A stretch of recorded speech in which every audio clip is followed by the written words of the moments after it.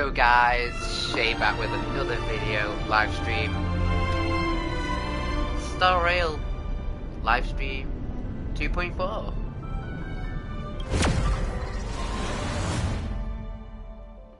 Kind of excited about this, guys, not gonna lie, kind of excited. Gonna see what happens.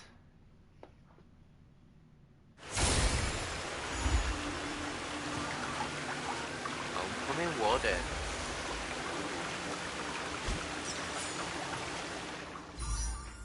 Then we've also got the new banners of Yunli, Hua Hua rerun. Also, I'm gonna put up a Twitter kind of thing later on. I've got 20 wishes for this, so who is going to be my 5 stars? I'll let you know in the Twitter post later on, and on the Hoyoverse app as well. So, coolies. So let's sort out all that first. Get this sorted out. Activate Nameless Honor. Coolies.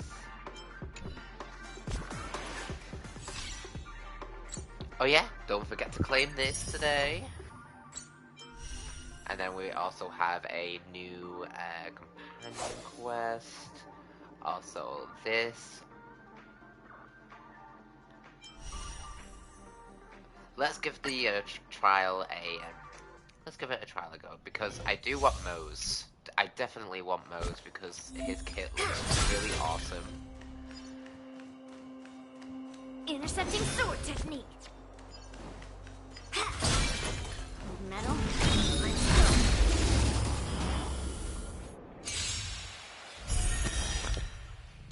Descend to Earth. We're in trouble now.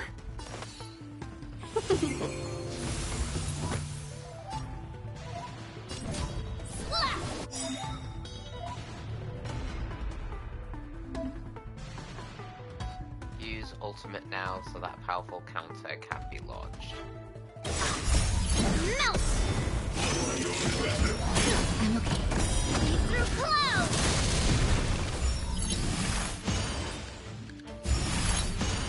Okay, kind of. Let's be friends. 1,000 wonders to raise and fight its blood!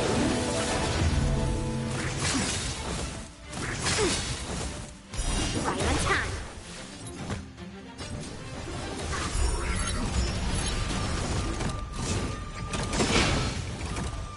Yes, you! Right on time. Welcome, customers. Bring mountains! Naughty child. Nap time. Just a little something. And nothing else. Better late than never. Yes, you! What are you? Slap! Let's be friends. Yeah!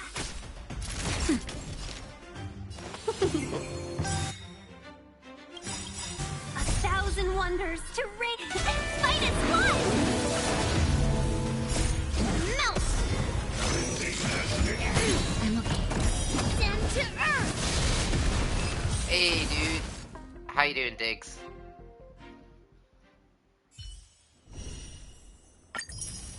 So Yunli is mechanical.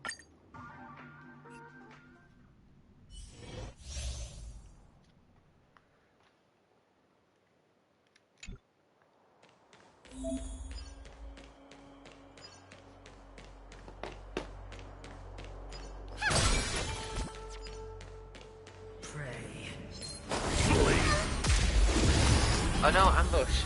Dang.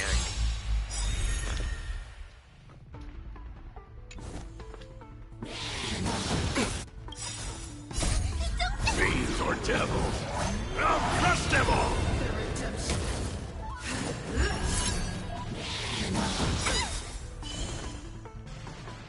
Get them! Commencing support.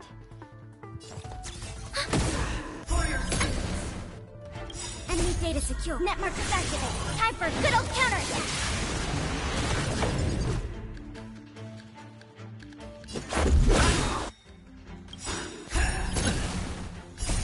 Rules are made to be broken. Judgment is here.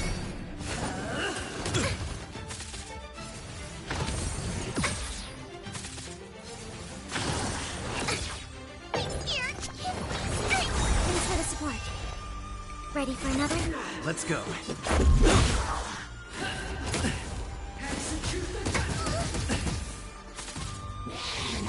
Just a scratch. Much better. Fiends or devils. I'll crush them! Enemy data secure. Net markers activate. Time for a good old counterattack. The redemption. Prayers will tell.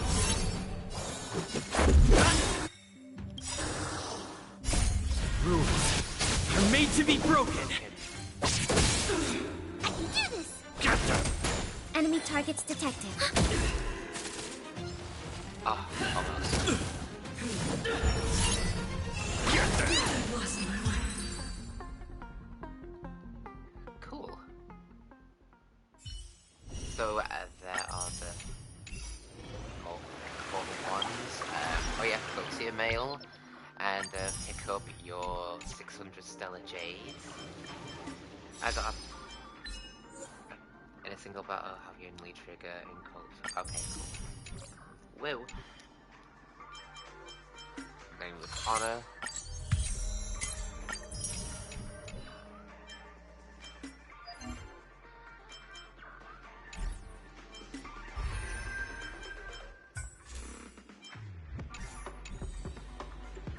What else is new?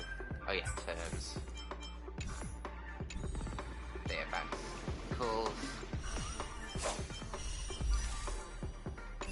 Right, let's do the prerequisite.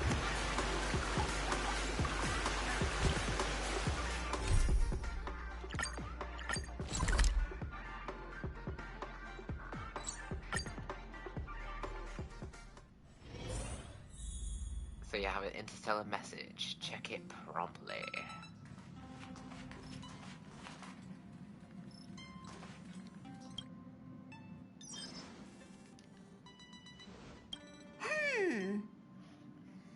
Phew. What's up, Pom Pom? Just got a message from the Xianzhou Loufu. Looks like it'll conflict with our original schedule.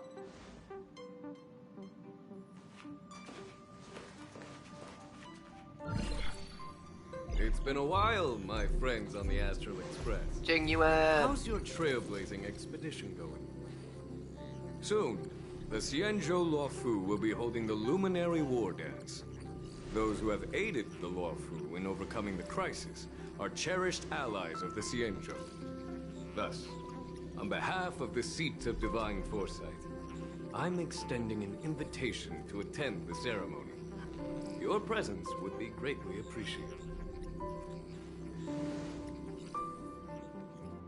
Well, things are getting lively. We've barely recovered from the family's Charmony Festival, and we're already being invited to another special event. Randomly. Why not think about it this way? Our trailblazing expeditions are turning into blast expeditions, where we eat, drink, and play wherever we go. Blast? Expedition? Yeah! Wherever we go, we eat, play, and have a blast! So You're we so should funny. leave March behind to take care of the Express?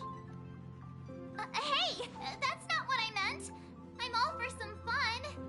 I just hope there won't be any surprise party crashers, like Friday or Saturday. The Xianzhou Loufu I like is that. That's recently that's overcome really crisis good. By holding the war dance there, demonstrating to everyone that Really they good have writing returned there. to a state of peace and safety. But that's what everyone said before we went to Penacony! You'll be totally safe under the family's protection. No need to worry. The War Dance is not like the Charmony Festival with all its hidden secrets. It's just a festival to honor the Rainbow Arbiter and the Cloud Knights, who fought against the abominations of abundance and protected the Xianzhou ships. Aside from star skiff performances, it's mostly martial contests. Nothing too different from the Taiki and Roboball contest we've seen before. What do you think, Himiko? Since we've accepted Miss Black Swan's proposal, we should probably head to Amphoria's for refueling. There's certainly no rush. This trailblazing expedition is quite unique, and the Express needs to be fully stocked and prepared before moving on to the next stop. With Madame Herta's help, I was planning to deliver some Leviathan fossils from Kalinga Abyss to Ron May, member 81 of the Genius Society. It could earn us some favors before we set off. However, it may take a few weeks. Aw, so that means we're not going to the Loufu. Being an adult means maintaining relationships, whether we like it or not, March. Since we've been invited, it's only right for the Astral Express to attend the ceremony. So, here's the plan. Pom Pom will take everyone to the Xianzhou Loufu.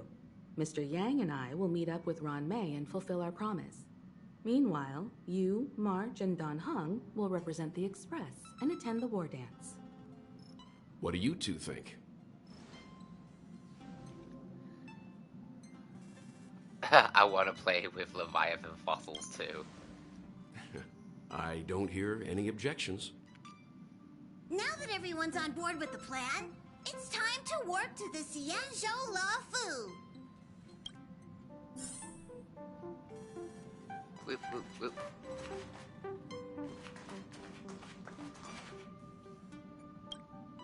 Kalinga Abyss. What does she expect to find there? Current research on the Leviathan merely proves how little we know about such life forms.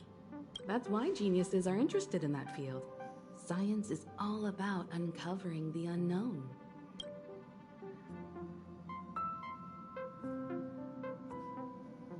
Yeah, I can't read that. Don't miss us too much. If I stumble upon some cool Leviathan fossils, I'll bring a few back as souvenirs for you. Oh, yes, please.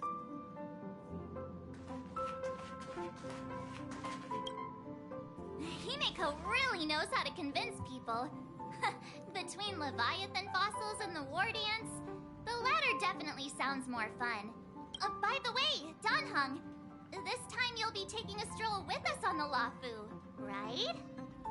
Now that he's not banished. And just let you two wander around aimlessly on the Loufu by yourselves? I don't think so. Plus, Mr. Yang is right. The Ambrosial Arbor crisis just ended, and both the long life and short life species are still feeling uneasy. And that's why Jing Yuan wants to organize the war dance, to show that the Xianzhou Loufu is stable and safe. And since he has extended an invitation, it's only right that I visit my old friend.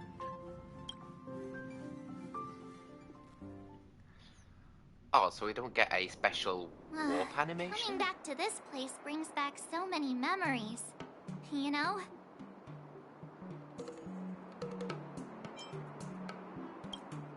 Well, it's nothing too poetic.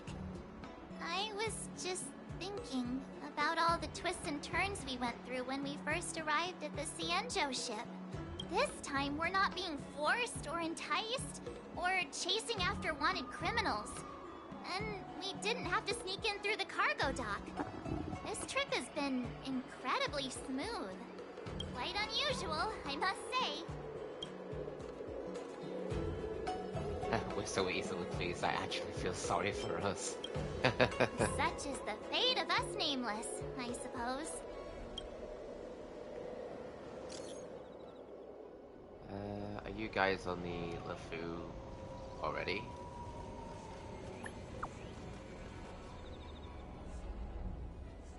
Oh, Yanqing. See you in a bit. Cool. Is the Starskip Haven always this crowded? Oh, there's so many people here. I can barely hear anything. Yanqing said General Jingyuan sent him to welcome us, but... Hey, you guys! Hold on a moment. Did they just call us? Look at their outfits. They're from Penacony, right? Are you familiar with the Xianzhou Loufu? We know a little bit about it. What do you need? We're from Penacony. Maybe you've heard of it. We came to this ship to gather interesting materials for making dream bubbles. Oh, we just left there. Oh, talk about coincidence. That's great. Do you know any must-see attractions on the Loufu? Exactly. We're Xianzhou experts. Oh, March, shush. Most of the tourists around at the moment are here to attend the war dance. And that's why we're here too. Yeah, we know about that ceremony. But isn't the fighting ring still closed? I've heard the ring was actually converted from a huge decommissioned Loufu fighter jet. Oh. No doubt about it. It's a massive fighter jet. It's got to be larger than a civilian star skiff. But for now, all we can do is wait until the war dance starts in a few weeks, before we can board it. We've still got work to do, so we can't just sit around waiting for it to start. That's why we're asking you about some must-see attractions. We're looking for unique experiences that you won't find on Penacony. Our clients love these kinds of dream bubbles the most. You're the expert here. Give them some suggestions.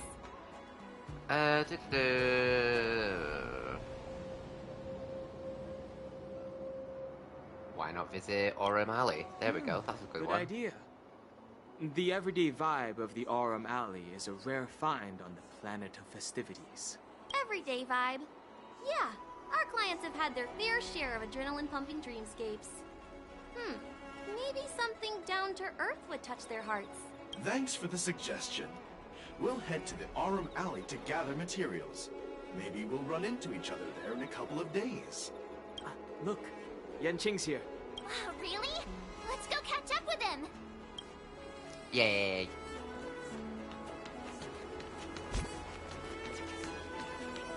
There you are. Everyone, this way.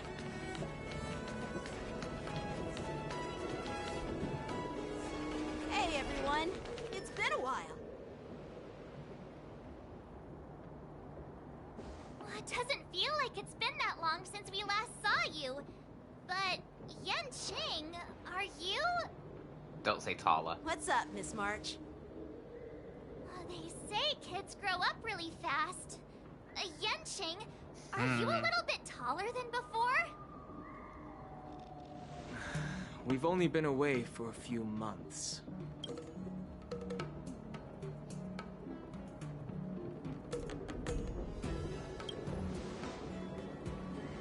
Long time no see. It's been a while. Oh, you've come along too, Mr. Danheng. Sorry for the delay.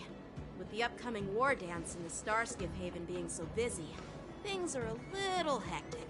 It looks it. Seriously, I've never seen the Loufu so lively before. I was a bit worried that holding the war dance right after the Ambrosial Arbor crisis might be too soon. But seeing the bustling Starskiff Haven, I understand why General Jingyuan chose this timing. Yep. There's people from other delves and travelers like you three who have come from afar. With the war dance coming up, there's a huge number of visitors pouring into the Starskiff Haven. The Cloud Knights are working hard to keep the security tight. The General said this ceremony would help the Xianzhou Loufu recover from the crisis. It's a way to showcase our martial spirit, reassure people, boost morale, and attract visitors from other planets to promote trade and peace. By the way, the Xianzhou Alliance places great importance on this ceremony too. The Xianzhou ships, the Xueyi and the Yaoqing, have both sent messengers to offer their blessings. Yeah, I wonder if you've heard of it. It's known as the Starforge, and it's responsible Especially for we're gonna be providing here for more like than the half next of the Cloud 3. Knights' armaments. The Xianzhou Juming boasts skilled craftsmasters, and General Huayan is a top-notch craftsman himself. Patches. I could get a sword We're gonna be here for the forged by next him, like 3 I'd patches, be on so cloud 9. 2.4, 5, and 6. By the way, Yanqing, where are we headed next? I'm sorry for talking your ear off. The General wants to catch up with you at the Palace of Astrum. He's been eager to hear about how the Express has been doing. It's funny how he tries to act all mature, but whenever it comes to something he's interested in, you can really see his childish side. Yeah, I'm just gonna say, yeah, he's I adorable. agree. Oh, is this a cutscene?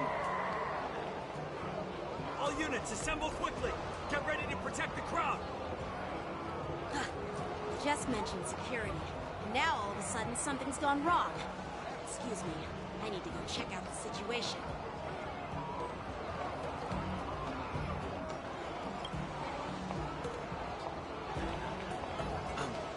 We'll go with you.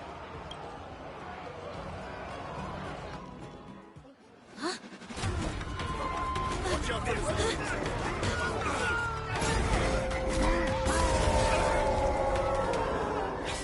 Protect the civilians. I'll deal with him. Aw, I thought there was gonna be a little fight sequence. Okay, so the enemies with the mark can enter the Moon Rage state after enemies use attacks and fire one stack of the Bloodlust to enemies units. With Bloodlust reaches a certain number of stacks, the unit enters the Moon Rage state at the same time. Countdown appears as an odd action. When the countdown turns begins, Moon Rage spells across all enemy units. Okay. I hope Borison. Why are there Borison? This ends now.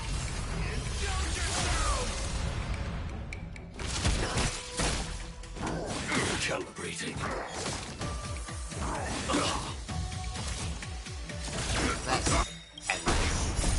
Until everything burns to ashes! Set to the sea of flame! Beautiful. Not good.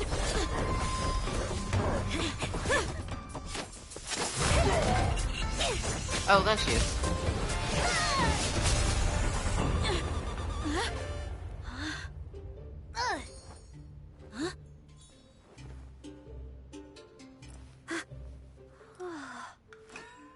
Thanks for the help.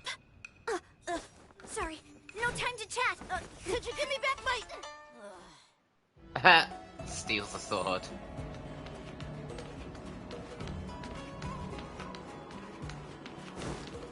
Wait, my sword! I'm sorry, but I'm afraid we'll have to put our plans on hold for now. I need to find out what's going on.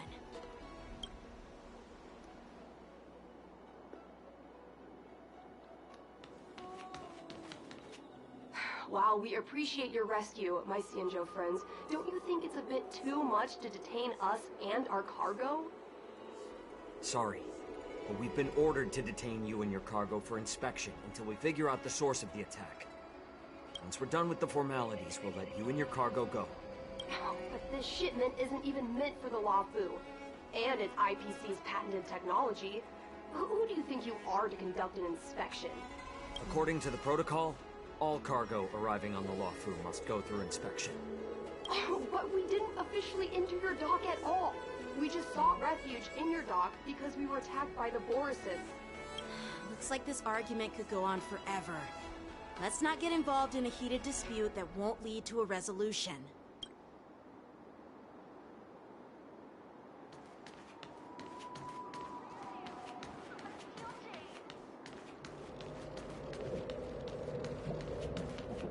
Who's in charge here?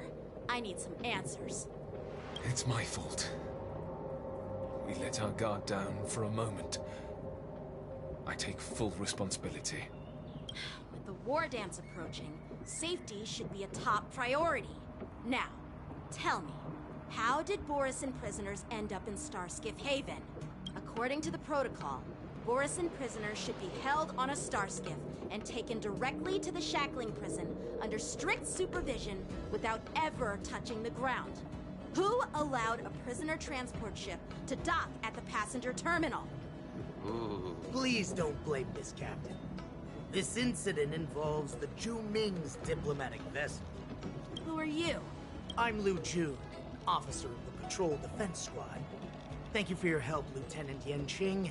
The situation unfolded rapidly, and it shouldn't be held against the captain. Here's what happened. An IPC transport ship was attacked by the Borisin just before arriving, and the Juming's diplomatic vessel came to the rescue. They fought off the Borisin pirates and imprisoned them on their ship. So, an IPC ship was attacked by the Borisin near the Loufu, and the Juming envoys saved them? Sounds complicated. Honestly, it gives me a headache too. The Juming diplomatic ship, adhering to standard procedure, docked at the passenger terminal to hand these criminals over to the Loufu. You know, with all the outsiders flooding onto the Loufu, the star skiff lanes are under immense pressure. The Borisin desperados decided to put up a fight before the prisoner transport star skiff could get there. And that's what you just witnessed. We'll make sure these prisoners are sent to the shackling prison as soon as possible. I see. It's an unusual situation indeed. I'll report it to the security department of the Realm Keeping Commission and ask for their cooperation in handling the aftermath. Maybe I should gather more details from others so that the Seat of Divine Foresight can have a better understanding of the situation.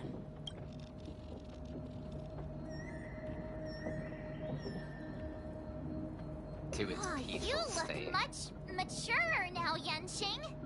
Please don't tease me, Miss March. The situation on the Xianzhou before the war dance is like a calm lake that can be disturbed by even the smallest pebble, capable of generating far-reaching ripples with even the slightest disturbance.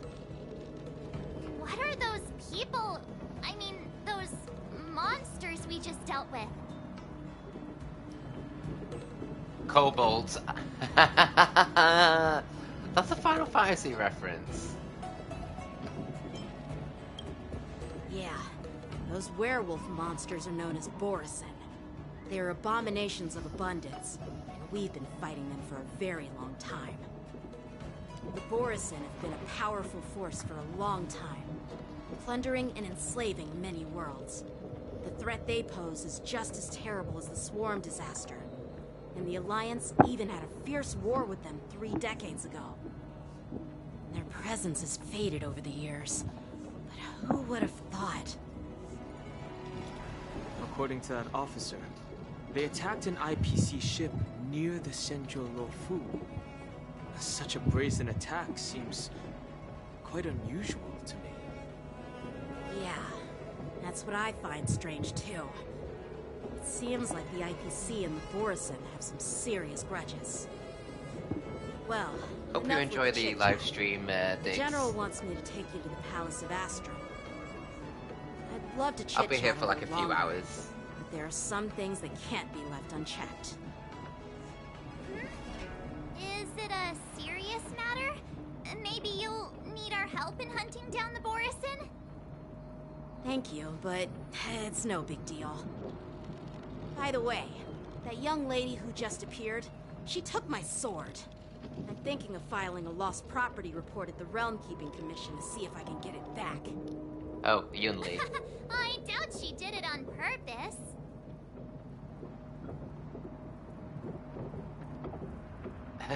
You go file the report. I'll go fetch popcorn. Don't remind me. I just zoned out for a moment, that's all. All right, let's not keep the General waiting. Don't worry. There aren't many people out there with that kind of talent. It shouldn't be too hard to find her.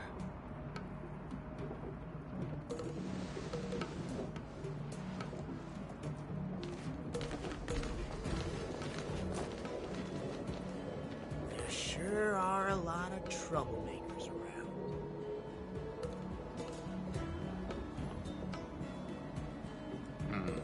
Suspicious? Very suspicious. Success and failure.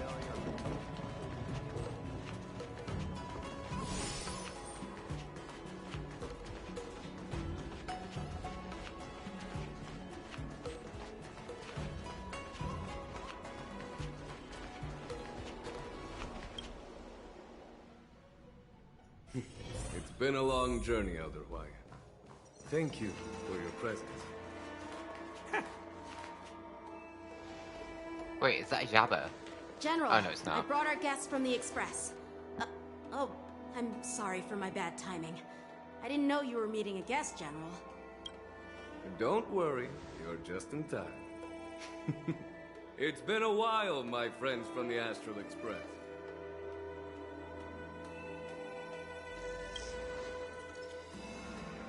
All is well when you have friends coming from afar. Allow me to introduce you to General Huayan. He's the Arbiter General of the Xianzhou Zhuming, known as the Flaming Heart. No need to be so formal. I'm just a tourist here, no different from other tourists who've come to attend the ceremony. Elder Huayan is not only one of the Arbiter Generals, but also the Furnace Master of the Artisanship Commission. Besides his martial skills, he excels in forging various weapons. Such talents are unique, even among the Arbiter Generals. Be it Arbiter General or Furnace Master, these are merely titles given to me long ago. I've retired several times already, but with the current change in circumstances, the Marshal has called me back to duty, and I had no choice but to answer the call. Well, in the end, I'm to blame. Living such a long life naturally brings its share of disapproval. It's an honor to meet you, General Huayan. It's my honor to meet you, General Huayan. Glad to meet you too. No need to be all formal. Today I'm just a guest on the Loufu, the same as all of you. So, these three are the ones you mentioned, Jingyuin? The heroes who helped you with the Ambrosial Arbor crisis? Indeed. There's Don Hung, March 7th, and him. Without their help, I'm afraid the Loufu might not have easily overcome this crisis. So, the Imbibitor Lune's reincarnation has returned to the Loufu and will attend the war dance. I'd love to have a drink with you, should the chance present itself. Well, that'll be a You're nice moment. more than welcome, General Huayan. And this young friend is? Yanqing, my apprentice. He remains by my side as my retainer due to his youth, which I hope will season him with experience. He will stand for the Loufu's Cloud Knights in the upcoming war dance, ready to take on all kinds of challenges. Great, great! It's a real treat to see so many talented young people around here today. Oh, I almost forgot. This is my apprentice, Li.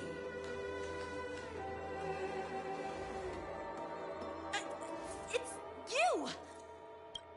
Oh, it's you. Hello. Oh, you two already know each other? Guess we don't need any introductions, then. What a coincidence! I was afraid I'd have trouble finding this girl. Oh? Now you've piqued my curiosity.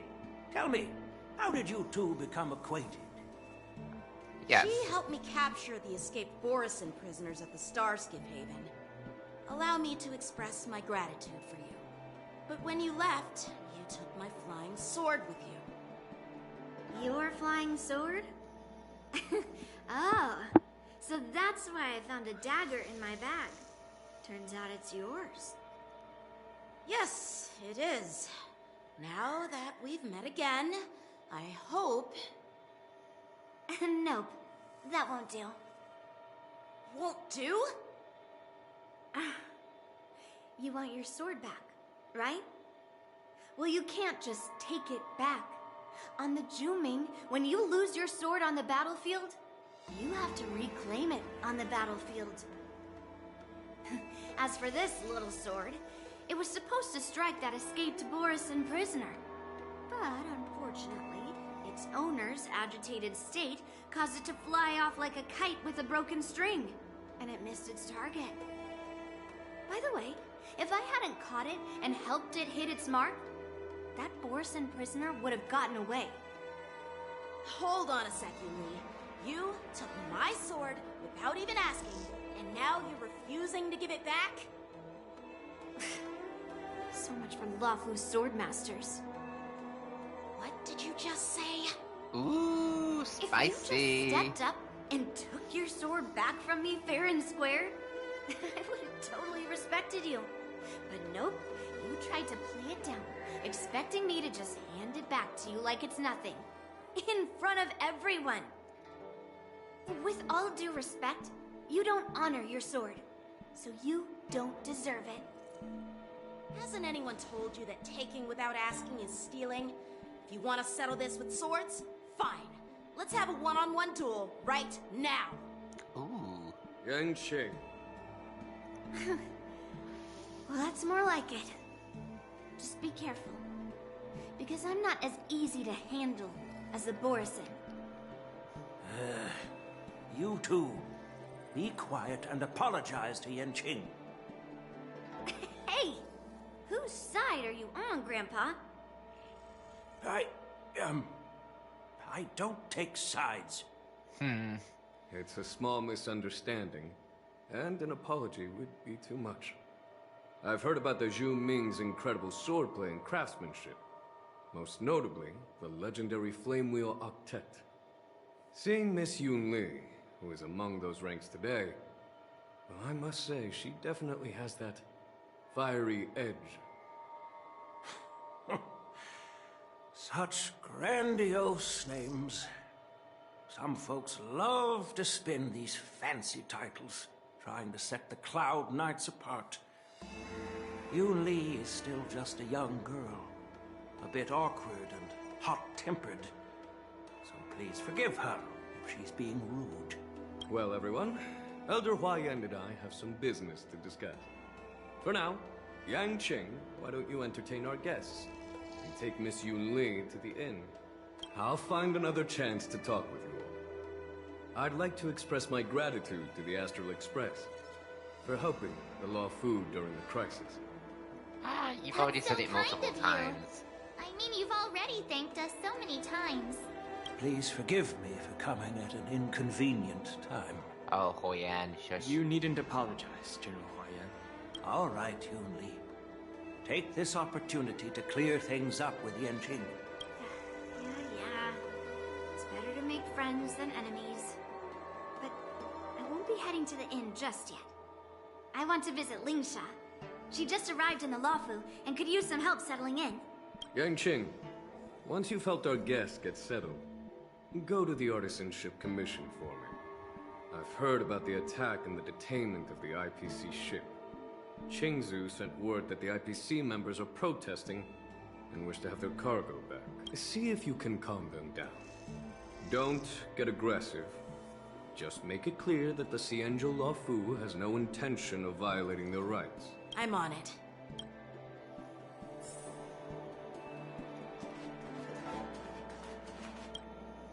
This is the report Qingzu just sent me. Let me take a look. Looks like the General has given me a tough challenge. He wants me to try and help put the IPC's mind at ease. Well, it's not exactly a test. As Cloud Knight officers, we not only learn the art of war and martial arts, but also occasionally have to handle diplomatic disputes. It's just, talking things out isn't as straightforward as duking it out with weapons on the battlefield.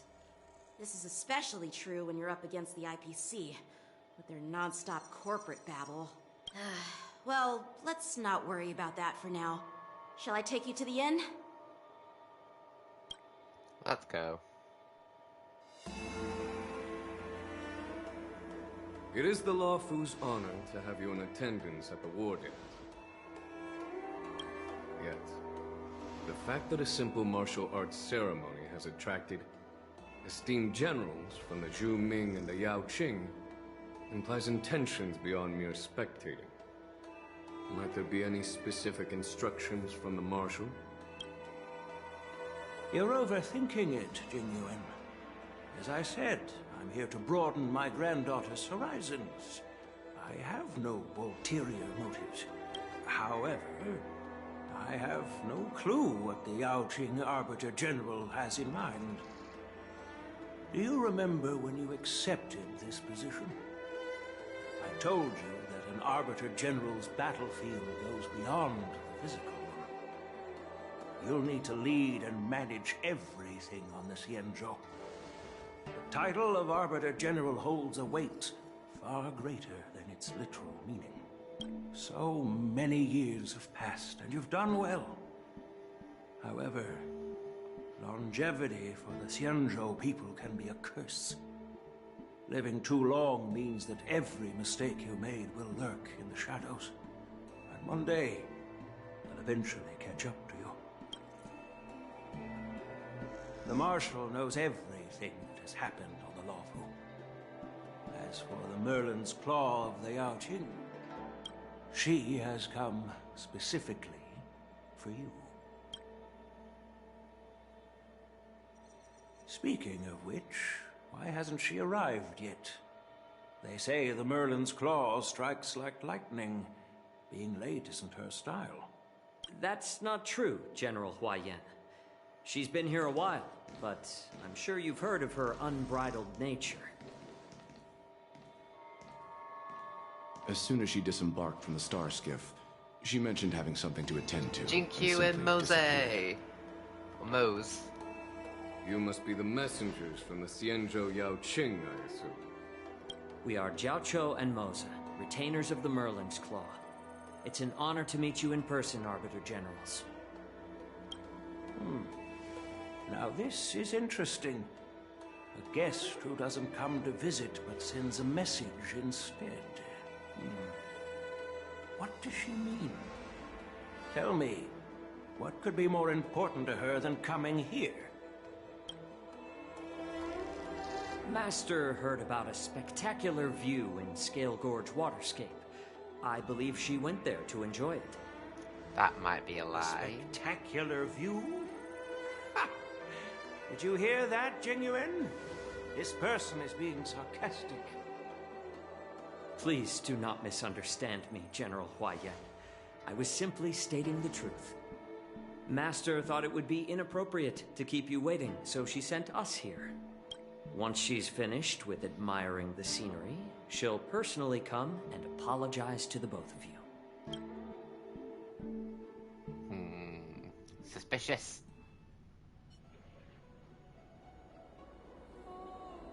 Outside the Palace of Astrum. Drat. I forgot to ask Yun Li to return my sword. I don't think you'll ever get your sword back. Unacceptable.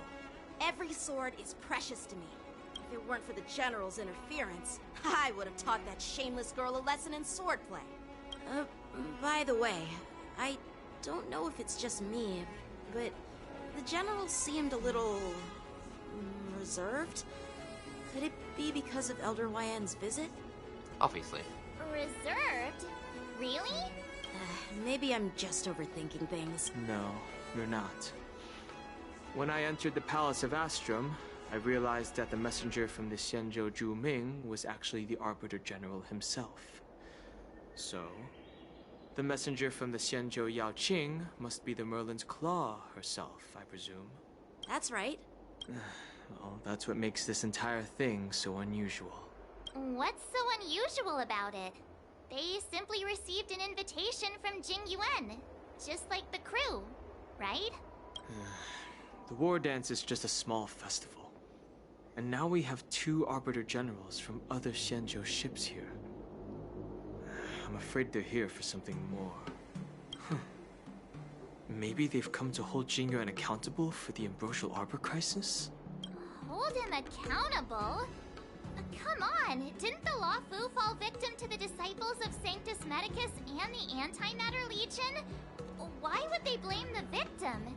Danshu's rebellion and Ventilia's scheming are merely one side of the story to the other Arbiter Generals of the Alliance. Only a single piece of incontrovertible evidence remains, creating an endless source of potential complications. The Ambrosial Arbor. Yes. It's undeniable that the plague mark, which was subdued by the Xianzhou Loufu, has resurfaced.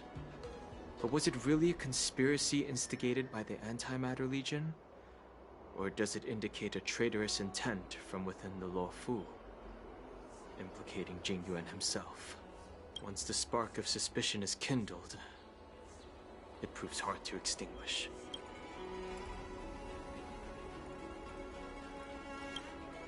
The General must have had that in mind when he invited us to attend the war dance.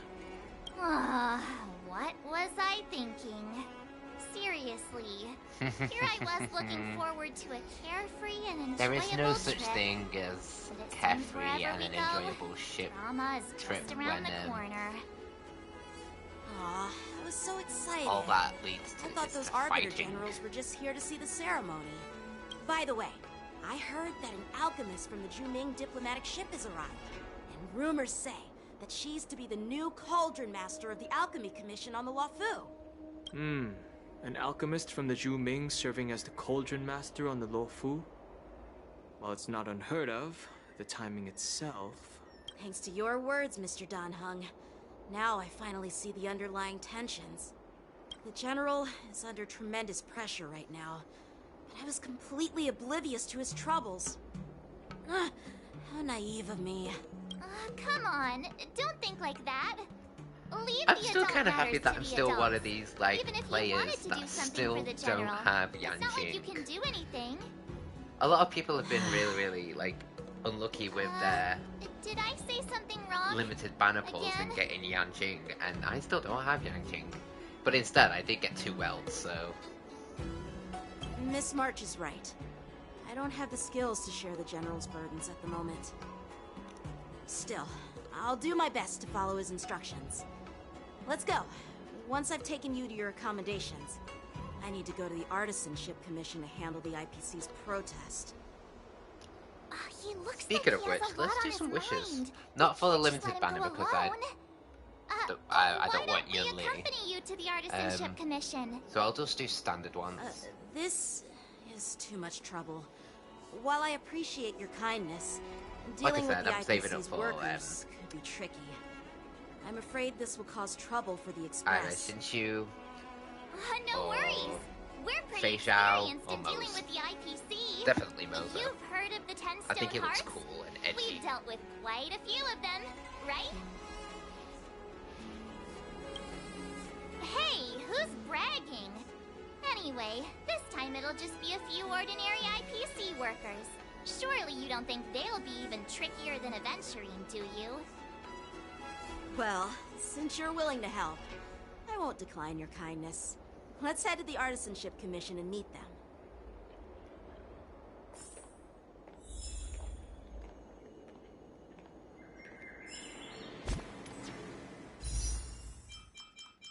Right.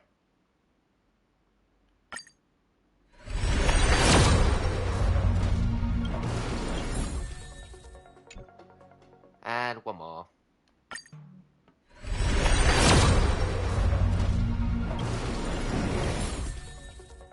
And I got an Asta. Okay, let's just do... And now I have the choice.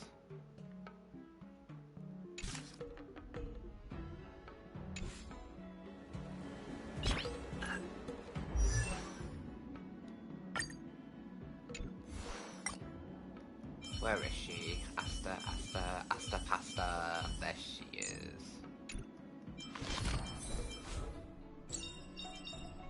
Every star is a miracle.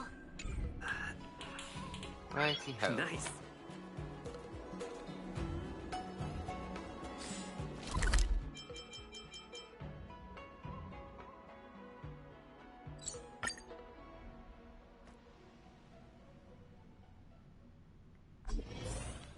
Can I really reason with you, Xianzhou people?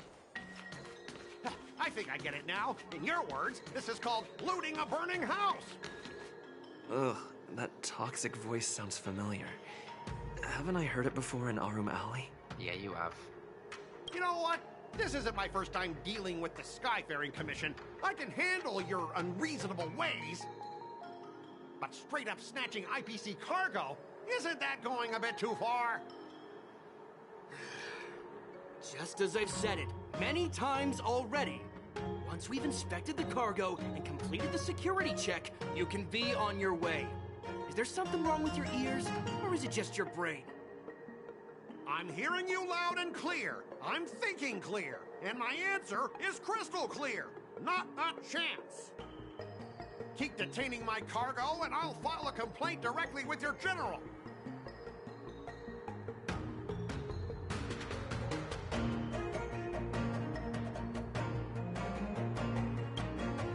Don't think you can possibly convince me. Huh? Why are you here? Staying on the Xianzhou, are you? What terrible luck. Wherever you go, disasters aren't far behind. Aren't you the guest from the Astral Express? What brings you and Yanqing to the Artisanship Commission? They're in trouble? No, it's me! I'm the one in trouble! Looks like you've met this IPC worker before. I'm not sure if that's a good or a bad thing. I was sent here to deal with the IPC protest, Miss Xueyi. What's going on here? As you know, this IPC transport ship was attacked by the Borisin and rescued by the Juming's diplomatic ship. Then the Cloud Knights were instructed to bring it back to the dock for repairs and inspections. And this is Mr. Scott, the person in charge of this transport ship. So, you're Scott. I've heard him mention you. Weren't you kicked off the Loufu before? Why did you come back? Like I wanted to come back. I thought I'd just dock at the harbor for repairs and leave this forsaken place for good. Little did I know, as soon as the ship entered the harbor, a bunch of Cloud Knights showed up and snatched all our cargo from the hold. What do you mean by snatched? I've told you 1,000,000 times. It's a security check. Then why did you bring the cargo to the Artisanship Commission? You even brought in some shady craftsmen. It's obvious you're trying to steal the IPC's patented technology! Listen here. Firstly, the Skyfaring Commission detected dangerous items that could possibly be weapons in your cargo hold. That's why they called me here, to double-check. Secondly, where the heck did you get the idea that I'm a shady craftsman? Even if there are dangerous items, what do they have to do with you? It's not even being shipped to the Loufu. We'll just fix the ship and be on our way. We won't unload our cargo here. But you'll have to stay in the port for several days before your ship is repaired and you can take off again. How can we just leave unchecked items sitting here? I understand, but we don't need to disassemble the cargo if it's just a security check, right? In most cases, we don't. However, our scans discovered that the cargo doesn't only contain machinery, but also some substance that resembles biological tissue. Biological tissue? Does this crate contain living things? I'm afraid we'll need to wait for the Alchemy Commission for further confirmation. In any case, according to our regulations, we need to unseal one of the crates for further examination. But this IPC specialist has been hindering us on the grounds of patent secrecy. The Alliance's regulations on biological products are very strict. Without further inspection, there is no way for the Skyfaring Commission to release the cargo. Oh, really? Fine! If anyone lays a finger on that shipment, they'll have me to deal with. It doesn't matter if it's mechanical or biological. It's none of your business. I'm filing a complaint against the Skyfaring Commission's ridiculous regulations. This Mr. Scott seems stubborn and difficult to persuade. Honestly, I really don't want to have a vicious confrontation with the IPC.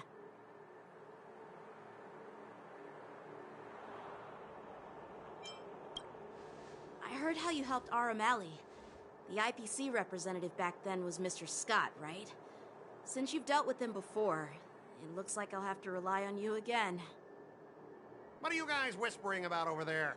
Just hurry up and give us back our cargo. Please don't tell me that we have to debate. Yeah.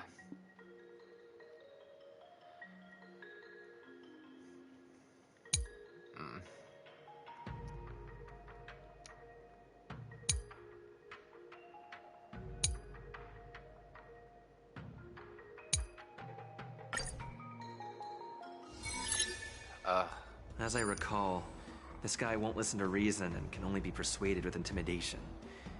But he does seem to follow rules to some extent. Let's use that against him.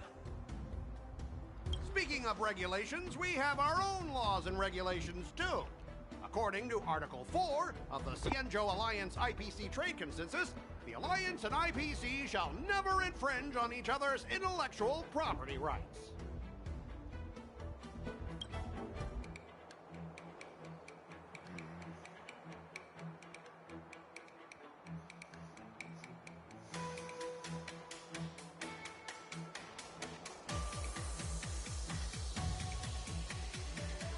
The Alliance can sign a non-disclosure agreement with you. That way, you won't have to worry about any infringements, right? We can sign a mutually acceptable non-disclosure agreement in accordance with the IPC's rules. Let's try and be smart with this. That makes sense, but how can we trust you to honor the terms? Even if we set aside the secrecy of intellectual property, these prototypes built by the Intelligentsia Guild are incredibly valuable, beyond your wildest imagination. If anything goes wrong, you won't be able to pay for it even with your lives.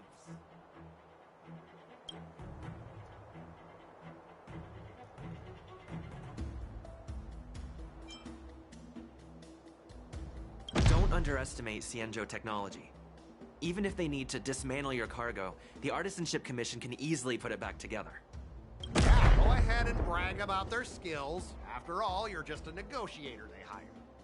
But I'm different. I'm an IPC member, and my fleet has accepted this transportation order. Naturally, I need to be responsible for the integrity of every piece of cargo. Besides, cargo on this transport vessel belongs to the Intelligentsia Guild. If you want to inspect the cargo, shouldn't you at least call in a member of the Intelligentsia Guild to be present?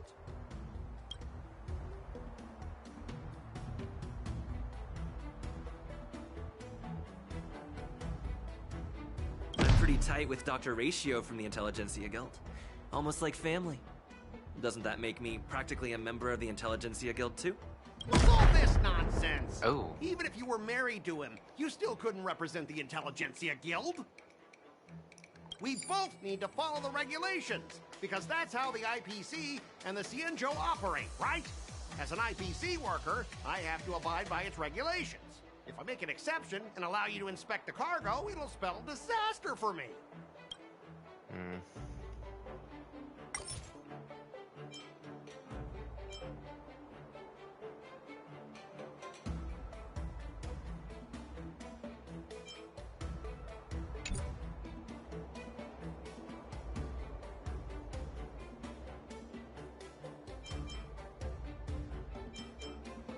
Everyone has their own set of rules. Now that you're on their turf, shouldn't you follow their rules too? Yeah, I get it. I know I'm on the Xianzhou, but if I violate the IPC regulations, I'll be in deep trouble when I get back. Well, you guys sure know how to argue your case. Fine, I'll allow you to do the security inspection. It's just that, I need some time to sort things out. This is a big deal. Let me talk to headquarters first. So, Mr. Scott, are you just stalling for time and planning to leave the Xianzhou as soon as your ship is repaired?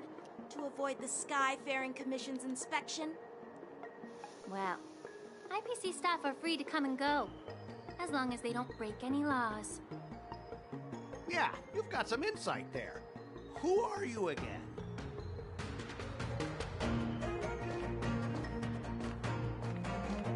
Allow me to introduce myself. I'm Lingsha, Cauldron Master and head of the Alchemy Commission on the Loufu. So you're Lingsha. Yeah, she's the new Cauldron Master assigned here from the Xianzhou Juming. The 5-star that's coming in the I received a report from the Artisanship 2.5 Commission about cargo containing samples of unknown on the path of the organisms. abundance. It said they needed help from the Alchemy Commission. I had nothing better to do, so I came myself. Especially someone from the Loufu being a It's fine, path of Mr. abundance.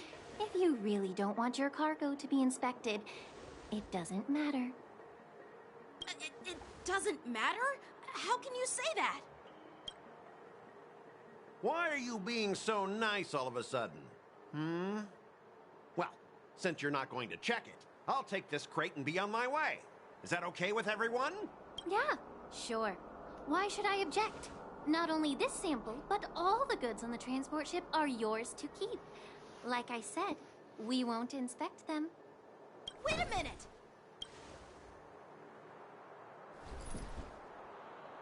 Well, that's more like it. If only the young displayed a more reasonable attitude, we could have sidestepped that altercation just now. Our ship will leave in a few days once the engines are repaired. Your ship can leave whenever you want, but I'm afraid I can't say the same for your cargo. According to the import and export regulations signed between the Xianzhou and IPC, all biological shipments can only leave the port when they have confirmed to be of no threat, or when all biological activity expires. Since we can't determine if your shipment is safe for the environment, I guess we'll have to wait for its biological activity to expire. Let me check the previous cases. Normally, it'll only take around 47 star calendar years. Only 47 years? Why so surprised? You're still young and full of energy. I'm pretty sure you'll live a few more decades. Have some confidence in yourself. Ha! Typical of a long-life species. Your words are dripping with sarcasm. While you may not care about time, I do. I'll be demanding double compensation from the Skyfaring Commission for every minute wasted. Sure thing, Mr. Scott. You seem pretty confident that your career and life will last long enough to witness this victory unfold.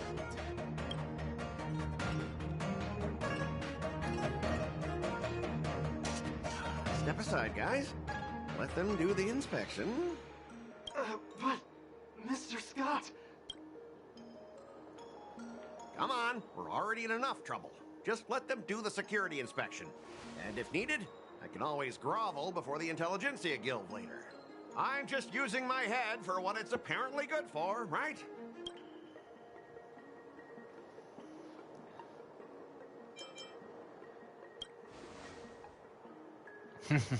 Well, honestly, at least you're not as annoying as that woman. Just get on with the inspection. Don't act all chummy with me now that you've got your way. This lady is really something else.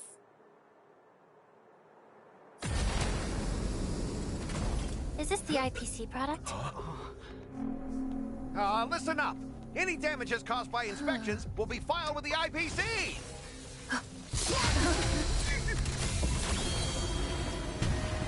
Turn it off.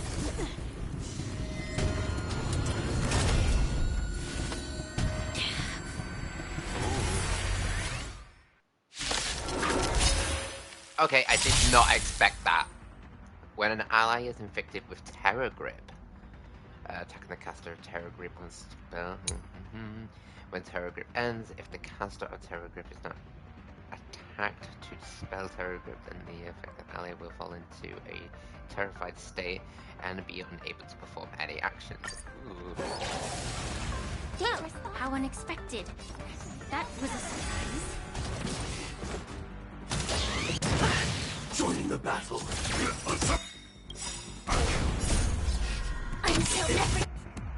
I'm gonna fight. Mood is set. Let the show begin!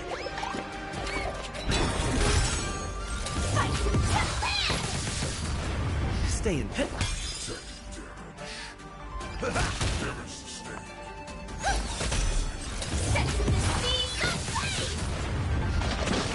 Confidence. Take your positions. Let's improvise. Listen to the final song of life.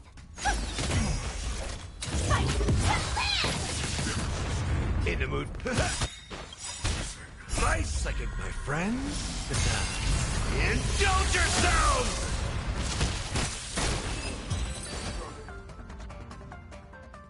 Lovely. Were you seriously planning to leave this stuff unchecked at the dock for days? That's way too dangerous. I had no idea about it! You must have accidentally triggered the cargo's defense program! I don't think trying to shift the blame is a wise choice. But seriously, I don't know why that thing suddenly started moving!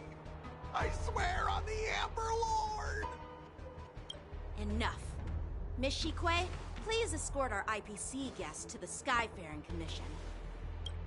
I'm on it. Please follow me, Mr. Scott. You're in trouble.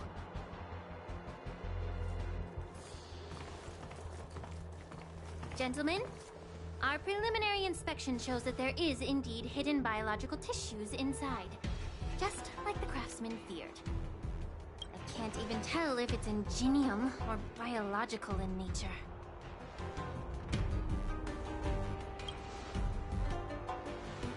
The core of this device is what they call wetware in industry slang.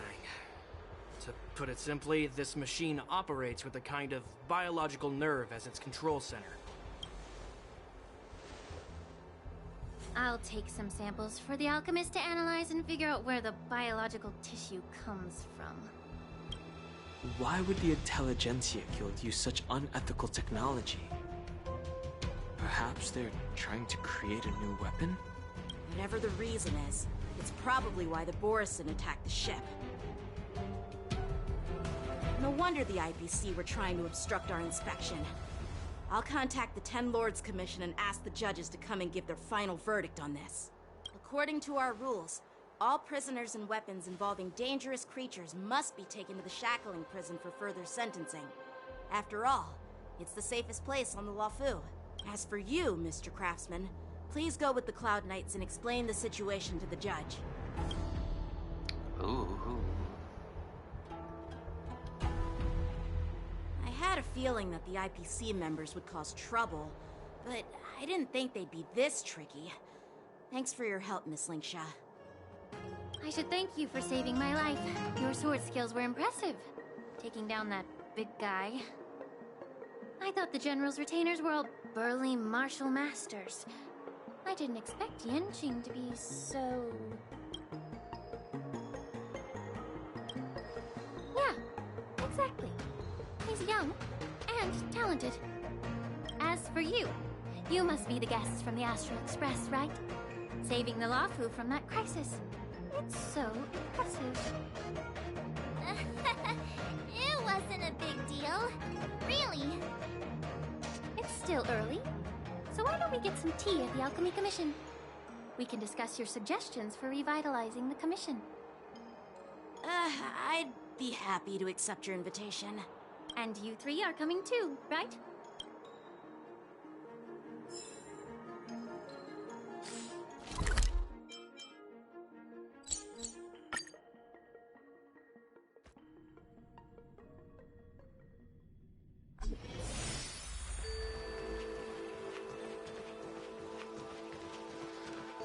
I'm here to pay my respects. News is spreading pretty fast. All these years, and the view at the Alchemy Commission hasn't changed a bit. The tides come and go, but the ancient sea remains the same. For us Vidyadhara, there's nothing more nostalgic than our homeland. You're a Loufu native, Miss Lingsha? Yes, I grew up here, listening to the sound of waves while researching prescriptions with my mentors and peers at the Alchemy Commission. It's kind of sad, isn't it? Everything changes, but somehow remains familiar. Just like you, Don Hung, I traveled far from home, and now I've returned. Seeing the familiar scenery brings back a hint of nostalgia. The view here would be even better without the ambrosial arbor. Oh, really? I think that towering tree looks pretty impressive. Even if it's impressive, it's a plague mark. The Xianzhou have been fighting abominations for thousands of years. And now that the ambrosial arbor has been reborn, it's only natural for everyone to feel uneasy. Well, once a seed is planted, no matter how long it takes, it'll eventually sprout and bear fruit. In my humble opinion, the rebirth of the Ambrosial Arbor and the resurgence of the disciples of Sanctus Medicus were inevitable. The seed was already planted when the ancestors of the Xianzhou sought immortality.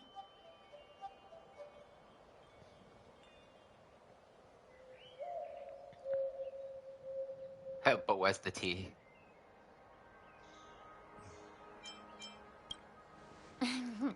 My bad. Well, since you went through the entire Ambrosial Arbor crisis firsthand, Dan Heng and Lieutenant Yanqing, I'd like to discuss something with you. What would you like to discuss, Miss Linksha? I was lucky enough to be chosen by the Alliance to come in and clean up all the old grime in the Alchemy Commission. Honestly, the Alchemy Commission is riddled with problems and has reached a point where fixing it seems impossible. I'm looking to remedy this problem, but was wondering if you could provide any insights. Well, even though I'm a Vidyadharan like you, I'm an outsider, just like my companions here. I can't really say much about a remedy, but I do have a piece of advice, Miss Linksha.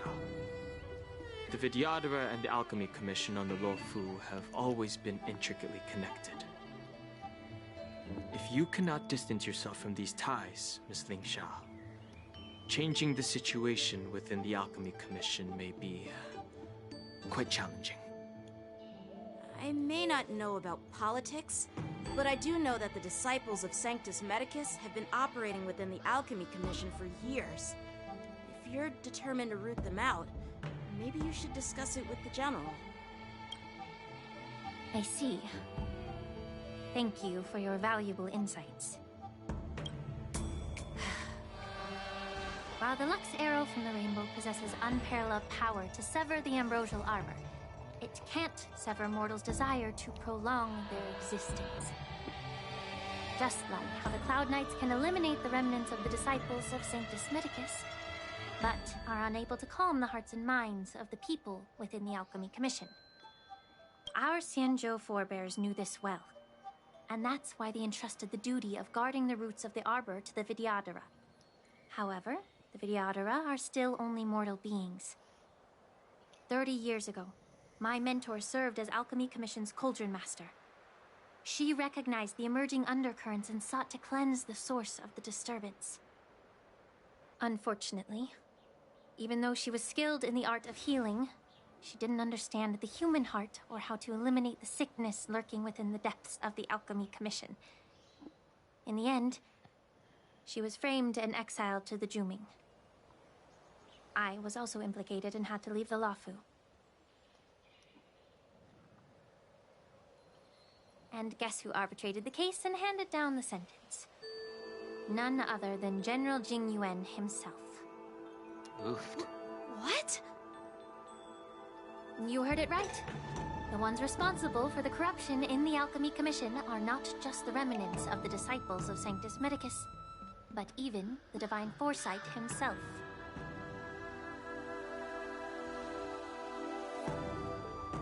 Alas, why is your face turning pale, Yanqing? Don't worry about it. I understand that when someone holds a position of power, they may sometimes have to make tough decisions. I won't hold any personal grudges against him. Besides, at our age, holding personal grudges is a luxury we can't afford. Linksha, you're back! I've been waiting ages for you. Yunli again. Yunli!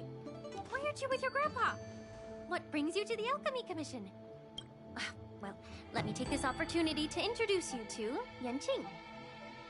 We've met before. What a small world. You stole my sword! Give it back! I see. Let's skip the introduction part then.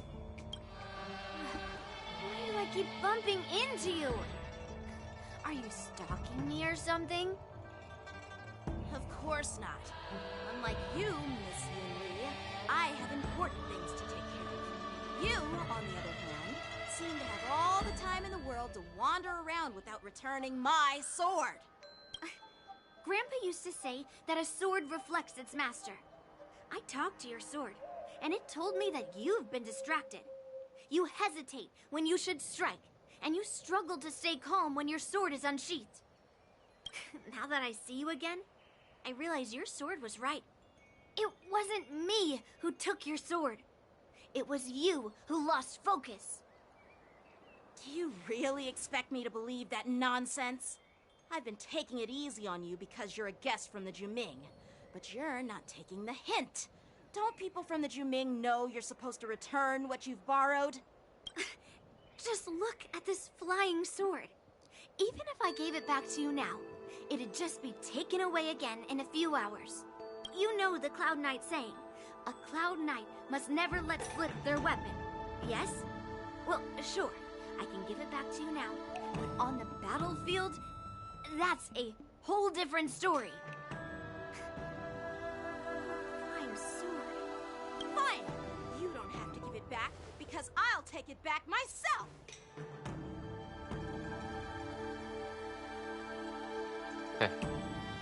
So is the sword dance? Between these two, who do you think is tougher, Danhong? Don't get me wrong. I'm just curious. Get ready to separate them. It is my first day at the Alchemy Commission. A brawl is definitely not how I imagined celebrating it. Well, since you don't approve, I won't draw my sword here. I didn't mean it in that way. Since you've already drawn your swords, you'd be disappointed if you didn't get to test one another, right? I've received reports that the delves near the Alchemy Commission are still infested with abominations. Seems like my predecessors left quite a mess. So, if you two want to determine who's better, why not focus on them instead of each other? Clearing out some abominations? Sounds boring. It's the Cloud Knight's duty to eliminate those abominations. You don't have to ask me twice, Miss Lingsha. I'll help you get rid of them. Oh, you think you're the only one who knows how to behave? If Lingsha needs anything, I'll gladly draw my sword and help her out. It's so heartwarming to see both of you being so sweet and caring. So then, shall we get going?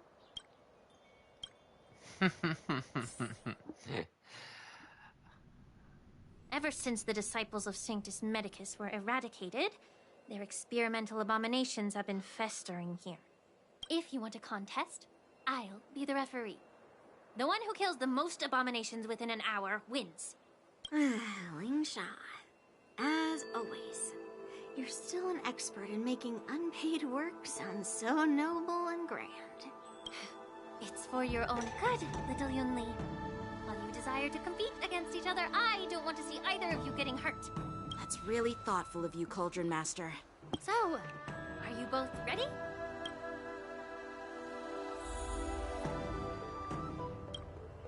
Ugh. Looks like my predecessors. Let me say it again. Be careful when you draw your swords, and make sure you don't hurt each. Can we? Okay, there we go.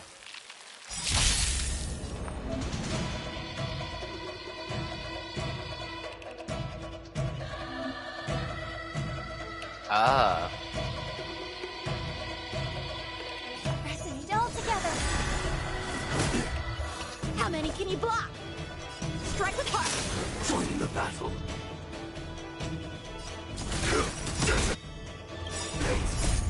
Until everything burns to ashes!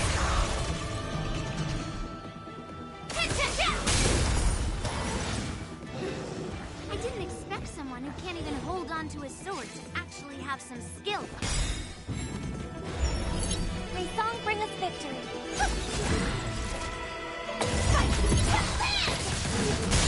A one-time enemy. You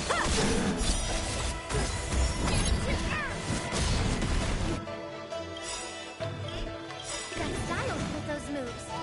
You're not striking where it counts.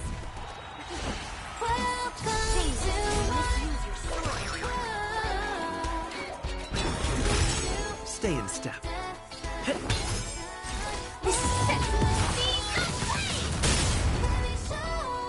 A one-time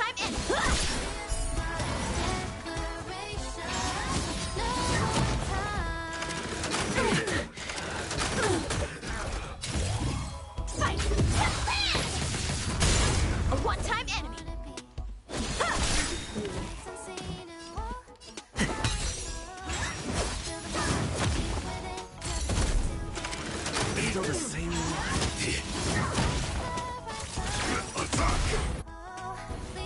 I hope we're in. Blade and flash!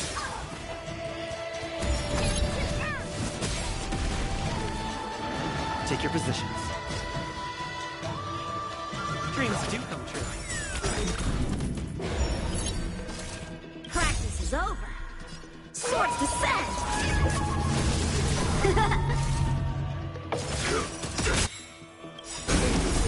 Until everything burns to ashes! Set to the sea! The mood is set. Let the show begin!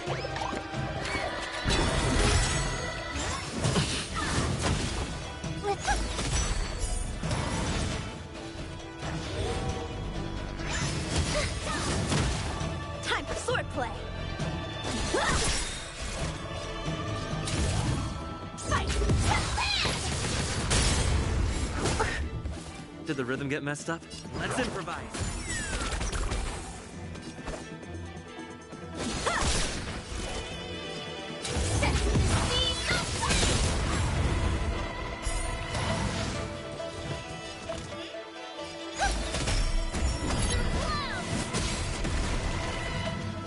Stay in step.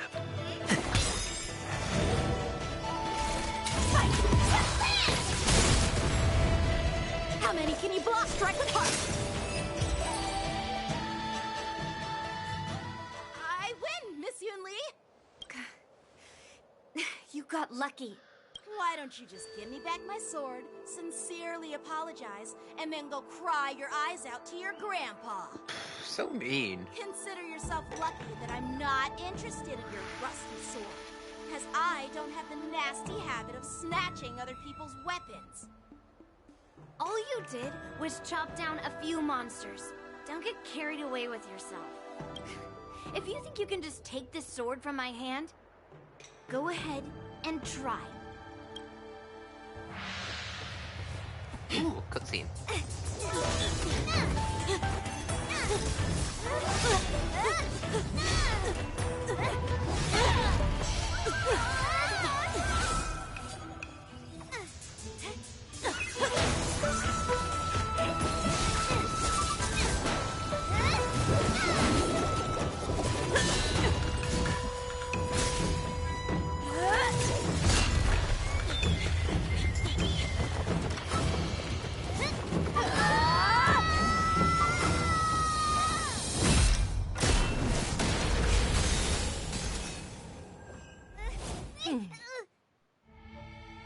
What an entrance!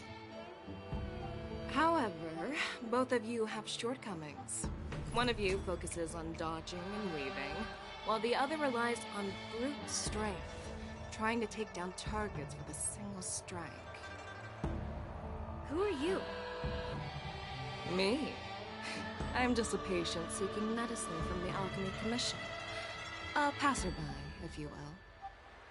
You're just a patient? I thought I'd seen No. my fill of impressive fights during the war dance. Yet here I am, able to witness a remarkable fight at the Alchemy Commission, of all places. Well, the Loufu is never short of surprises. However, I have a small suggestion for you. Why don't you settle this dispute fair and square in the war dances ring? That way, you can resolve your differences with a proper duel and put your grudges behind you. Grudges? No, not at all. Yunli and I, we were just sparring. Sparring?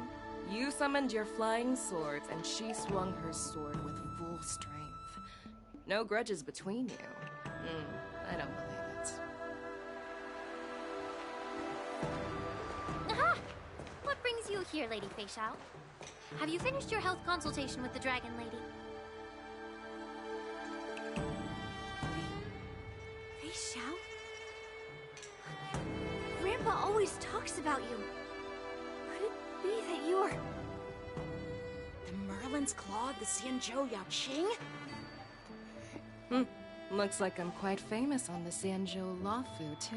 Oh, yes, I need Fei Xiao. Of course. Everyone has heard of the great general, known to all and unbeknown to none. Vanquishing General. Great general. Isn't that title a bit too narcissistic? I don't like it. Oh. And the way she just I stopped heard those there's attacks. a dozing general on the Loufu, so I came up with a humble nickname for myself. The Lacking General. Lacking in worries, regrets, and rivals. I love you! Oh my god, I love you so much. I need you. That's a befitting title that sounds both humble and impressive. Oh my god. Now that the sparring session is over, Yanqing and Yunli, shouldn't you politely thank General Fei Xiao for her guidance and bury the hatchet? Here's your sword. Keep it safe. Or it might get taken away again. By the way, we haven't settled the score yet. I'll defeat you fair and square next time we fight. This is how she apologizes? Now that I finally got my sword back, I should report to the seat of divine foresight. I'll take my leave, General Fei Xiao.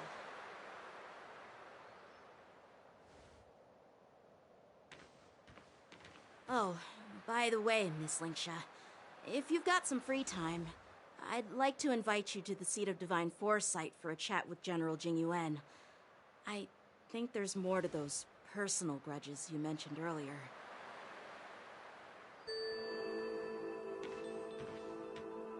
Thanks for stepping in, General Fei Xiao. Otherwise, I'd have had to knock them out with my incense.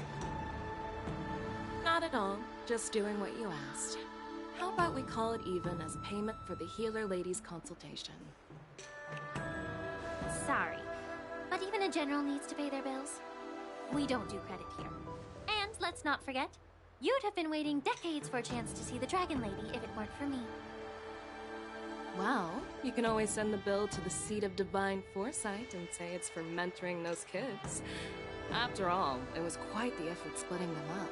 I nearly had to get tough. Now, if you'll excuse me, I need to find a spot and get some fresh air.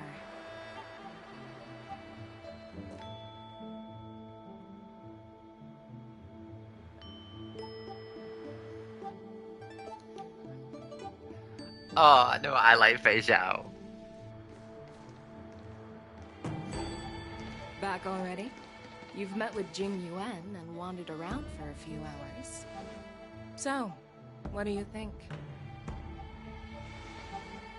It appears that the Divine Foresight is using this war dance as a show of strength to convince everyone that the Loufu is prospering after the Ambrosial Arbor crisis. But... I know you're going to say but, right? But the influx of people attending the war dance is like a breeding ground for disorder and rumors. One wrong move, and the Loufu could be in a world of chaos. The Cloud Knights on the streets remain vigilant, so at the very least, General Jing Yuan is aware of this. As for other matters, I'm unable to say. I'd prefer to be excused from future meetings with generals. I'm just a military healer. And now all of a sudden I'm thrust onto the center stage having cordial chats with two generals? My work doesn't lend itself to being in the limelight either. Just stop whining. At least you're in one piece, right? Before getting in touch with General Jing Yuan, I wanted to put aside my assumptions and see his momentum. That includes the overall bearing of the Cloud Knights on the street, what people are saying, and how those close to him behave. The might of an army dwells not within its pawns, but within the force of its collective momentum. Recognizing this fact reveals the true measure of power. Thanks for enlightening me, General. A perfectly clear statement turned confusing thanks to your translation. You've made me lose where I was now. Anyway, this is how I operate in battle, so you might as well get used to it. Are you treating General Jingyuan as your enemy? the longest-serving general of the Xianzhou Loufu. Do you think he'd have only a few enemies? By the way, General, you met the healer lady, yes? Could you show me the medicine she prescribed you? Well, the healer lady couldn't do anything about my condition. She just told me to enjoy some tasty food. So not even the famed healer lady could help? Don't worry. I'll fulfill my promise and find a way to cure you. Actually, I've found some leads. What's wrong with you, though? Well, life and death, Zhao Zhou. It's all predetermined. Upon starting my military career, I made a pledge that the rest of my life would be dedicated to being the Xianzhou spearhead, hunting down the abominations of abundance till the end of my days. As long as I can fulfill that deep-seated desire, I don't care how long I live. You asked if I view General Jingyuan as my enemy. No. My real enemy has always been myself.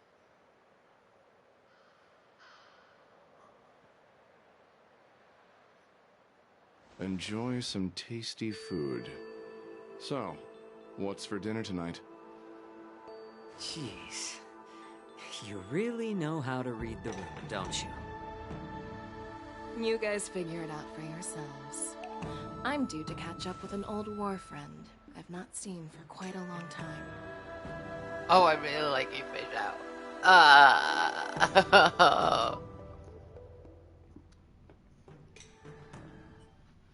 Hey! Was that the Yaoqing general who just dropped in out of nowhere? Oh, she's so awesome! I mean, when Yun Li swung that massive sword, she just casually blocked her attack with ease. Mine too. Yeah. But to go up against Yun Li is quite impressive, you know? That aura of heroism and grace. It almost makes me want to learn Xianzhou swordplay. Oh? You think so too, right?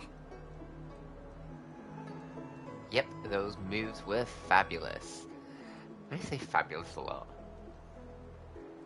General is something else. I agree. General Fei Xiao is indeed impressive. I was actually hoping you'd give Yanqing some praise. Thanks for the kind words, Miss March. The war dance is coming up, and I've been chosen to represent the Cloud Knights in the ceremony. I've had my fair share of defeats lately, and even though I know there are always more skilled swordmasters out there, seeing General Fei Xiao's skills today has made me feel a bit uneasy again. Don't underestimate yourself. After all, generals won't fight in the ring during the war dance. Just remember the state of mind you had when you single-handedly took on me and Blade, putting life and death aside. With that mindset, you can prevail against most challengers. I see. Thanks for the advice, Master Danheng. By the way, now that today's events are over, General Jingyuan wants to invite all of you to the Seat of Divine Foresight. He has something important to discuss. Something About how to deal important. with the generals from the Yaoqing and the Zhuming. I really don't want to get caught up in grown-up games so soon. I just hope Generals Fei Xiao and Huaiyan can see the truth. We don't need any more chaos on the Loufu before the war dance.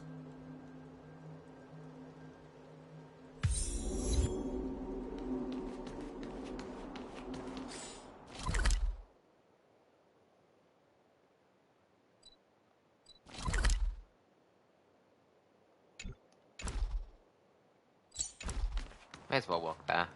Need your extractor cleaned or your starskip serviced? Look, I don't believe in ghosts.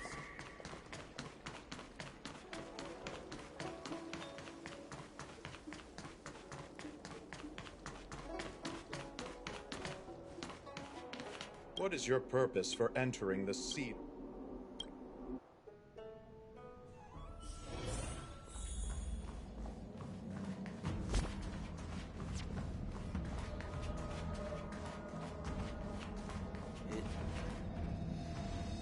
Earlier at the Palace of Astral, I introduced these guests from the Astral Express to you, Elder White. But with all the people around, we only exchanged pleasantries. Now, I'd like to officially introduce them to you. These three braved great dangers, accompanying me to perilous places, defeating the chief culprit Vantilia, and uncovering the conspiracies of the disciples of Sanctus Medicus. If you wish to know more, please, feel free to ask us. Well, I skimmed through the reports about the Arbor's rebirth from the Master Diviner Xueyi. She's been summoned to the Xueyi for questioning. There are a lot of doubts within the Alliance about this whole situation. Itchy nose. But despite all that, I believe in you. Since you joined the ranks, you have repeatedly achieved remarkable feats. After the High Cloud Quintet each went their separate ways, despite the many criticisms within the Alliance, the Marshal still stood firm against the dissenting voices and entrusted the Loufu to you. Over the years, you've served the Alliance with loyalty and wisdom. You've taken down abominations in Thalassa, rescued the Xianzhou Yuque from a siege, and destroyed the demonic planet summoned by the denizens of abundance. I still remember those battles vividly. There are fools who doubt your loyalty. They're happy to see the divine foresight fail because it gives them some kind of sick satisfaction.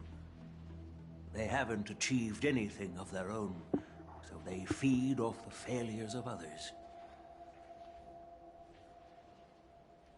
But I've seen enough failures in my time, and I want to believe that your loyalty has never wavered.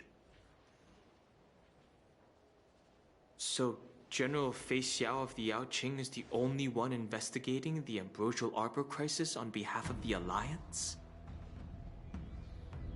Ooh. And... No. I am too. Oh.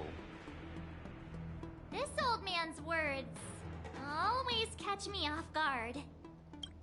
The Marshal ordered me to come to the Xianzhou Loufu, but the document only says, attend the war dance and listen to Fei Xiao's questioning.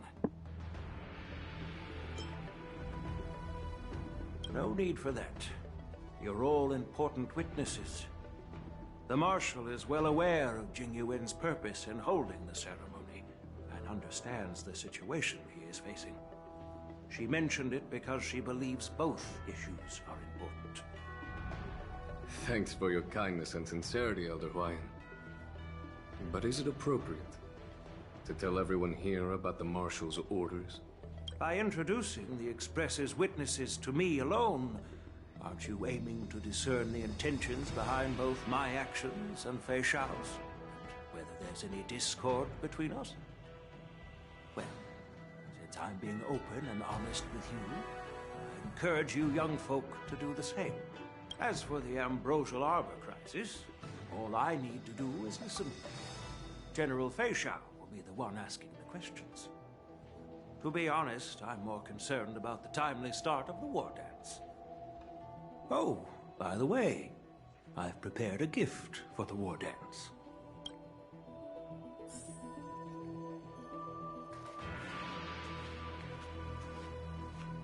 Admire the sword. Yes, it's this case right here. Wood, no metal. There will be numerous contests and celebrations during the war dance, and the main event will be the Ringmaster's Challenge. The host will dispatch a skilled warrior to take on challengers from all over the cosmos, showcasing the excellent martial arts of the Xianzhou Loufu. When you mentioned that the Astral Express would be attending the ceremony, I thought the High Elder of the Loufu would be the Ringmaster. You humor me, Elder Huayan. The healer lady is just a young lady who knows nothing about martial arts. How can I assign her as the Ringmaster? I'm no match to you when it comes to joking. What's this box for? Why don't you open it, General Huayan? This sword case is intended for the War Dance's award. It's empty now, but in a few days, a precious sword will be delivered and stored inside. I don't mean to boast about our skills, but this sword represents the pinnacle of the Juming's craftsmanship. It has a legendary history, full of heroic tales from foreign lands, tales that are too detailed to be summarized in just a few words. Since the delegation delivering the sword hasn't arrived yet, I'll just leave the case here for now. I've been wondering who would be worthy of such a sword. And then it hit me. I can award it to the champion of the Ringmaster's Challenge. The ceremony's champion is sure to be a perfect match for the sword. Moreover, I hear that Yanqing is an excellent swordmaster, and that he will be representing the Loufu as the Ringmaster, so it seems like a perfect gift for him. Thank you for your generosity, Elder Huayan.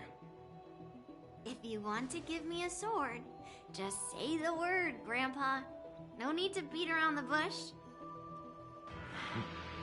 You've got confidence, my girl, but I don't think you can best Yanqing.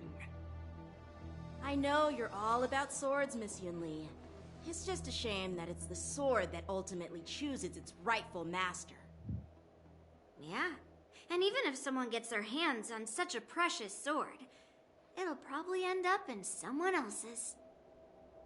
The outcome of our duel at the Alchemy Commission is still up in the air. Since you're interested, why don't you represent the Xianzhou Juming and challenge me in the ring? That's exactly what I had in mind. Nobody knows who's gonna come out on top. It could be me, could be someone else. It'll probably be me. But whatever happens, it won't be him.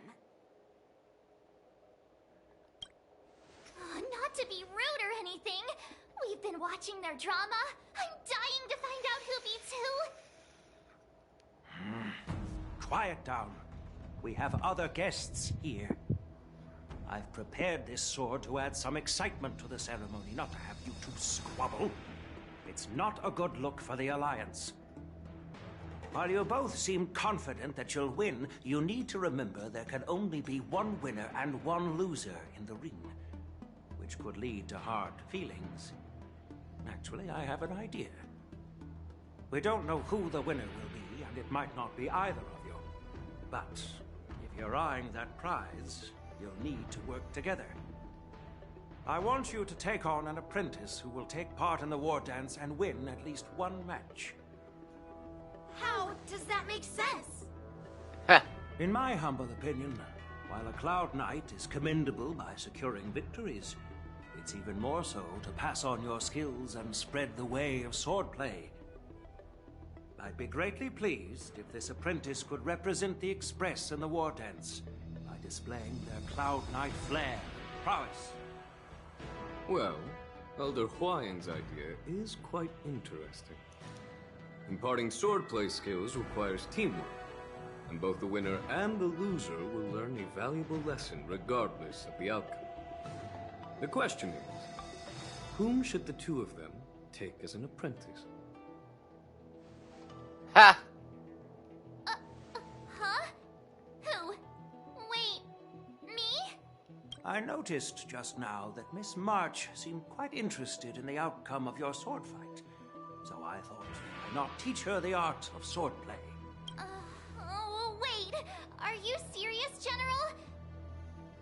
Why am I being dragged into this all of a sudden? I've never practiced swordplay before. I'm a total newbie. You really think I can learn it? Well, you'll probably realize I have no hope and give up on me. And that'd be so embarrassing.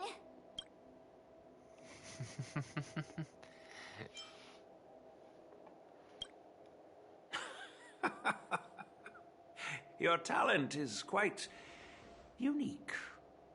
Are you also interested in swordplay? But you know, based on my years of judging people, you don't really need to dive into swordplay to boost your skills. And I doubt there's anyone out there who can really show you the way forward. As for Miss March, she's like a piece of jade in the rough, just waiting to be shaped. I appreciate your kind words, General YN. But won't teaching me swordplay be a waste of Yanqing and Yunli's time? They should be preparing for the ceremony. Plus, I heard that each swordmaster has their own special moves. What if they let something slip while teaching me? If everyone knows each other's tactics, won't that make it hard to catch people off guard during the war dance? That's considerate of you, March 7th. But don't worry. It'll take you at least a decade of hard training before you can even start learning special moves. No need to freak out. A few Juming swordplay tricks will mean you'll be more than equipped. Really? Looks like March's curiosity has been piqued. The whole point is to know each other's moves.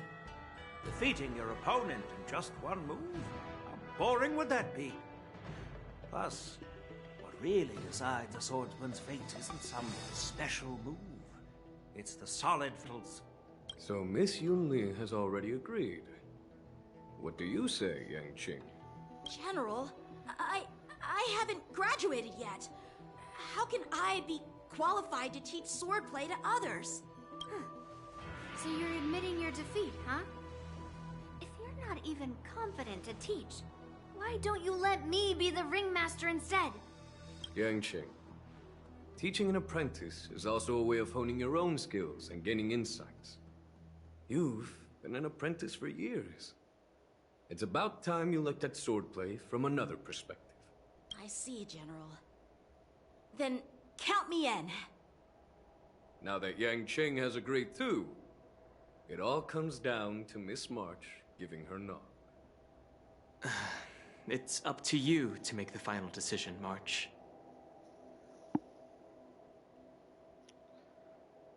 At least that way, I won't have to worry about you accidentally shooting me in the butt all the time.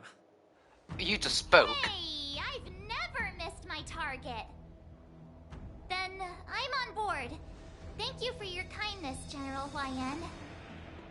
Great! Starting tomorrow, Yanqing and Yunli will teach you the basics of the Cloud Knight's swordplay.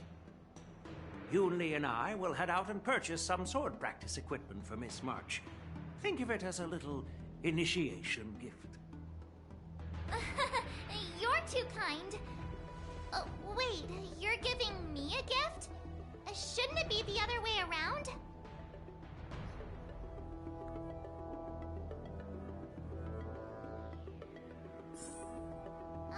General YN's gone. Wait, why does something feel off about what we talked about? I think we strayed off topic. How did things even get to this point? Yeah, I brought you here because the General said he had some important matters to discuss. But how in the world did Yunli and I suddenly become Miss March's swordplay mentors? Because General Huaiyan wants us to stick around on the Loufu for some time. But from his point of view, we're no different from all the other tourists who may leave at any time. Since the crew's actions were mentioned in the Loufu's operations log were given to the Alliance, he probably wants to see firsthand if we're as capable as to report claims, or if we're just some made-up excuse to save face. And he wants to see it for himself during the war dance, which is why he even dragged Yunli into this. What began as a simple contest between two swordmasters has now evolved into you two collaborating to mentor March.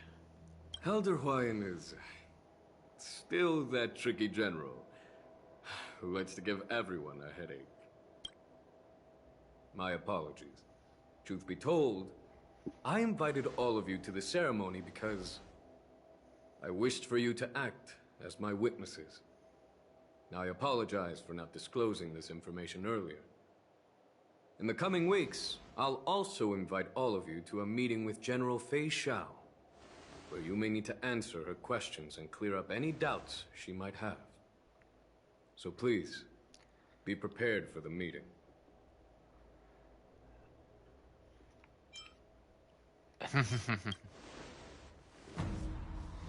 Don't worry, General. No matter what happens, I'm prepared to stay here as the Express's witness and answer any questions. Thank you, everyone. General, I know there isn't much I can do to share your burden, but... I don't even think we're halfway yet through this patch. Ringmaster, I won't let anyone defeat me in the war dance. I know. Because we still haven't been to the dungeon yet. The illustrious Merlin's Claw waiting for me? And for so long, too? Ah, you can't. It's quite an honor. It's been a while, General Feixiao. It's been 30 years since we last saw each other. Right, Yukong? Yes. Back then, you were the vanguard of the Yao Qing's Verdant Knights, and I was a pilot of the Loufu's Rainbow Orbit Fleet. Who would have thought that upon meeting again, you'd be a general, and I'd have given up flying? It really does feel like a lifetime ago. Well, I wouldn't say I haven't seen you in 30 years. After all, your great victories are announced through the Yellow Bell resonance system every day. So I'm well aware of your great feats. How's your health holding up? Still stable, I suppose. Do you still remember the medic who saved me in battle? That healer with the odd name and peculiar temperament. What was his name again? Was it Pichu? Or Kaqiu? Jiao Chou. He's been my retainer and personal healer, delegated by the Alchemy Commission from the Xianzhou Yao Qing. Over the years, he's dedicated himself to managing my condition. It's thanks to him that I'm still in good health today. Given my background, I'm happy to have made it this far. I'm relieved to know that you're safe and sound. Well then, since you and Elder Huayan are here, I imagine you must have received orders from the Marshal? As your friend, may I ask how the Alliance intends to punish the General of the Loufu? The Arbor's rebirth has frightened the Elders who lurk behind the scenes. They fear the resurgence of abominations, much like what happened 30 years ago. Although the report from the Loufu explained all the details, we don't know if the Ruin Legion really invaded, or how exactly the Stellaron Hunters and the Astral Express became involved. This puzzle has many missing pieces. As you know, the fugitive Jing Liu, who mysteriously disappeared many years ago, has resurfaced. This time, she has brought along an Outworlder and a coffin, claiming to offer the Marshal a method to fight against the Eons. The Loufu Preceptor has also leveled accusations against Jing Yuan for neglecting the Alliance's principles. She asserts that Jing Yuan enabled the exiled Imbibitor Lune to re-enter the Loufu, thereby unlocking the luminescent depths within Scale Gorge Waterscape, which in turn disrupted the Videotera's dutiful watch over the Ambrosial Arbor. It is for these reasons that I have come here to the Loufu today. Ooh. Well, duty calls. Perhaps I shouldn't have mentioned all of this to an uninvolved person, but since we once fought together, I didn't want to keep you in the dark. Perhaps pretending you didn't hear any of this would be for the best. I understand. I'm sorry. I was out of line.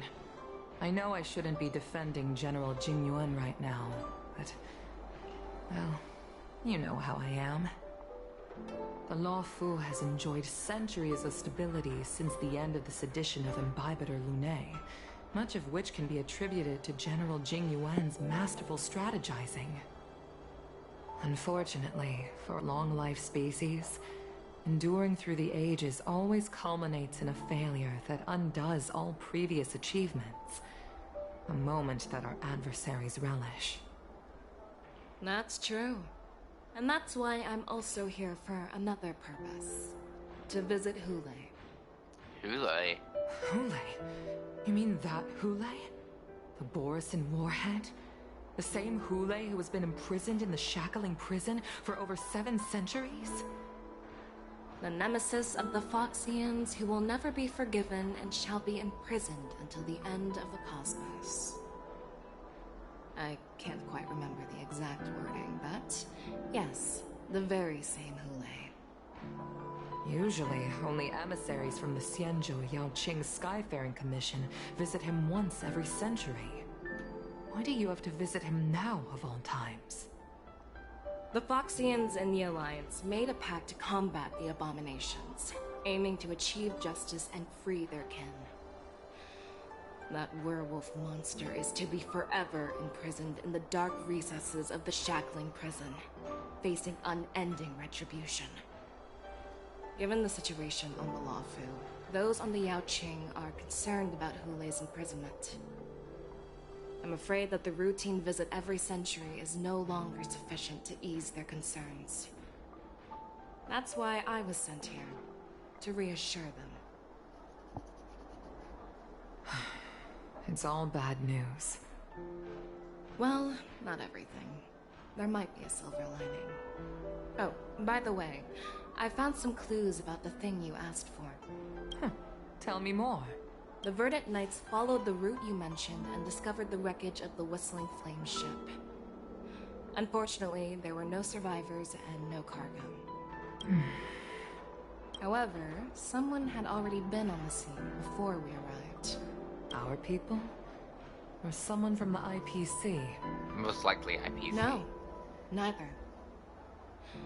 Yukong, have you heard of a person named Ron May? Oh, from the, oh.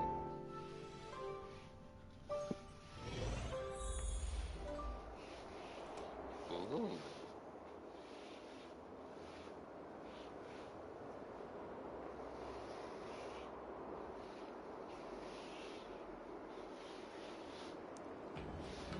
Ron May has been, appearing a lot lately. Oh, day 2. I'm still feeling sleepy. Did I oversleep? Where did March and Donhung go?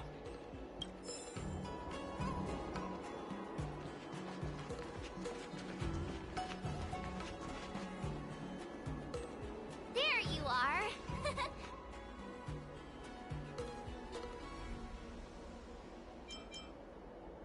Well, it was a promise to General Huayan after all. I woke up especially early, so I can start teaching Miss March swordplay. Hey, why are you blushing, Master Yanqing? This is, the first time someone has called me Master. I need to, get used to it. Let me make it clear. Swordplay training is about improving your body, mind, and strength. It's not a casual game you can master overnight. I promised General Huayan that I'd teach you Cloud Knight swordplay, so you can participate in the war dance and defeat at least one opponent. I'll do my best, but if you break your master's rules... March is always a good girl. A promise is a promise. Since I promised to study hard, I'll do my best starting today. Great! That's the spirit. March is in your hands now, Yanqing. Don't be too easy on her. Donhung, do you even have a heart? Did you lose it somewhere? By the way, where's Yunli? I've found a quiet spot in the back garden of the Palace of Astrum for our first lesson together.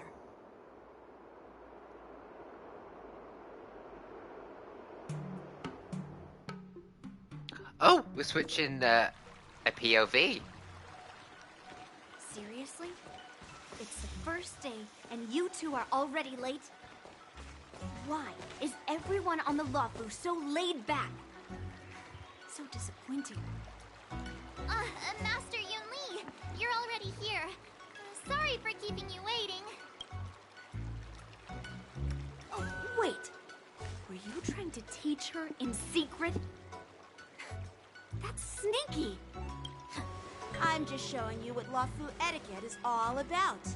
She might be my apprentice, but it's customary for the master to personally escort their apprentice to the place of learning.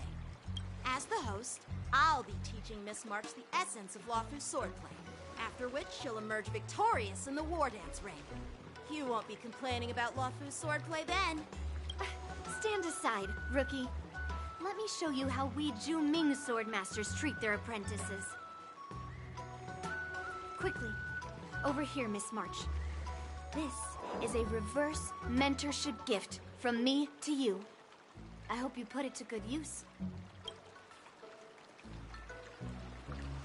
What's this?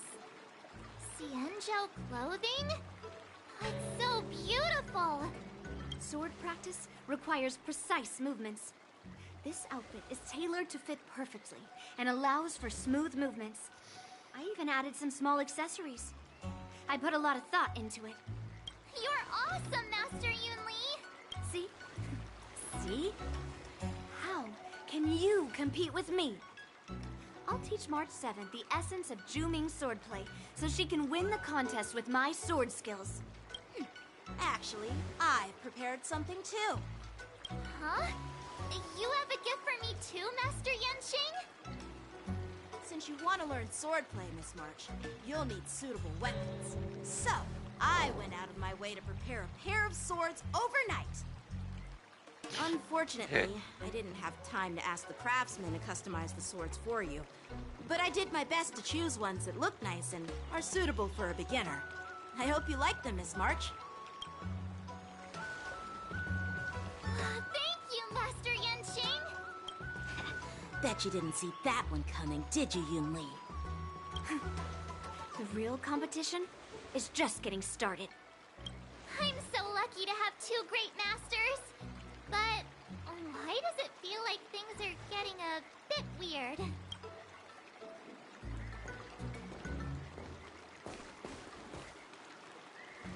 So what do you think, masters? Does this outfit suit me? Perfect. I chose it carefully. It's perfect for beautiful young swordswomen like you and me. All right, let's get started with the training. The person next to me is a Cloud Knight instructor I've brought in. For your first lesson, try exchanging a couple of moves with him. Wait. We're having actual combat training for the first lesson? Isn't that a bit too intense? Nope. Well, I heard you have some experience with archery and martial arts. The first thing we're going to do is see just how strong your fundamentals are. Come on, step forward and strike with the sword in the most natural way you can think of. It's important for us to grasp your natural movements so we can decide where to start and what you need to learn. If you're ready, let's begin. Okay.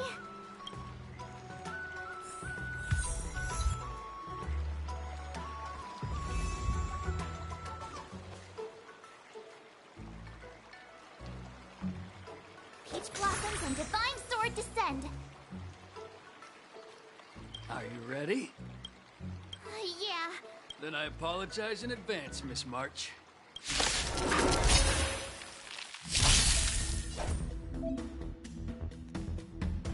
No rush, Miss March. You're still inexperienced with the sword. Why don't you use your skill first? Please have some tea. Pay close attention, Miss March. Loufu swordplay is all about being swift, agile, and movements. Yes, you! Ignore him. Strength is everything. Like this? Well done!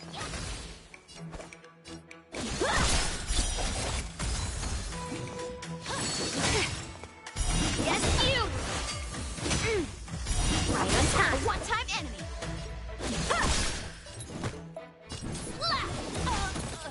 Ready to shine. A one-time enemy. Oh, I get it! What? I'm starting to get the hang of it. I'll show you what I can reach. Azure Dragon, White Tiger, less cards. Watch this! What are you mumbling about?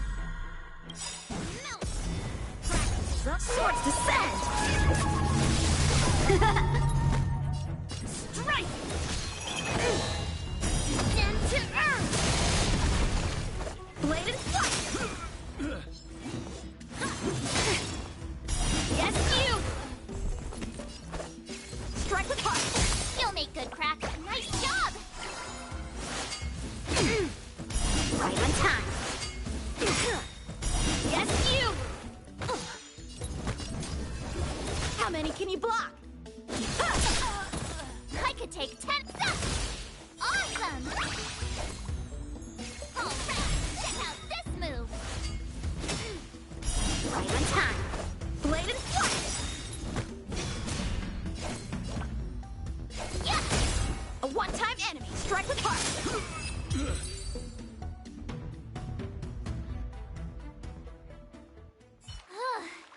I didn't expect the first lesson to be so intense. Miss March has quick hands and a flexible body. She's a perfect fit for practicing Loufu swordplay. However, she lacks strength, and her strikes were a bit unfocused. But don't worry, it's totally normal for beginners. Once she starts practicing Juming swordplay, she'll make heaps of progress. Given the situation, I believe Miss March should start by working on her strength. Seriously, do you actually know anything about swordplay, or what? I could ask you the same thing. Dual swords require agility, so what's more important than footwork? Instead of focusing on her strengths, we should address her weaknesses. The drawback of wielding two swords is not generating enough force. What good is being quick on your feet if you don't have strength? It's not like we're dancing here. Skilled sword masters know how to play to their strengths and work on their weaknesses. Start with what you're good at, then tackle your weaknesses. That's the right way to learn. You're quite the theorist, huh? Theorist? You claim to be able to talk to swords. So what does that make you? A lunatic? Hey, it's only my first lesson, and you're already arguing. Come on, calm down, masters. I'll have to improve both my footwork and strength anyway, so it doesn't matter which one comes first.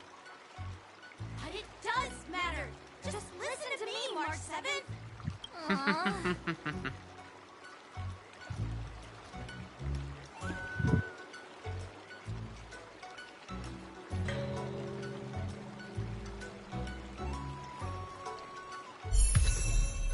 Oh, there we go.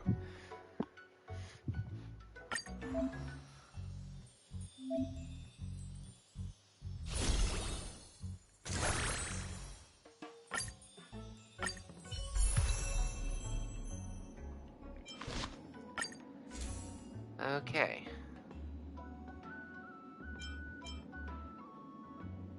Oh. I got this, but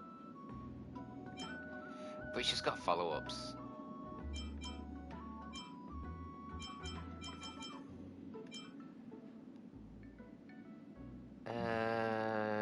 Enemies with HP less than you have 50%, whether wherever defeats an enemy, their attack increase for 2 turns. I'll just put this on for now, and I'm kind of shocked that I haven't.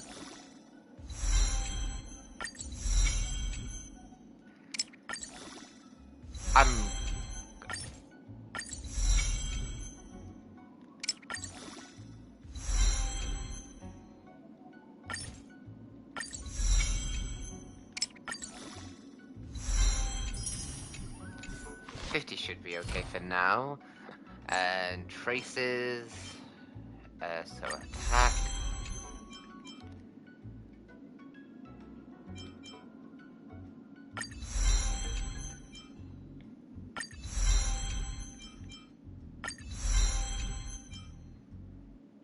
Oh. Defense boost. Attack boost. And crit damage. Ooh. So we'll get the bonus abilities. Have enough skills. Let's train some more.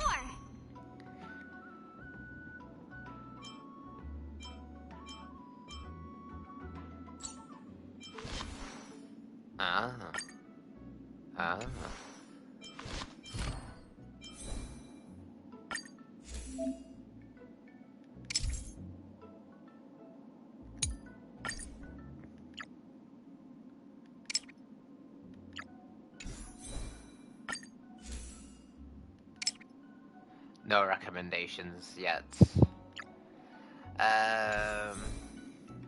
Okay, then we'll just wait.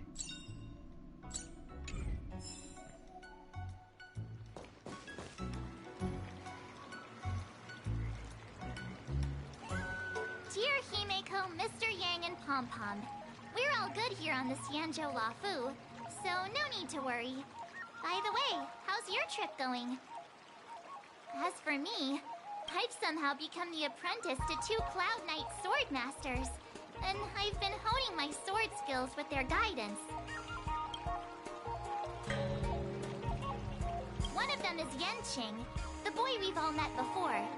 The other is Yun Li, the granddaughter of General Hua Yan from the Xianzhou Juming. Just kind of took a picture. Both masters are super strict, giving me a real taste of how hard sword training can be. I tried to drag him into this, but he refused. Then I tried to rope Dan Heng in, but Master Yanqing wouldn't have it. Still, I didn't let the difficulty get to me. In just a few weeks, my sword skills have improved a lot. Both my masters think I have unique talents in swordplay, and are literally fighting each other to teach me their skills. Thanks to their guidance, I've actually made some progress. When I get back to the Express, I'll definitely show off my skills and impress you all. Looking forward to your reply. Yours, March 7th.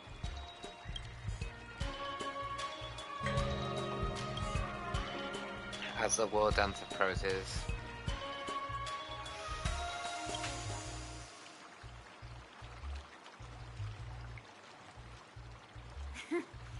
Well done.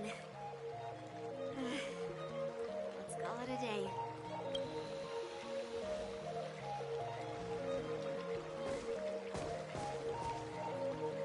Miss March's sword skills are really coming along. She'll hold her own just fine in the war dance.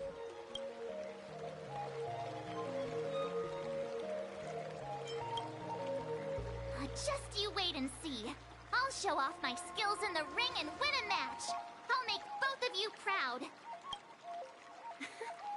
Can you believe it? March 7th has actually become a pretty decent swordmaster in such a short time. Now I understand why Grandpa always had a grin on his face while training me. Are you sure he wasn't laughing at you? Oh, shut up! It's all thanks to your amazing guidance, Masters. Miss March, you're really getting the hang of wielding dual swords. If you're keen on advancing, trying out different Xianzhou blades can improve your touch. Oh, let me see. Which sword is the most powerful? Single sword? Great sword? Or maybe a flying sword? There's no such thing as the most powerful sword. It's all about the skill of the swordmaster. Yanqing wields several flying swords, while I only wield one. But remember how I kicked his butt at the Alchemy Commission? First, you didn't kick my butt. Second, you'll never kick my butt. Third, how about we settle this right now and see who kicks whose butt? Yeah, I'm up for that. And if I kick your butt, you'll drop out of the war dance. Deal? Why are you two arguing again? I thought things had been improving between you lately. There was talk that the leading disciples of the Loufu and Juming generals were supposed to face off in the war dance, but for some reason, they suddenly teamed up to train an apprentice of their own. Shisho. Turns out the rumors are true. Xiao Shou.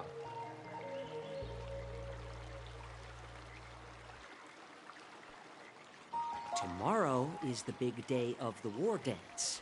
Shouldn't you two be focusing on honing your skills instead of teaching swordplay here? You're... Oh, that's right. You're the pink-haired fox from the Yaoqing. This is Mr. Jiaoqiu, the healer working for the general of the Xianzhou Yaoqing. Ah, got it. So, you're the participant attending the war dance on behalf of the Yaoqing. And you were trying to sneak a peek at our training? Sorry for the misunderstanding. I don't know anything about martial arts. I'm just here on the General's orders to take care of some official business. I didn't mean to interrupt your training. I'll be on my way. If you know nothing about martial arts, why were you smirking earlier? Well, my curiosity got the better of me, I suppose. When I heard Miss March's pondering about what to learn, I couldn't help but wander over. From my professional experience, cleavers, slicers, chopping knives, and carving knives are all just tools. Kind of like frying, sautéing, boiling, and deep frying in cooking. They're just ways for people to show off their skills. How you use them really depends on the ingredients you're working with. It's like your sword teaching methods. If you align your ingredient, in other words, your apprentice's natural tendencies, with the right cooking method, by which I mean the teaching method that best suits her, she'll make double the progress in half the time. For example, golden eggplant tastes best when fried, cloud peppers when stir-fried, and yellow boulder beef when simmered. It's all about discovering the nature of the ingredients. Apprentice. I'm getting hungry. All this talk about food is making me hungry. Are you a healer? Why are you talking about food? Well, it's just a metaphor. The medicinal school I follow on the Xianzhou Yaoqing is called the Rancha School. It specializes in food therapy. So it's only natural that I know a thing or two about cooking. So, you're the General's cook? I'm a healer. But anyway, a cook who isn't interested in health doesn't make for a good advisor.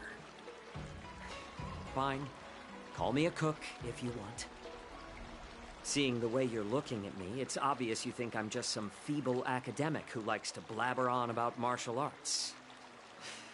But, in reality, I know a thing or two about killing. After all, the art of healing inherently encompasses both life and death. Why is this guy suddenly getting all serious with kids? Do you recognize this bottle of medicine in my hand? No. This is called tumble dust, an extract from an exotic flower named Yabra. Ugh, is it poison? Well, it depends on how it's used. With just one drop, it's able to numb a patient's body during surgery, making them painless throughout the entire process. However, increase the dose or the potency, and it'll slow the metabolism, making the blood thin and resulting in the loss of all senses. Even long-life species cannot escape its effects. This thing can save lives or take them. It's more powerful than the swords in your hands. That may be so, but still, I prefer settling things with a sword than, you know. Huh. Looks like I did get you all wrong. You're not a feeble scholar, but a sinister and despicable one. Hey, why the insults all of a sudden? I'm just sharing some medical knowledge here, not persuading you to poison anyone. Seems like you get real excited when talking about poison. I can't tell if that's an honorable thing or sinister. Picture this. Two individuals. The one standing is full of malice. The other lying down is honorable and righteous. How can the one who's lying down label the one standing as sinister? In the throes of combat, where life and death hinge on a singular moment, every idea fades into nothingness. The only thing that matters is staying alive. Surviving the battlefield reshapes all notions of worth, be it integrity or treachery. In my eyes, their significance is negligible. Perhaps you've underestimated Yunli and me, Mr. Jiaoqiu. We may be young, but we've seen our fair share of war. Well, then you should know that the war dance is nothing more than a contest. So why are you so focused on it? When I was appointed as the ringmaster for the war dance, I asked the general, we Cloud Knights are supposed to charge into the fray and slay enemies. Why do we have to swing swords in a ring just to please an audience? And this is how the general replied. To unsheath your sword in a ring is no different than on the battlefield, as your sword reveals the might of all Cloud Knights. The war dance is the perfect chance to showcase martial virtue and forge alliances from all over the cosmos. When we unsheath the sword without drawing blood, we not only display our might, but also the martial virtue of the Cloud Knights. That's quite an insightful statement, Yanqing. Well, my apologies for being so short-sighted. I've been on the Loufu for quite some time, but I haven't had the chance to see the ceremony venue for myself yet. Hearing you speak so highly of it has piqued my curiosity. Would you mind showing me around? You want to see the Sky Splitter ship where the war dance will be held? Let's go! I bet Yun Li and Miss March haven't seen it either, right? Well then, I'll give you all a tour.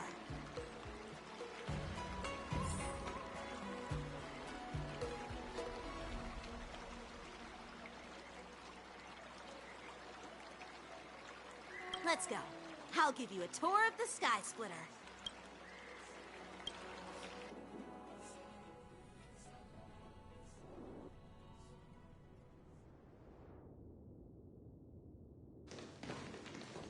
Looks like a lot of other visitors have also come to catch a glimpse of the Sky Splitter.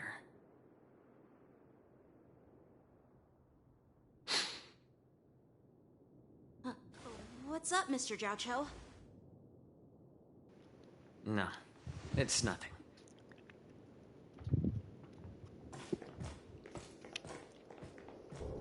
Do you see that airship in the distance? That's the Sky Splitter, the venue for the war dance ceremony. It doesn't look all that impressive from this distance. The Sky Splitter is actually a decommissioned Loufu military vessel. People aren't allowed on board until the war dance officially commences. Tomorrow, when the bell rings and the ceremonial cannons roar, I'll be there representing the Cloud Knights of Xianzhou Loufu, standing in the ring, ready to take on challengers from all over the cosmos. Since I was a kid, I've been training in swordplay and the art of war under the general. Every day, I'd swing my sword 10,000 times, and then thrust it 10,000 times, repeating the process over and over. I understand that I'm not like other kids. I never envied the toys and freedom they all had. I never found sword practice boring or hard.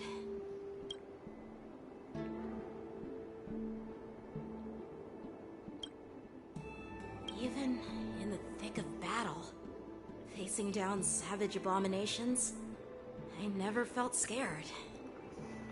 Each day, I could feel myself getting stronger and stronger, and I racked up countless victories.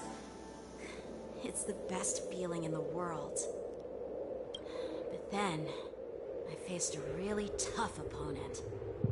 And just one slash shattered my confidence into 1,000 pieces. That's when I felt true fear for the first time. Maybe that's what Mr. Jiaoqiu meant by life and death hinge on a singular moment. After that, I had to pick up the pieces and try to put myself back together. But no matter how hard I tried, I couldn't seem to find my old happy self again. I often ask myself, why do I wield my sword? If defeat is inevitable, why do I continue to fight? Is it to reclaim the joy of victory? To meet the general's expectations? Or to secure my honor among the Cloud Knights? While the general could teach me the art of swordplay, he couldn't teach me why I should keep on going. He said the reason must come from within myself. But after talking with you, Mr. Zhao Cho, I think I already have that reason in mind. As a member of the Cloud Knights and the General's apprentice, I've had a weight on my shoulders. And I know there's still more to shoulder. But when I wield my sword, it feels like I'm letting go of everything. I love the feeling of giving it my all, facing any obstacle in front of me, pressing forward. That's why I wield my sword. Oh, Yenqing. So young, yet so grown up. By the way, how old are you exactly? Age doesn't really matter. All sword masters will understand how I feel. I get it. Looks like all the kids on the Loufu live tough lives. So, how about you, Miss Yunli? It's not polite to ask a girl her age, no matter which Xianzhou ship you're on. I'm not asking your age. I'm asking if you have a dream like Yenqing has. You don't talk like a cook. You sound more like a TV host or something. Need I repeat myself again? I'm a healer. Well, I don't have a dream like Yenqing does. The only reason I'm participating in the Ringmaster's Challenge is because I made a promise to my grandfather that I'd win the precious sword he's contributed to the war dance. Sounds like that mind of yours is just filled with swords. I bet you've got nothing better on your mind. My father was a craftsman on the Xianzhou Juming. Because of his foolishness, many innocent people fell victim to the cursed swords he forged. Since I was a kid, it's been clear to me that not everyone deserves to have a weapon in their hands. Giving them a sword is no different than being cruel to the innocent. So, whenever I come across someone unworthy of a sword, I can't help but want to take it away from them. Given that Yenqing is the war dance ringmaster, I'm stepping up to challenge him. To ensure the precious sword doesn't fall into the hands of an unworthy master. Hey, what do you mean by an unworthy master? I see. It's not easy for kids on the Juming either. Well, it's better to have a reason for wielding a sword than to be lost and confused. I've saved countless Cloud Knights in my life, and there are plenty of exceptional warriors, just like the two of you. What happened, Mr. Zhao Cho? Oh, nothing. I was just reminded of some old friends and old tales. Judging from my professional perspective as a healer, both of you possess remarkable vitality. Your energies flow like raging fires and mighty gales. The upcoming fight will definitely be impressive. Well, we've seen the Sky Splitter and toured the Stargazer Navalia. I guess it's time to say goodbye for now. What? You're leaving already? But you haven't asked me about my dreams. I've been working hard too, you know. It's getting late, Miss March. Unlike you lot, I'm a grown-up bound by responsibilities and duties. The tasks entrusted to me by the General won't complete themselves. By the way, Yenqing, is it normal to have so many people wandering around in an automated area like the Stargazer Navalia? Actually, this is a restricted area. But since you're all guests, I made an exception, so you can take a look around. I understand. Well, I'll take my leave. I wish you both the best of luck in the ring tomorrow.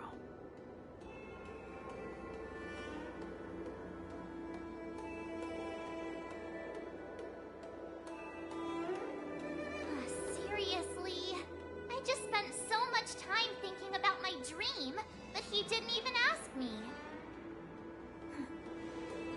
Now that we're done with our tour of the Sky Splitter, shall we continue with our training? Why don't we take a day off? What? You want to secretly practice swordplay by yourself? Dream on. You know cramming before a fight never works out. For some reason, seeing the Sky Splitter has boosted my confidence. So, I've decided to conserve my strength for tomorrow. Alright, I'll take you out of the Stargazer Navalia.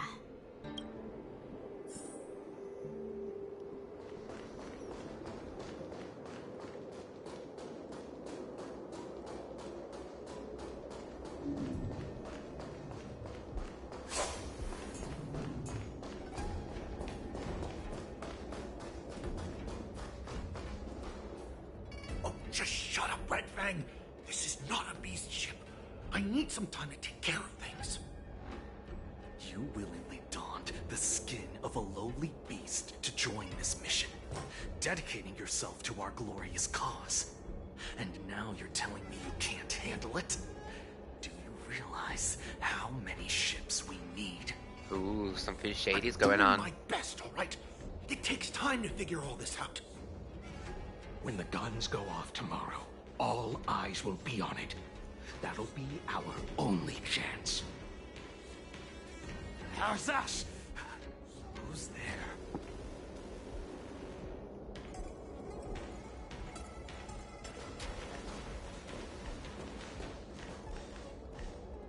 Who are you guys? An impromptu inspection. Why are there outsiders loitering in Stargazer Navalia? And a bunch of kids at that. Hey, kids. Didn't your parents ever tell you to stay away from the Stargazer Navalia? I know it's an automated facility, but it doesn't mean you can just break in and do what you want.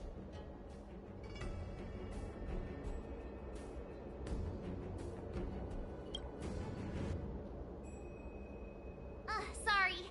I'll take the little ones away right now. Big sis! Let's go! I want to play in Everhunt Plains!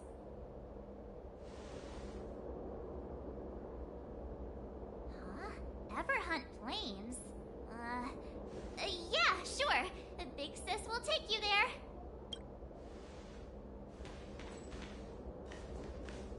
Shuha! You should have let me. Shh, the overhaul is done, and everything looks good. We should leave.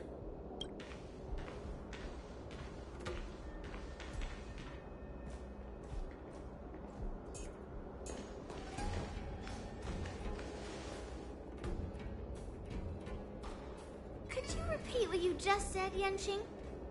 What did I say? Big sis, let's go. I want to play in Everhunt Plains. Come on. Can't you read the room? Something is definitely off about the three people we just met. Yeah, anyone could see that. I just wanted to hear you say it again. That pink-haired fox tried to say something. I'm pretty sure he sensed something fishy. Since he's not familiar with this place, he just dropped us a hint. But you didn't seem to be paying attention at all. I knew that from the beginning.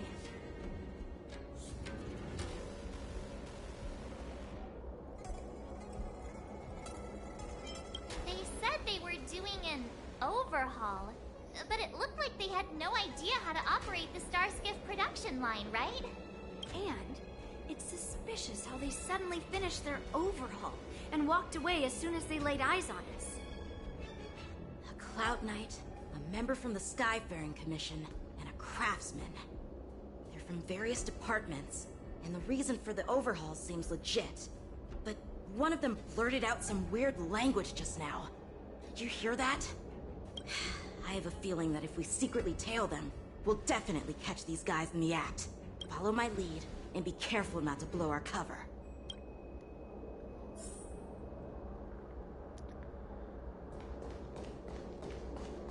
Never mind who they are. Let's just film them.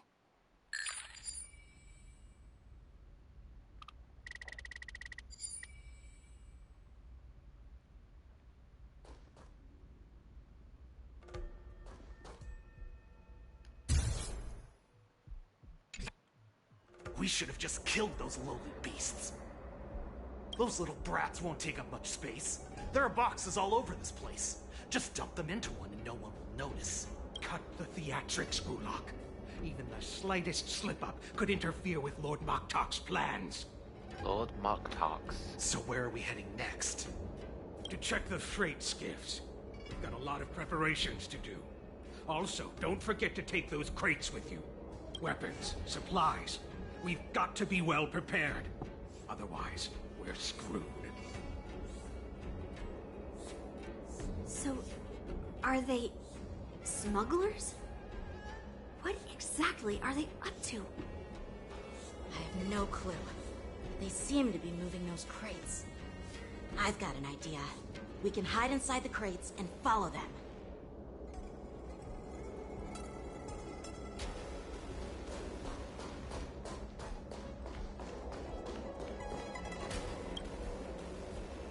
Ugh, so cramped in here. Ugh, I can hardly breathe. Just hang in there.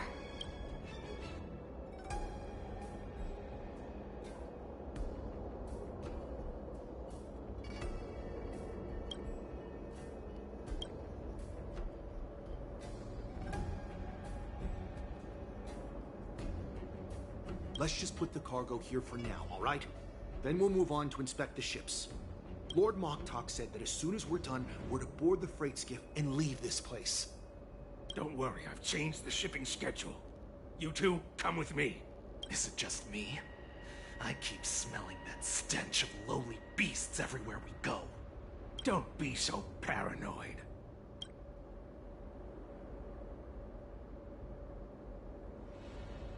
Looks like they're planning to escape on the skiffs in Stargazer Navalia.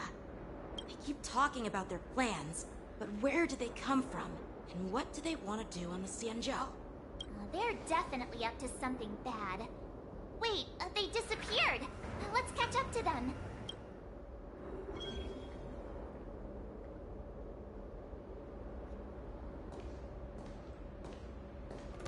Tread softly, breathe quietly, and make sure to keep an eye on them. Hide out of sight as soon as there's any sign of activity.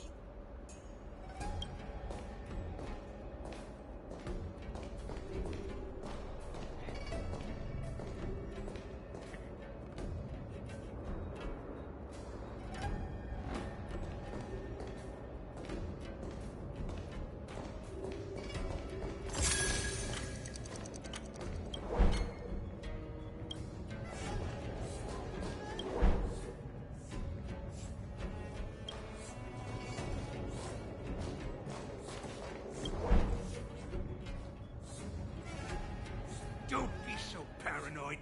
We're running out of time. Get over here! Shuhart, I'm coming!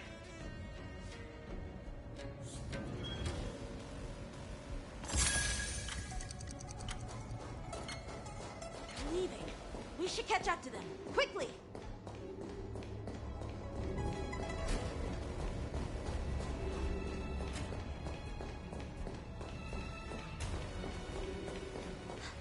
Did he spot us? Quickly, hide!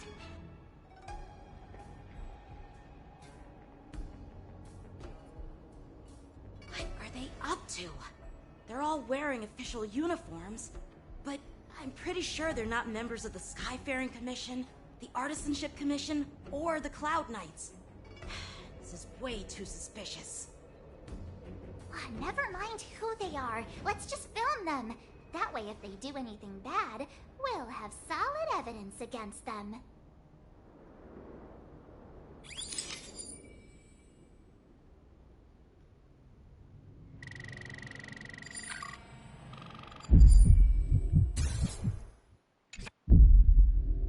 Look at this. A freight star skiff with enough room to fit at least 20 of my men. I'll let the others know and have them prepare more star skiffs. Once we're past the checkpoint, there will be beast ships waiting for us. Lord Moktok is ready.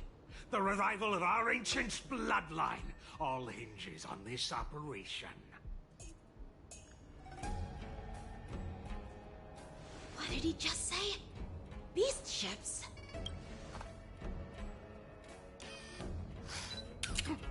Who's there?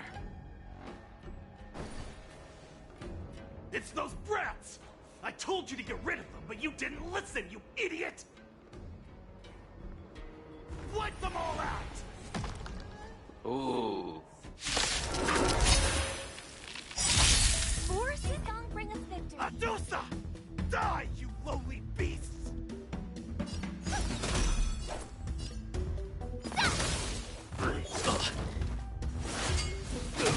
That's kind of tasty. Let's improvise. That's all you got? Nice second, my friends. Indulge yourselves! It ain't over. I hope for an end to strife.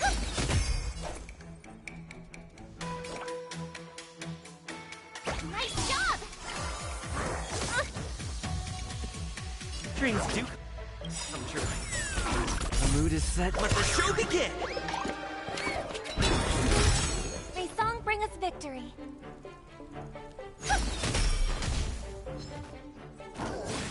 That kind of tasty.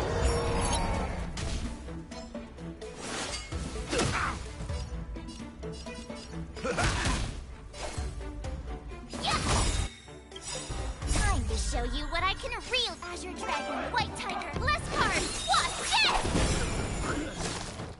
Did the rhythm get messed up? Let's improvise.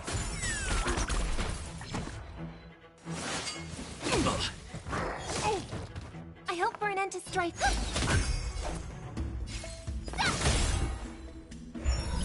That's all you got?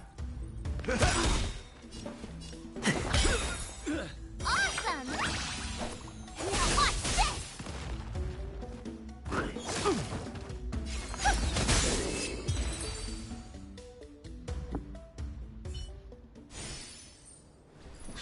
How is this possible? How did these Foxians change their appearances like that? They're not Foxians at all. They revealed their true form.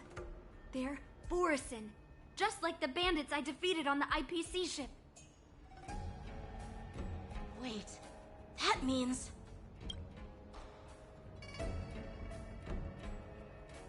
Well, how did the Borisin manage to infiltrate the Cienjo?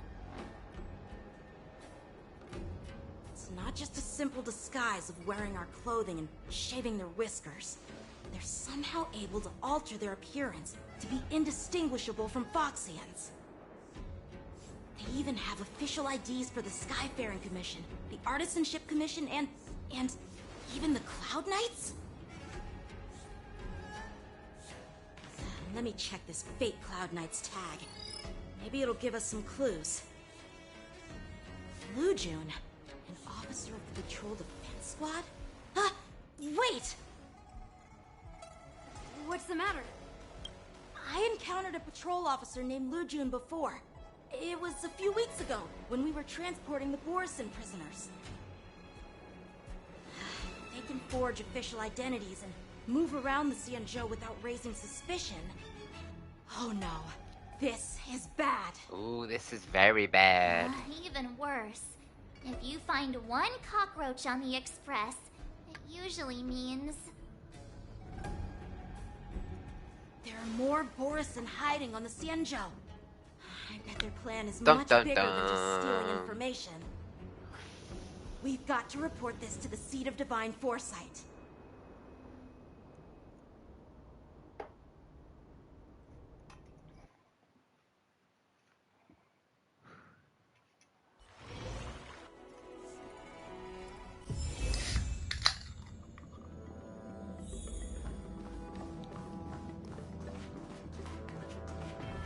Oh, Firefly, I missed you.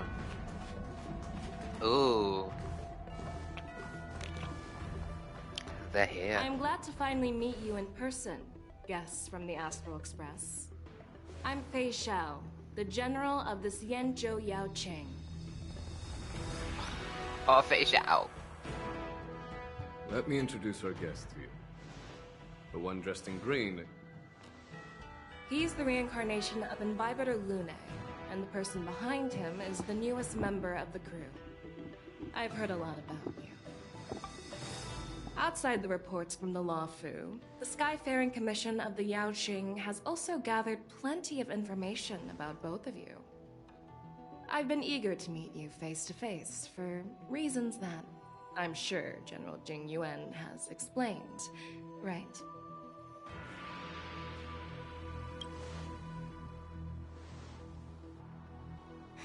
That's right. But don't worry, this isn't a trial. I just want to have a chat with you and get a better understanding of the facts. According to General Jing Yuan's report, the Ruin Legion is to blame for the Ambrosial Arbor crisis, and all Arbiter Generals should pay attention to the Ruin Author's movements. Over the years, the Destruction's minions have wreaked havoc on countless worlds, and the Alliance has been keeping an eye on them. But no one expected them to join hands with the remnants of the Abundance. That is true. The damage caused by the Ambrosial Arbor crisis was far less severe than expected, which is good news for us. However, it was quite different from the Ruin Legion's usual style of destroying life wherever they go. While I trust the bravery of the Divine Foresight and the Nameless, I'm curious about some details missing from the report. I'd like to take this chance to have an exchange with both of you. Let me be clear, the questions I'll ask might not reflect my actual thoughts, so please don't take offense if any of my questions seem a bit harsh. Okay, thanks for the forewarning. Please go ahead, General. But keep in mind, we can only answer based on what we know. And perhaps you already have the answers to your questions in your heart. You have a clever tongue. I like it. Okay. Merlin's claw is quite articulate. Right now, her intentions are unknown, and Jing Yuan wants us to be honest. Oh, we're doing this again. Maybe I'll just stick to the facts we know. Let's cut to the chase. Before the crisis struck, the Astral Express was guided here by a Stellaron hunter, yes, a wanted felon, in an attempt to resolve the Stellaron crisis. However, everyone in the cosmos knows of the Stellaron hunter's reputation. So, why did you place so much trust in them? Could it be that some of you have a connection with them? It all comes down to the Stellaron. We are the good guys. Raise her suspicions about your relationship. Talk about Elio's prophecy. Apart from the Loufu, there are many other worlds suffering from Stellaron corrosion. For example, Eurillo 6, the world that the Express stopped at before reaching the Loufu, was one of them. To the Express, Stellarons act as roadblocks on the Silver Rail and pose risks to the warping process. And that's why dealing with Stellaron issues is part of the duty of the Nameless. Ah, I've heard about those problems caused by Stellarons. The Express connects various worlds, so it makes sense for you to take care of this. The cosmos is a mess, and the Trailblazers are just doing their best to fix it. I understand. Let's move on to the next question. The report suggests that Don Shu, the master of the Disciples of Sanctus Medicus, colluded with the Lord Ravager and used the power of the Stellaron to resurrect the Ambrosial Arbor. But here's the thing. Don Shu was just a chief alchemist. Even if she colluded with our enemies and summoned the Stellaron, how did she manage to bypass the Videodora guards around the Ambrosial Arbor?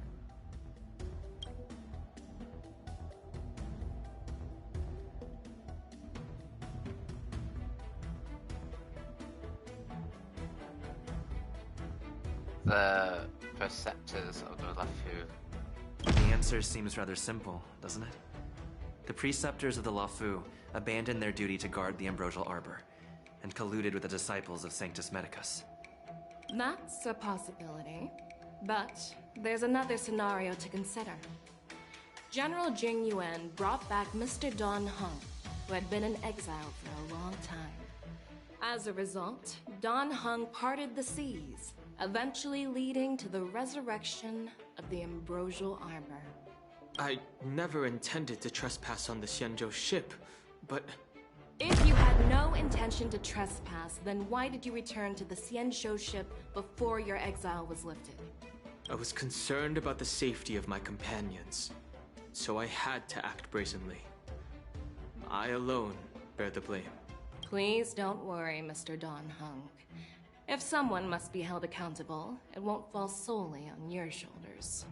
According to the report, Lord Ravager Fantilia is the mastermind behind the entire conspiracy.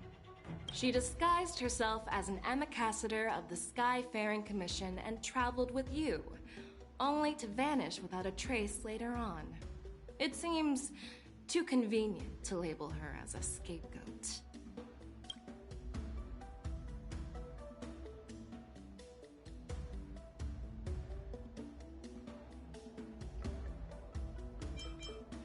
I was there, fighting Fantilia alongside General Jingyuan, but she absorbed the power of the Ambrosial Arbor and gained an almost indestructible physical form. Perhaps that was her intention all along. So, a pawn of the destruction wanted a flesh and blood body to live in. Interesting. That's quite a new perspective. Yes! Oh. It seems that your answers have addressed all my questions. Generals, I am finished with my questioning. So, what do you think, General Fei Shao? Have the doubts in the report been cleared up? The two nameless have been honest in their answers. Even though there are some tricky details, my intuition tells me there is nothing wrong. However, the 3 questions I posed earlier were not just for the nameless, but for you too, General Jingyuan. First, the disciples of Sanctus Medicus grew uninterrupted on the Loufu, yet the 6 charioteers were not aware of it.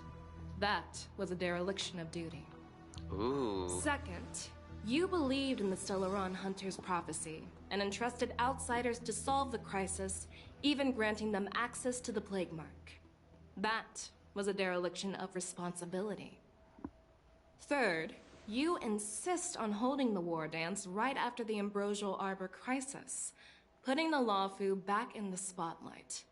That is a dereliction of wisdom. Merlin's Claw. Is this your line of thinking, or the 10 Lords? From the moment I walked in, I made it clear that the questions I'd ask might not reflect my actual thoughts.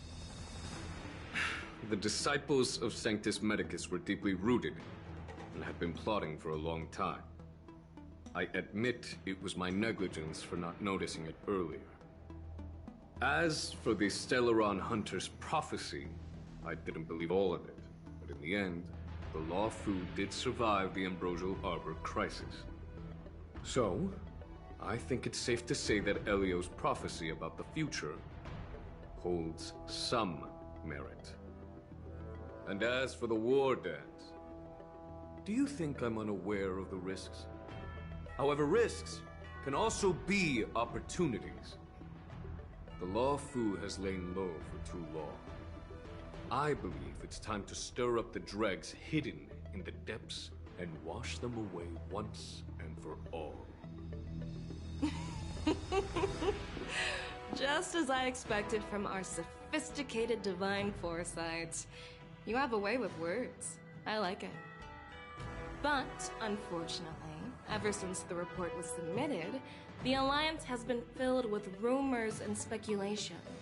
Even within the Loufu, there are people accusing you of neglecting your duties, resulting in the Ambrosial Arbor's resurrection.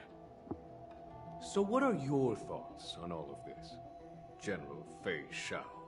As a fellow Arbiter General, I fully understand the difficulties of this position. Personally, I think all these rumors are meaningless drivel.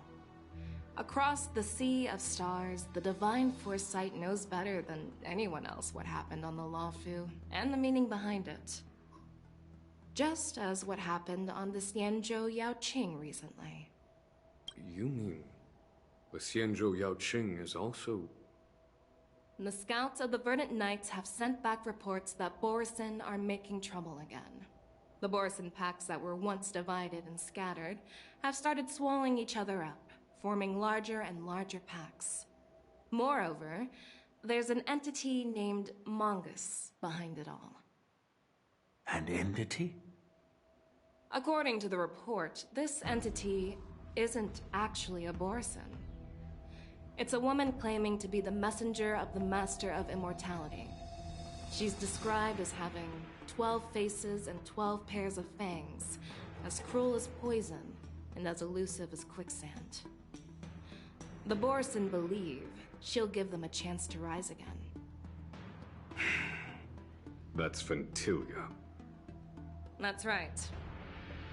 You're lucky that I'm the one who came this time. If it were the Patina Justice or the Seer Strategist, this conversation might not be so friendly. I've always had faith in my instincts, so I don't doubt your good intentions. But the Alliance has its fair share of questions and doubts about the Loufu. So, my plan is to come up with an acceptable answer to satisfy the Alliance. What's in this plan, General Fei Xiao? General Jing Yuan, you already know what has to be done. But since you don't want to be the bad guy, I'll take care of it for you. You need the final word from the Ten Lords Commission to quell any doubts. And for that, I'll have to ask the two Nameless to visit the Shackling Prison. Ooh. No, I'm not imprisoning you. While you're there, I'll ask a judge in the Ten Lords Commission's Interrogation Division to record a detailed testimony with the karmic mirror from both of you. We'll fill in the gaps that weren't covered in the report and silence any protests within the Alliance. I'm okay with that. Your willingness to help is truly heartwarming, youngsters. Then, as the Merlin's Claw requests... Oh, there's one more thing. This testimony is for silencing the voices of opposition within the Alliance, but I would like to urge General Jing Yuan to listen to the pleas of the Foxians on the Xianzhou Yaoqing. So, you are here for Hule. Exactly. Hule is locked up in the Loufu's Shackling Prison. Since he is the broodlord of the Borson, I want to transfer him onto the Xianzhou Yaoqing and imprison him there. The recent movements of the Borson suggest they're planning something big, so we must act preemptively. It makes sense to have the Foxians keep an eye on their arch-nemesis. Since you trust my judgment, I'll repay that trust. What do you think about all this? This must be what's happening. General Huayan. I was worried this would turn into a heated argument, but it seems like both of you are on the same page, solving each other's problems. I couldn't have asked for a better outcome. And as for Hule, I'll send my Lieutenant Zhao Chou and Moza to check on his condition in prison and ready him for transport. If there are no more questions, shall we get this started?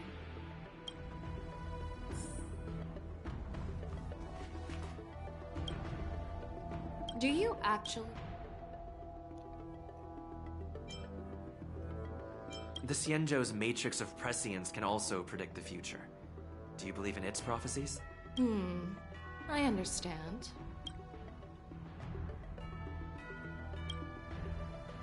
While words can be deceiving, your gaze, your breathing, and your scent, they reveal more than your words do.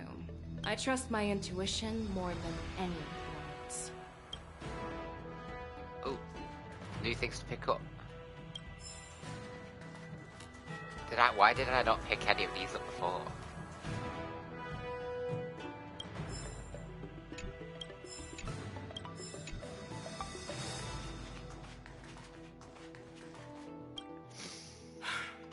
I'll call for a... As you wish, General. Ooh, let's get going.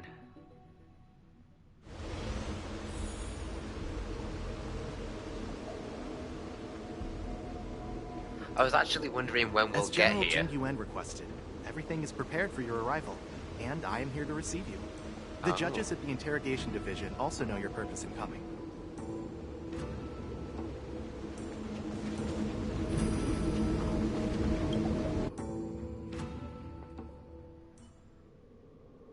The Shackling Prison. I didn't expect to be back here after all these years. Danhong. Don't worry about me. If you're ready, I'll open the gate for you.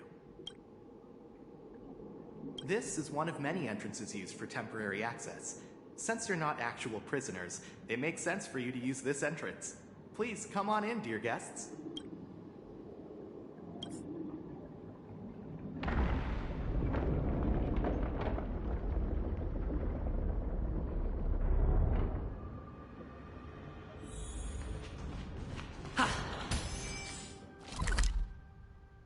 Ooh.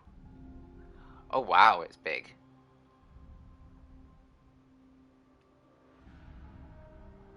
Right.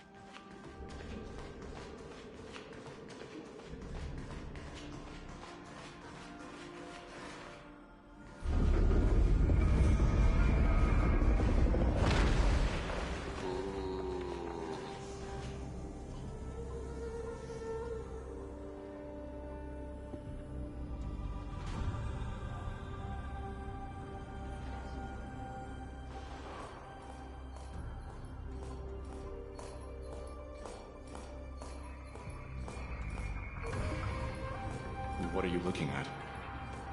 The shackling prison on the Loufu is completely different from the one on the Yaoqing. It's completely underwater. Whether it's in the clouds or underwater, breaking free would still be a piece of cake for me. Still thinking about your old jailbreak tricks, huh? Forget it. You're free now. Just don't do anything stupid, or the judges will throw you back in there and lock you up for a few hundred years. You'll see me again in just a few days. Taking Xueyi back to the Yaoqing means a lot to the Foxians on the ship, and to the General herself. So stay alert.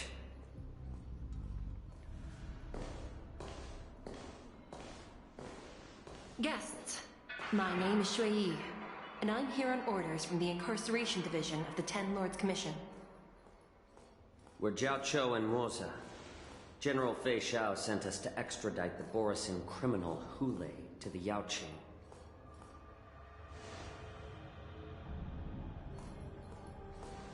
We're here to inspect the conditions of his imprisonment and make preparations for the handover and transportation. I assume you've been briefed, Your Honor. Your visit request has been approved. I'll be your guide for this trip. Ooh. Prisoner Xueyi, the warhead and brood lord of the Borisin abominations of abundance and the arch-nemesis of the Foxians, is responsible for 2,123 wars of aggression and countless associated crimes. Due to his heinous acts, he has been imprisoned in the depths of the shackling prison and subjected to the punishment of the Forest of Swords until the end of time. He shall never be pardoned. No need to repeat his crimes and sentence, Your Honor. He is the greatest enemy of us Foxians. The stories of his atrocities are used to terrify our children. I'm well aware of every crime he's committed. Let's move on to the next step. When it comes to visiting criminals, there are rules in place to ensure your safety. I know you've heard legends about Xueyi since you were children, but your knowledge about him is likely very limited. Only the judges of the Ten Lords Commission truly know what kind of abomination is locked up at the bottom of the shackling prison. It has been centuries since Jing Liu, the former sword champion of the Loufu, captured Xueyi. And during all those years, we never provided him with any food. Yet he somehow managed to stay alive. It defies all the documented physical characteristics of the Borisin.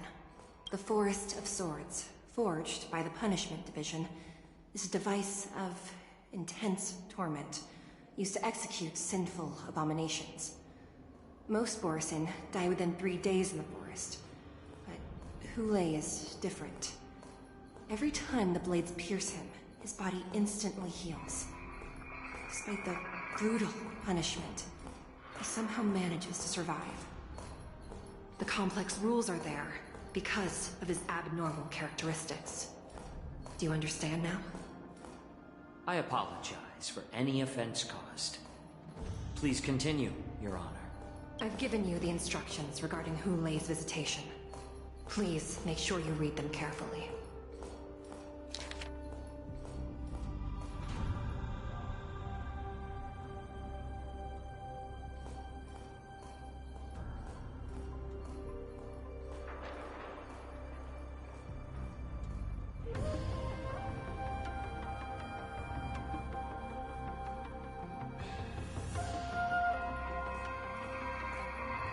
Loopy toxin.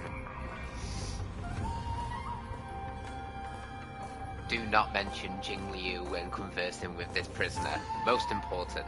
Number 4.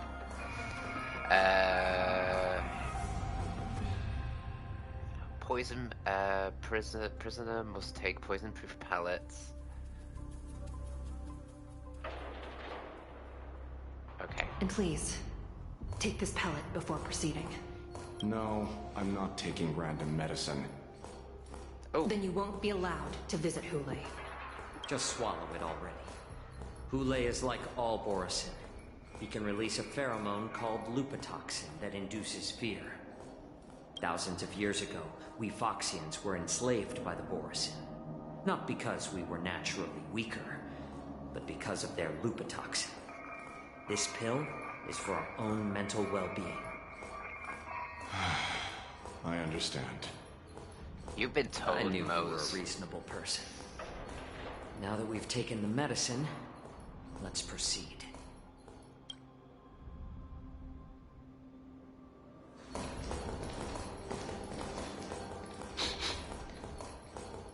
Your Honor. What is it? No. Never mind. Maybe I'm No, just you've noticed something. things. Let's keep moving. The guards have come to the... Oh, something's gonna happen. He notices something's off.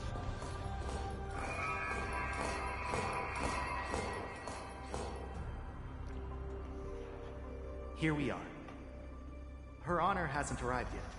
Please wait a moment.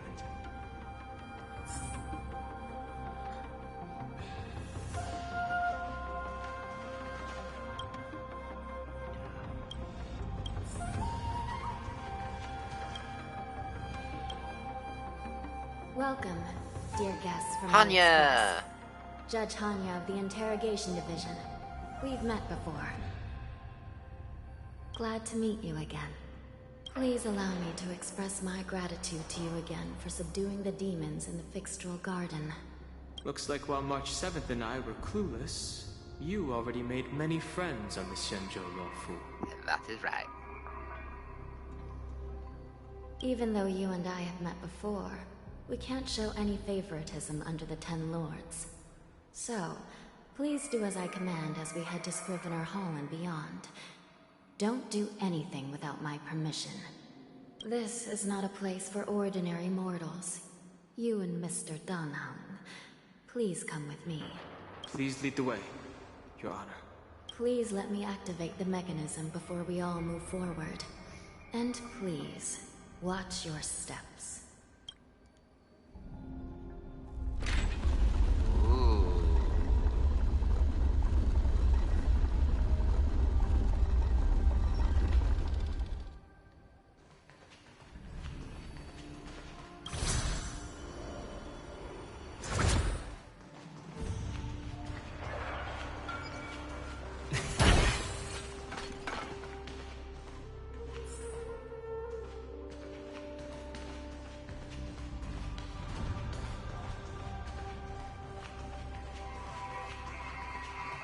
See any chests yet. There's 23 chests, so I'll be on the hunt for some chests.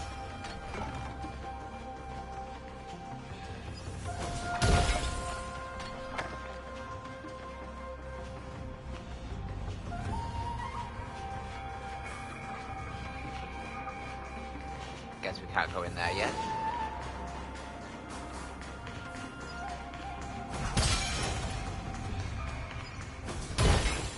Oh, speaking of chests, there is one here.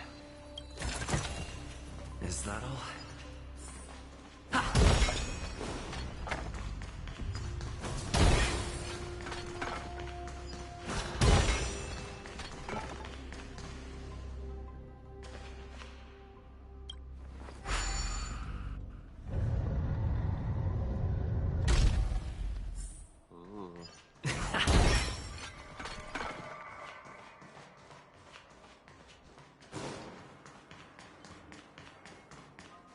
this one's just a move.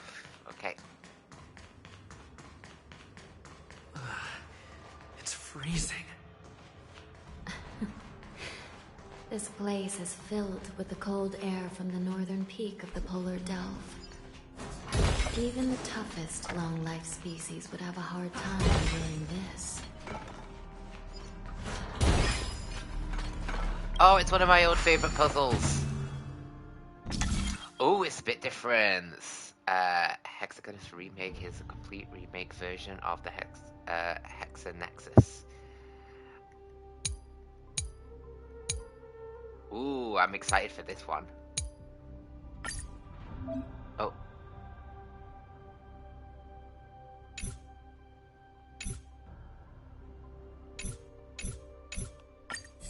I didn't want to leave.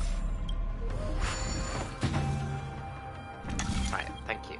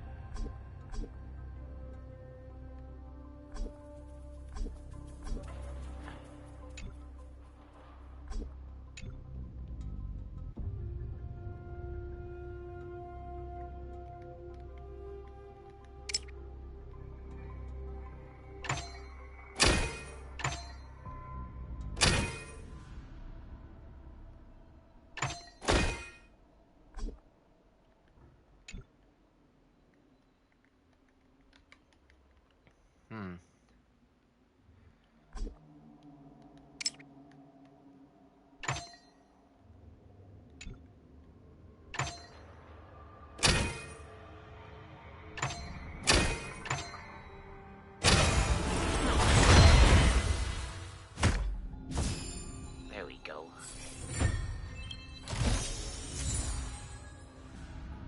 A hex pass. That's new.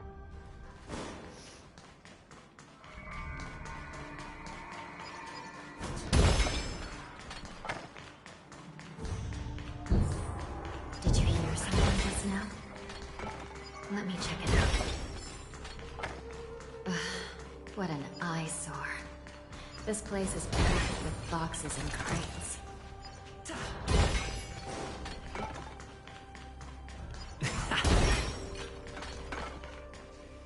These crates, they look oddly familiar. IPC? A few days ago, the Spiritfarers received reports about an IPC transport ship that was attacked by Borison. Then, a bunch of those abominations were dumped into this place. I had a feeling there would be trouble during the war dance, but throwing both the pirates and the cargo in jail? That's a new one.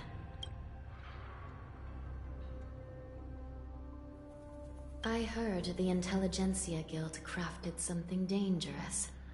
We have many records in the Hall of Karma about these wise ones. They love to tinker with forbidden technologies, always trying to push the limits of Ingenia. I caught a glimpse of the mechs in those crates, and they bear a striking resemblance to Borison. I wonder what they're planning this time. Well, business first. Let's keep moving. Oh. Strange. I don't remember checking the containment facilities a second time.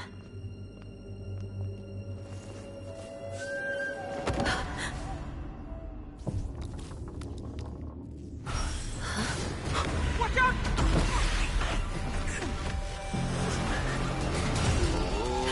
Emergency! All wardens prepare for action! Emergency! All wardens prepare for action!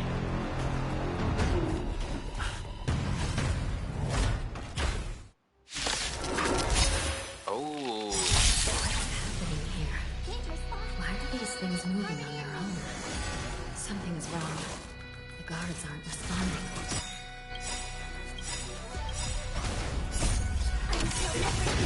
Burn to ashes! Slice Life's like a good friends. Indulge yourselves! The mood is set just right. Let the show begin!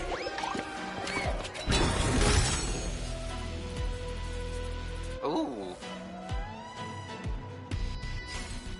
It ain't over.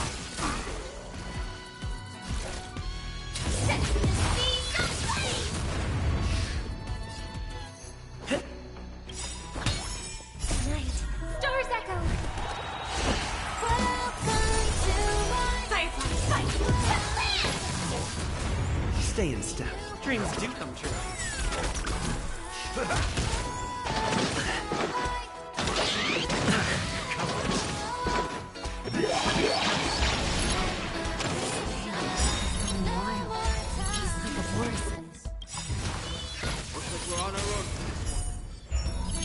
Life's like a good friends. Indulge yourselves! Take your positions. Let's improvise.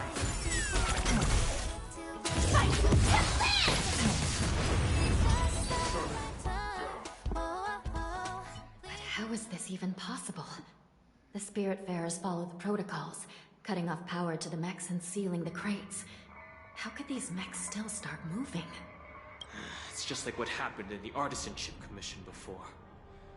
These goods went haywire and attacked everyone in sight. Lingsha mentioned there was some kind of biological tissue inside the mechs. The Alchemy Commission members examined them and found some unusual structures within. These things showing up in the Shackling prison can only mean one thing. A prison break. And whoever delivered these goods clearly wanted them to go through the Xianzhou's strict inspection process to show the Skyfaring Commission and Cloud Knights how dangerous they were. They wanted these mechs to end up right here, in the Shackling prison. If these things already started taking action while nobody was paying attention, then the whole prison is in trouble, I'm afraid. And to make things worse, another group of visitors just entered the depths of the Shackling prison. The messengers from the Xianzhou Yaoqing. And the prisoner they came to visit might be the target whom these wolf-shaped mechs were delivered here for. We need to stop them. If that vicious beast manages to break free, it will be a catastrophe for the Xianzhou Loufu. Oh my god, Xiao. We get to play a Xiao. Here we are. Have we arrived already, Your Honor? Shouldn't there be a cage here? The most notorious felons are locked away in the solitary den. I've given you the diagrams for lighting the lanterns. Please take a look. The markings on the stone indicate the order. 1, 2, 3.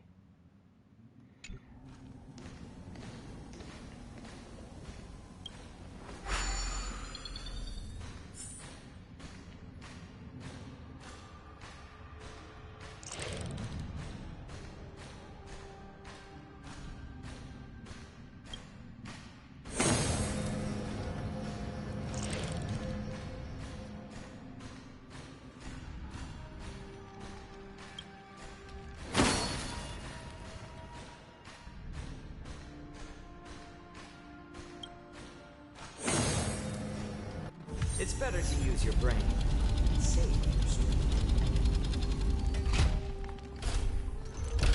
That is a big key.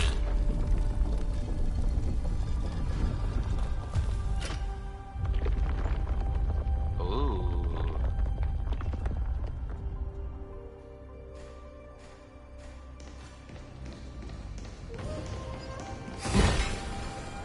The path is open. Once we descend to the bottom of the prison, please do not do anything reckless.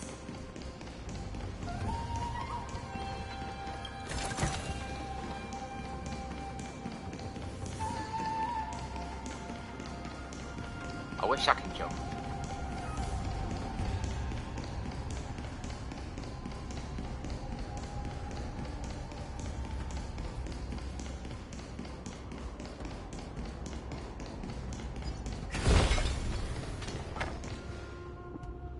Inside the delve, behind this door, is the greatest enemy of the Foxians. Hulei,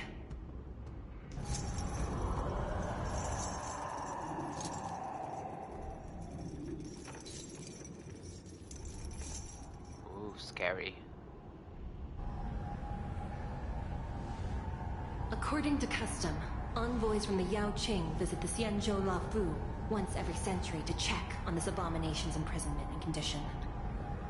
Even though the Ten Lords Commission sentenced Xueyi to the Forest of Swords, suffering every day for the rest of his life, I understand that the Yao Qing messengers want to see him dead.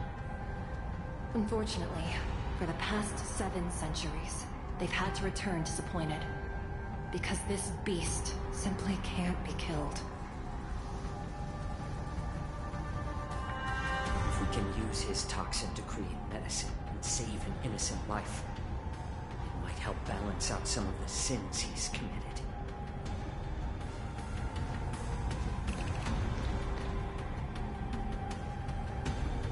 Could you be the key to a cure for the General? Xueyi.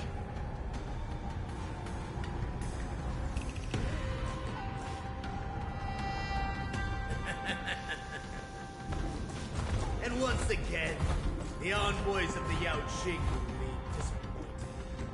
However, I won't say the same for me and my brothers. Who's there? I'm just a humble counselor of the Rhino Hound Pack. You can call me Mock Talk. Oh, you're Mock Talk. Wardens, intruders on the lowest level. Send reinforcements. Nobody will hear you here, at the bottom of the shackling prison. Thank you for opening up the prison for us, Your Honor. We'll take it from here. No wonder I kept smelling that familiar stench. So it wasn't just my imagination. Do your thing, Morsa. We mustn't let these abominations get any closer. Detestable things. There are too many of them. Once we were inside the shackling prison, we found souls carried within. How about letting the enemy strike first? More seasoning. Dreams do come true. It's nothing. Oh! That's all you got? Listen to the It's better to make no move. A little more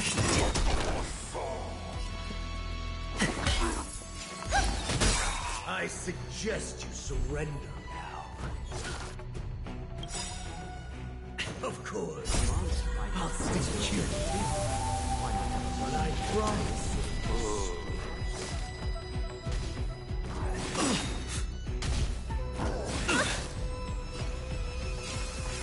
More seasoning. Did the rhythm get messed up? The mood is set. Let the show begin! Let's improvise. May song bring us victory.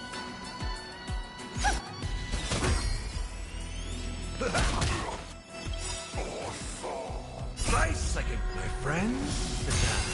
Indulge yourselves!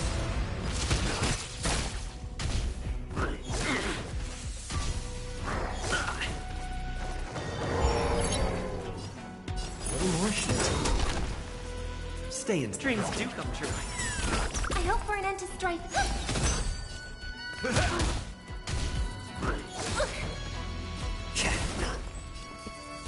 Let's improvise. May song bring us victory. How presumptuous. Die now! Leave if you can.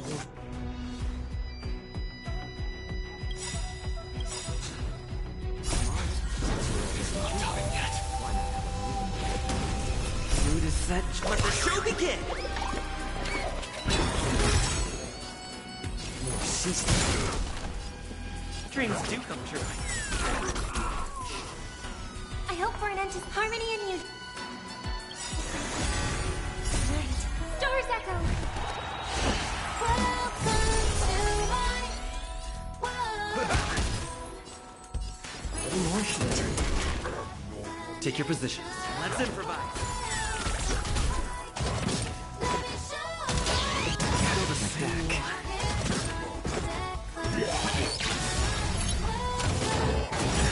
Oh, nice second, my friends.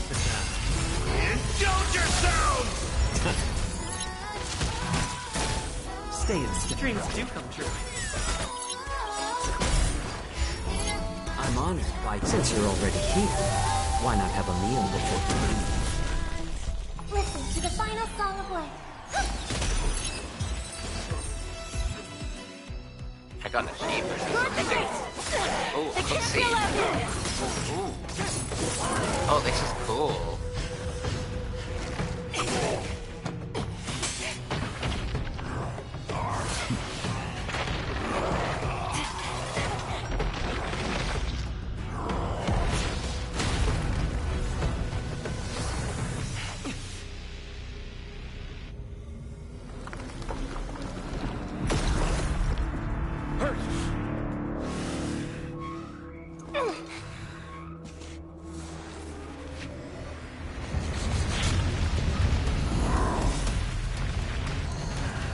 Xueyi is broken free.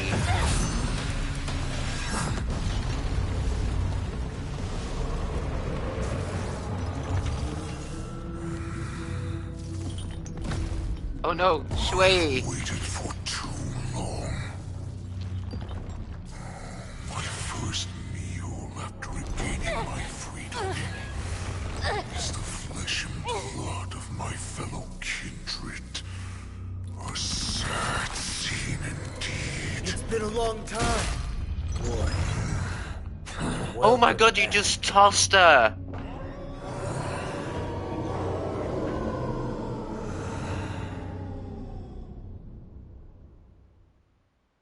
Oh my gosh! How many times has your verdant home spun around since our last hunt? Duran's whelp, tell me your name.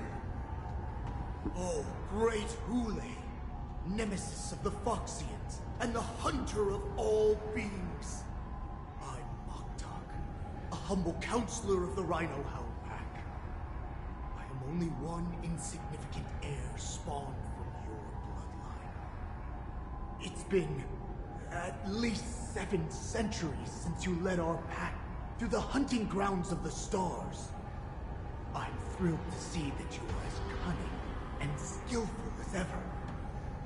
7 centuries. 7 centuries have passed. But why have Duran's whelps grown to look like this? Tell me, Moktok, why have you grown to resemble our most despicable slaves and enemies, the Foxians?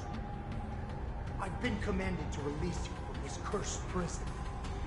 It is Senjaya's will. That's why I had to take a magic pill, don the skin of a lowly beast, play along with your hypocrisy. Since you have an escape plan, tell me, what's our next move to get off of this ridiculously large ship? My brothers and I will lock down this prison, trapping the prison guards inside. So buy us some time. The rest of my crew, who are undercover like me, secure the vessels for our escape. According to the plan, we only have a tight 2-hour window to get out of here. Originally, I intended to carry out the plan tomorrow, but they're planning to transfer you to the Xianzhou Yaoqing now. So I seized this opportunity to set you free. What a reckless plan, you idiot. Even if we manage to get the ships, our chances of escaping are slimmer than a Foxian slipping through my claws. But we have no other choice. The angel serving under the Master of Immortality sent me with a message. Only your return will end the prolonged divisions among the Borisin. Every one of my crew is ready to lay down their lives if it means setting you free.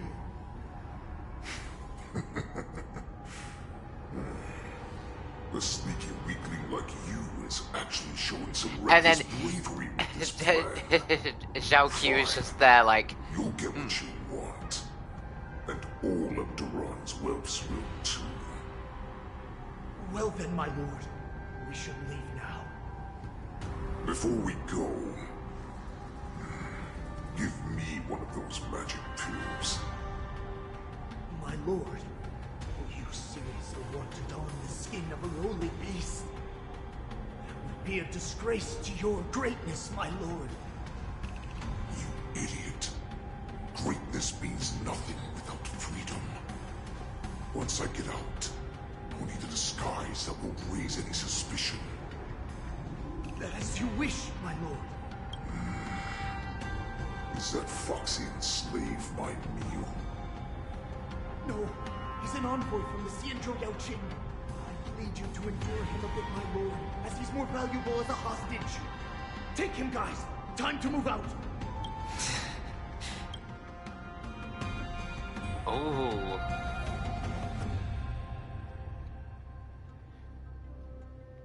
Madam Hanya, the wardens in all areas are regrouping. Those Ingenium enemies are wandering around and causing heavy casualties.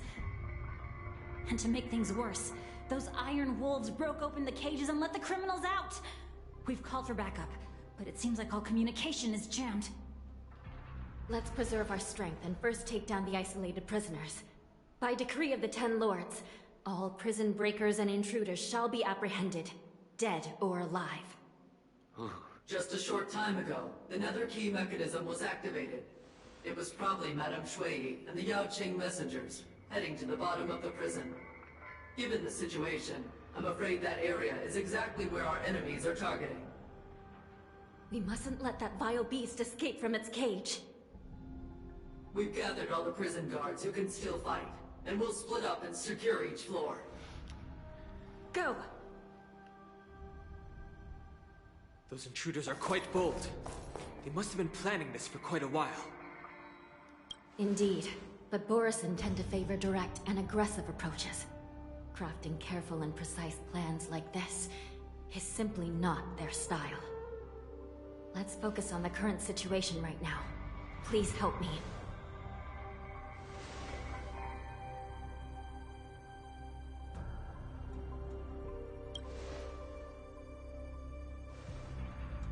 What's the fastest way to the bottom of this prison, Miss Hanya? If we don't get there quickly, we'll soon be outnumbered by all the enemies inside. We'll have to bend the rules.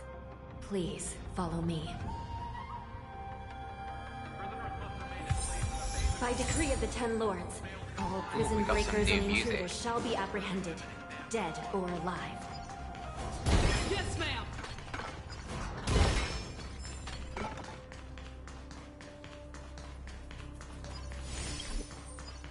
Hold your position here. Yes, ma'am. We need a few tools if we want to reach the bottom quickly. Follow me to the next floor. The path is cut off. Someone must have altered the mechanism. No matter. It'll just require a bit more work to get through.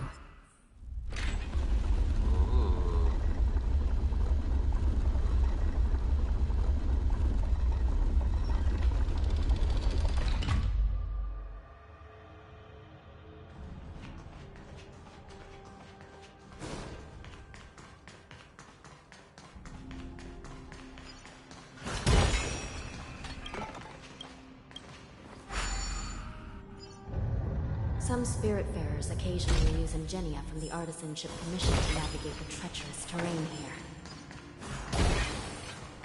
Normally, using devices like the shifting screen is strictly forbidden, as they could help prisoners escape.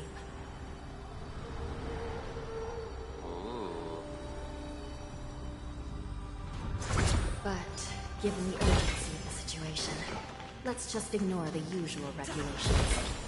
The nether key has been activated. I hope we're not too late. Hang in there, sister.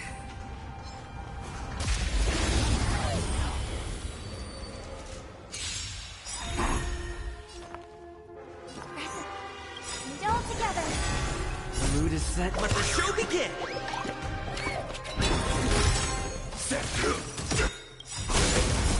I'm so everything burns to ashes! Set to the sea of flame! Did the rhythm get messed up?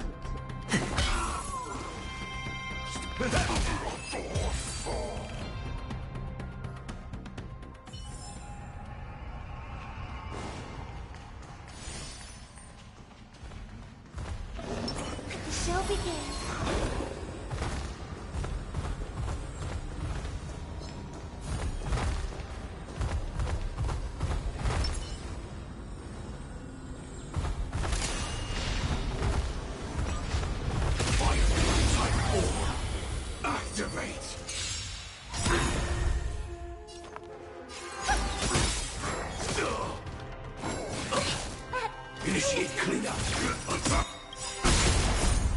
Until everything burns to ashes! Fight to live! Take your position. Dreams do come true. In the mood for another beating? The mood is set. Let the show begin!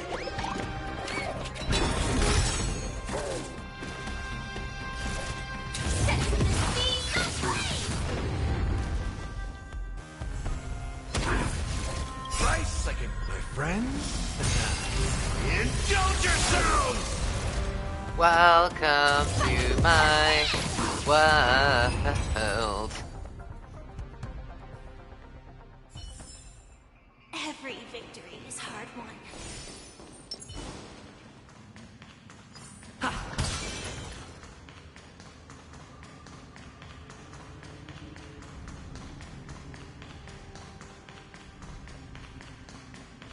I mean, that was cool going down like several floors.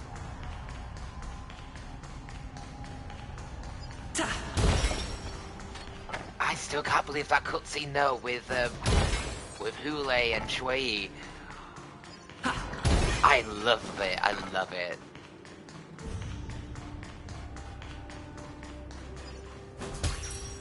Oh. There's a chest. Looks like there was a fierce battle here not long ago. The gate to the prison delve is wide open. Hule has managed to break free. Where are the Yaoqing messengers? And where's my sister? Are they still alive? Let's look around. Maybe we'll find some clues. What about Mose?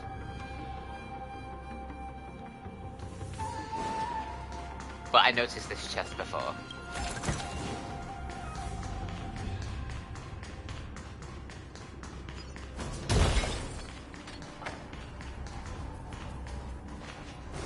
Oh wait. Ah! Is that Mose? No, it's not.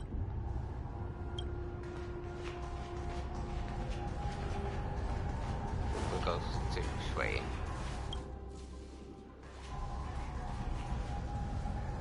Xueyi is here.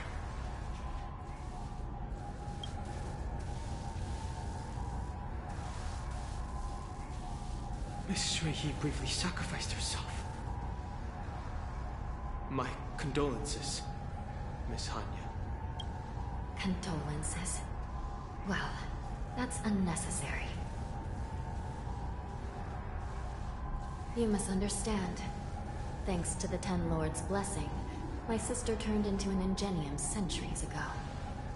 Dying and returning as just a soul to the Hall of Karma's document office has become a routine for her. While I'm not keen on seeing her throw away her body like it's some replaceable part, but...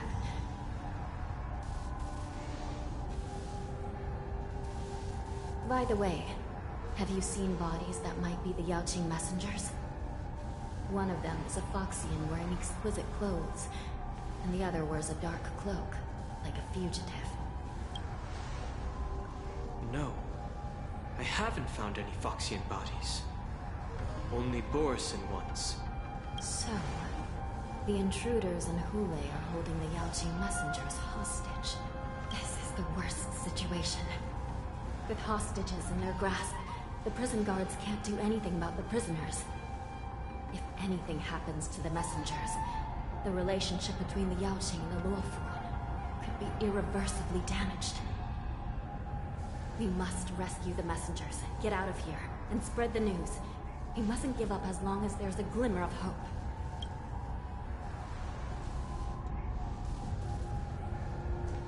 What have you found, Miss Hanya?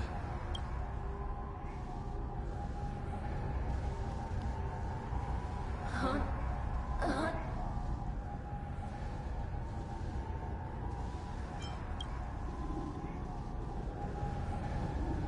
reconstruct. It's my sister. Looks like her soul hasn't returned to the Hall of Karma yet.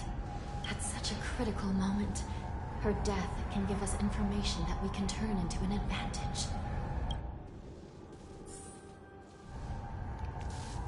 Let me see. The damage isn't too bad. If I can fix it up, my sister will have a temporary body. Okay.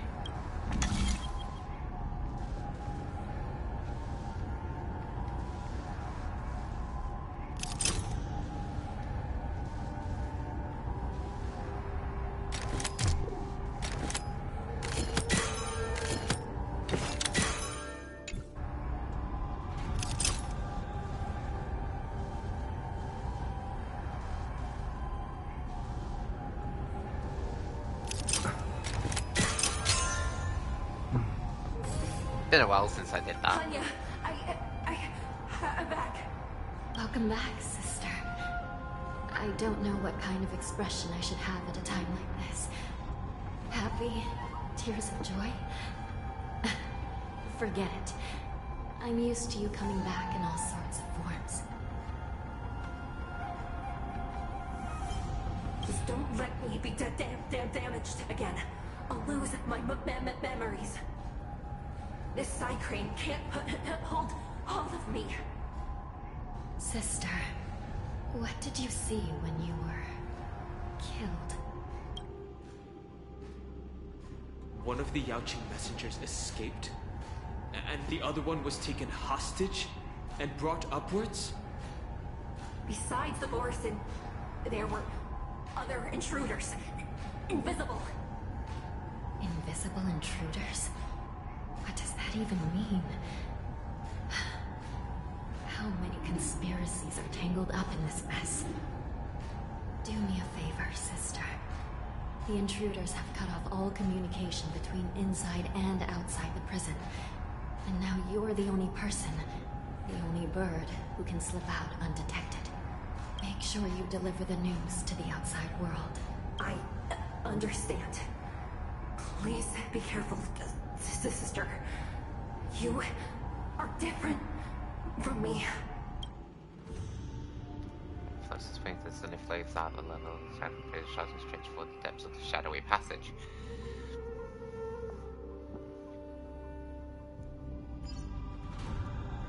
Time is running out, Miss Hanya.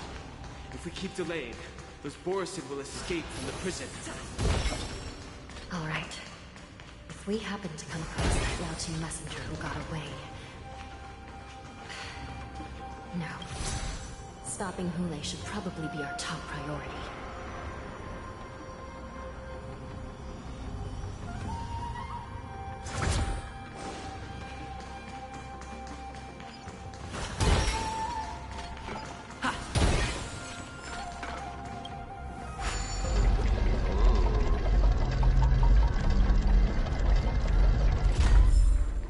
There's so many levels to this.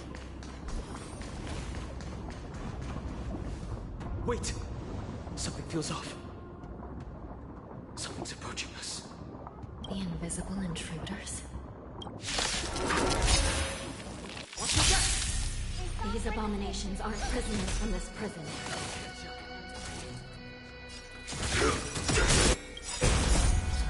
Until everything burns to ashes! Fight to live!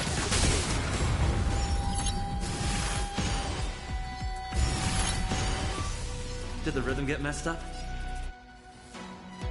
Dreams do come true. That's all you got? The mood is set. Let the show begin!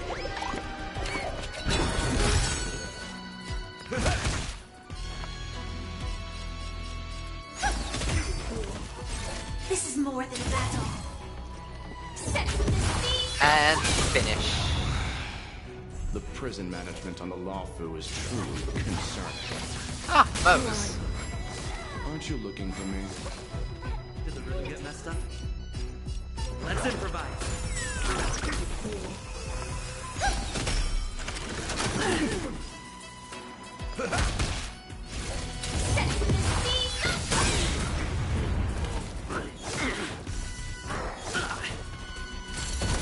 Stay in step. The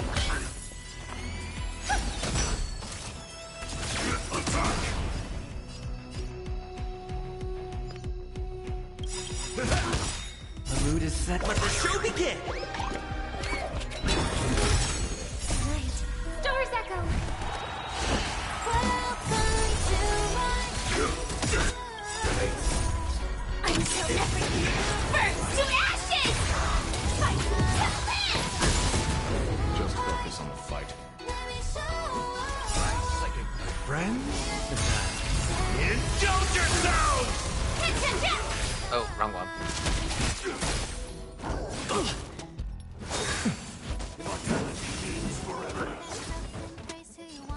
Dreams do come true.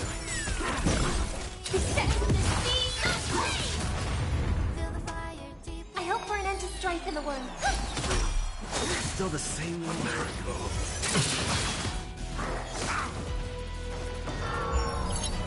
In the mood for another... Let's improvise. The mood is set. Let the show begin!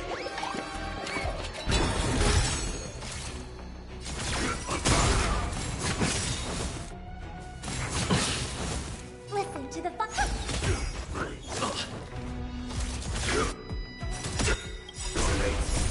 Until everything burns to ashes! Fight to live! Did the rhythm get messed up?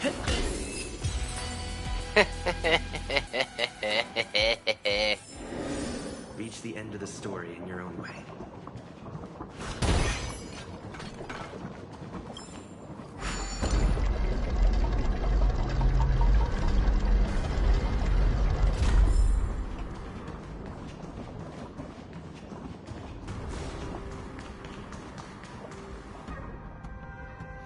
Seems to materialize when I try to record what the prophetic mansions in there at any moment. The future blog post spoken of by Hanya now stands before you. His face is devoid of any expression and color different yet. The prison management on the Loufu is truly concerning.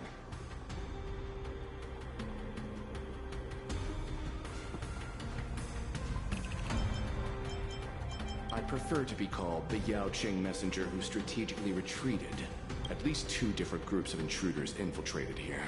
The wolf cubs and these Mara-struck soldiers. Their hiding technique.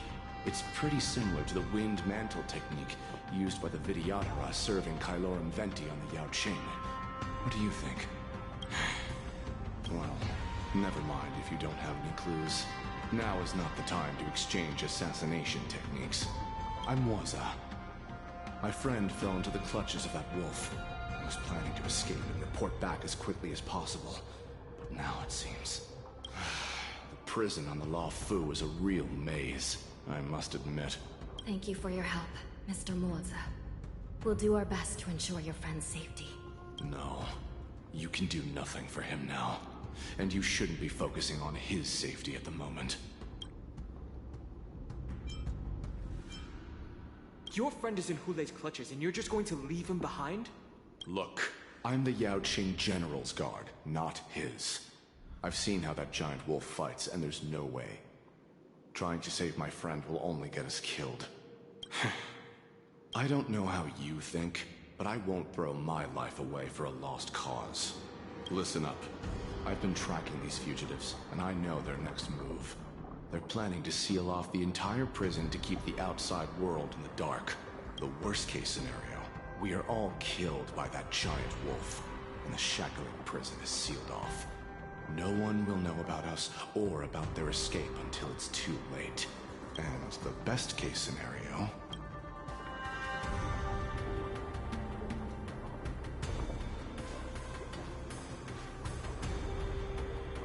No, we won't be able to. We're one step behind them. The best case scenario would be, we seal the gates and trap the enemy inside with us. We can't let that monstrous wolf escape. Hopefully, someone will eventually notice that something is off and come to help. As for whether we'll still be alive by then, it's not something we should think about. You should have a way of comforting people, Mr. Bolt. As a person of the Yaoqing, I've always searched for something meaningful to give my life to. I have to make it out alive. My companions are waiting for me. As a netherworld dweller, I've already died once.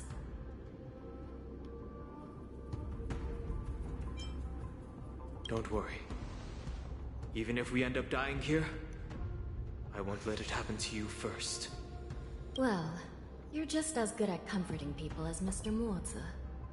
None of you are part of the Ten Lords' commission, so sacrificing yourselves isn't the right move. As a judge, it's my responsibility to guard this prison, and if someone should step up to stop Xueyi from escaping, it should be me, not you. Once we reach the gate, I hope you'll help me seal it. After that, I'll do everything I can to fight the Borisin, and you find a safe place to hide and wait for reinforcements. Now, let's proceed upward.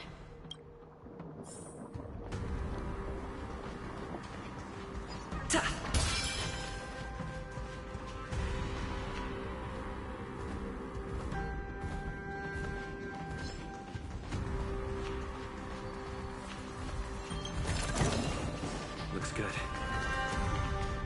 Snook.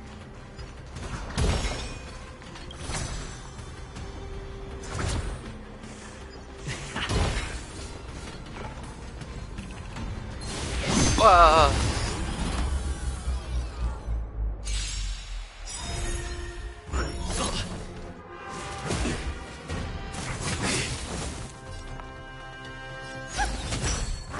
Recalibrating.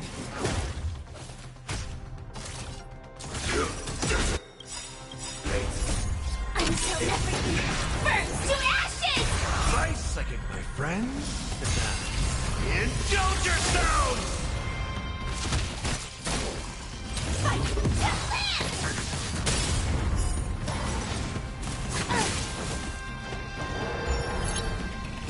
I'll catch up. I hope for an end to... Set to the speed of light! Stay in.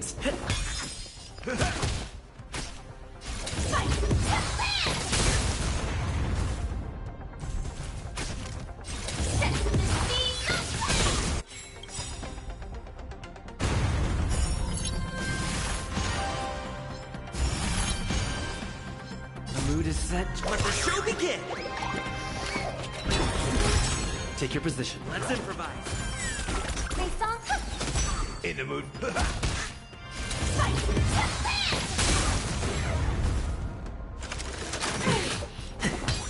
I hope we're... Set to the speed of light! Nice. That really surprised me because all I wanted was that Reach the end chest. of the story in your own way. Wait, there's one there too.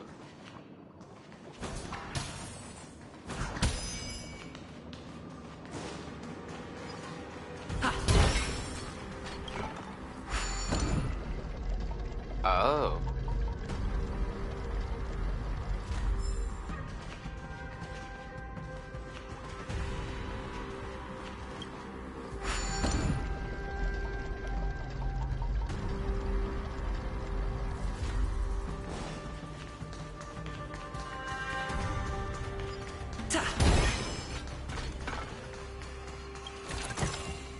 Is that all?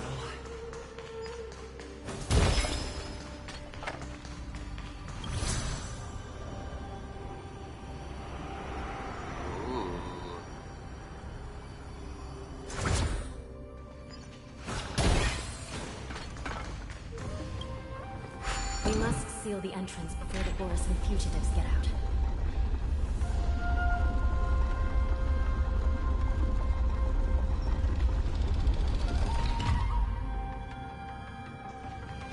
The prison wardens and mechanisms won't be able to hold them for long. Follow me.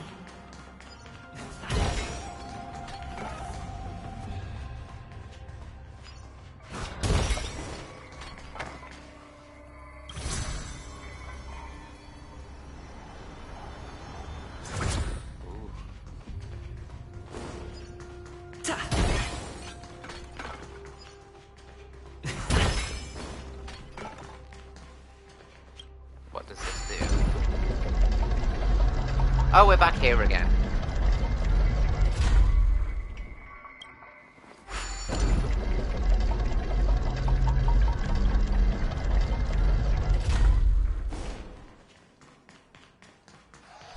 We're almost there.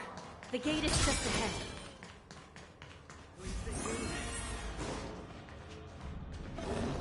Oh. Show begins.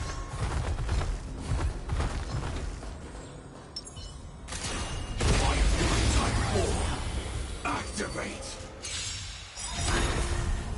May song bring us victory. Initiate clean kill. Until everything burns to ashes! Fight to live!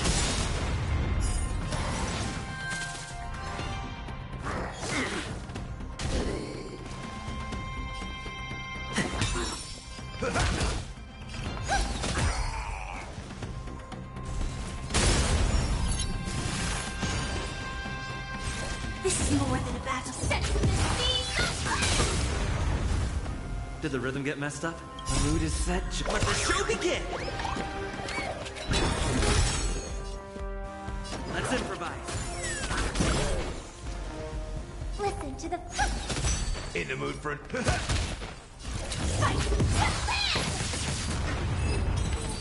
Nice.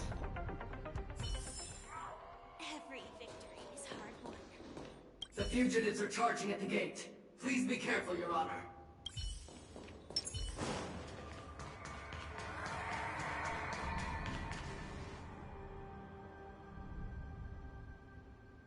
Please stay tuned.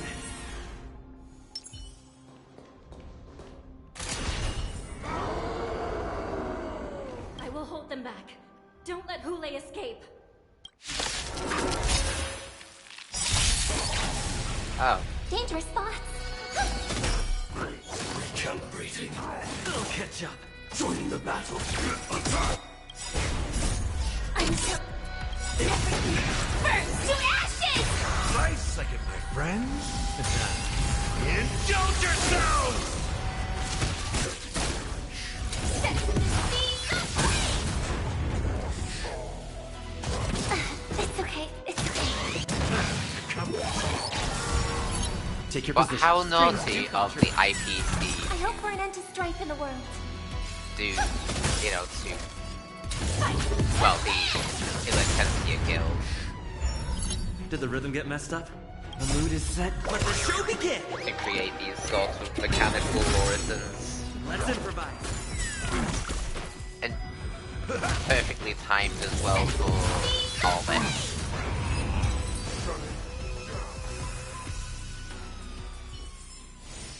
Every victory is hard won.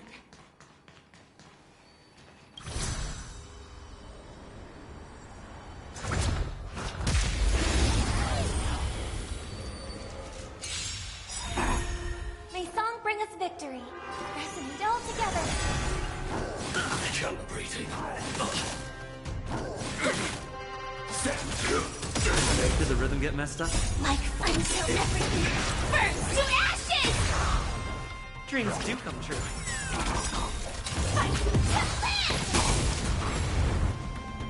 That's all you got?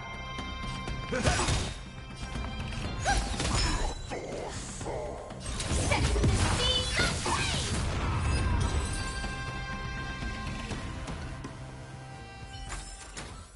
Reach the end of the story in your own way.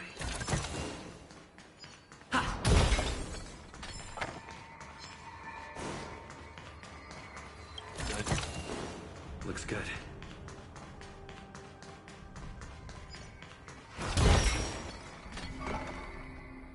Ooh. The Shackling prison has become a killing field. The prison guards try to resist. Ooh. He's still in his farm now. Such familiar memories.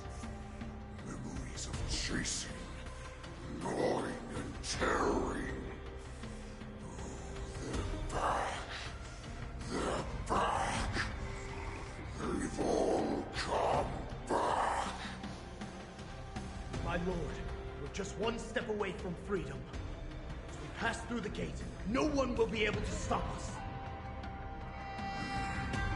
So this hostage is useless now. Kill him, Moktok. He's getting away. Do something, Jiaoqiu. It's just like the old days, you useless loser. Just do something! Maybe this Yaoqing messenger can strike a deal in exchange for his life. He can use his status to help us escape from the Xianzhou. What do you think, Mr. Jiaoqiu?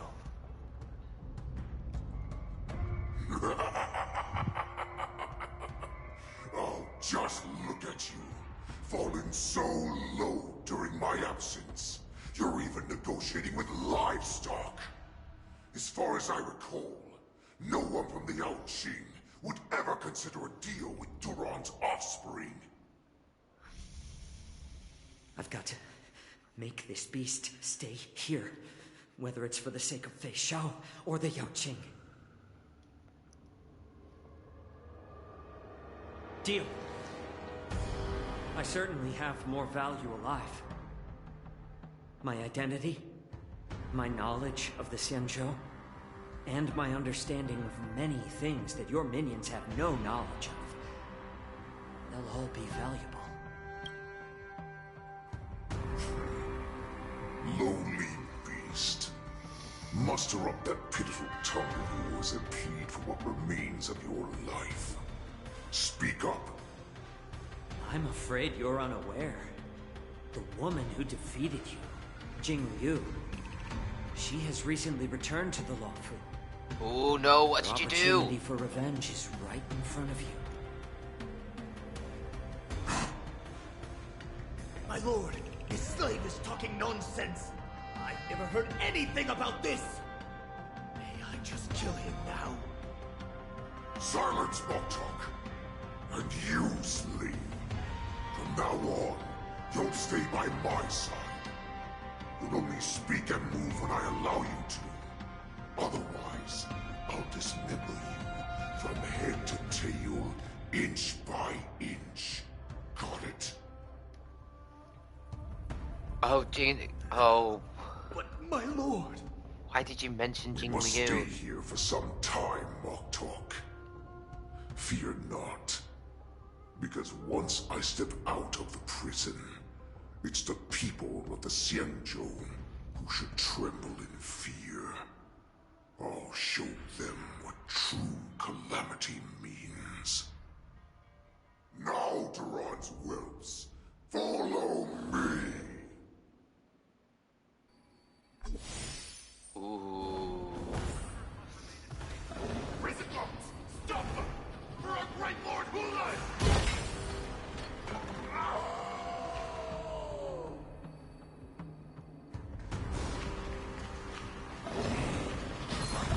Prisoners must remain in place and obey the orders. Those who fail to comply will face severe punishment, serving as an example to others.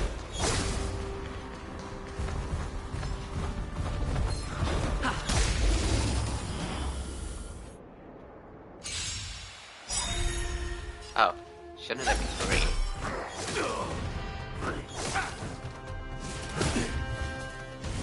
Firefly up. You up. Burnt to ashes! Nice second, my friend. Indulge yourselves! Heal. Heal and attack. Stay in the mood is set. Let the show begin! Dreams do come true.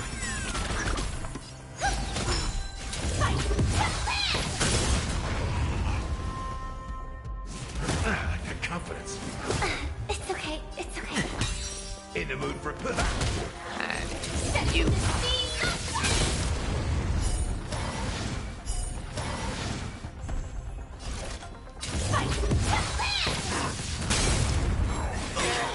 Well done. Recalibrating. Did the rhythm get messed? Let's improvise. Listen to the final.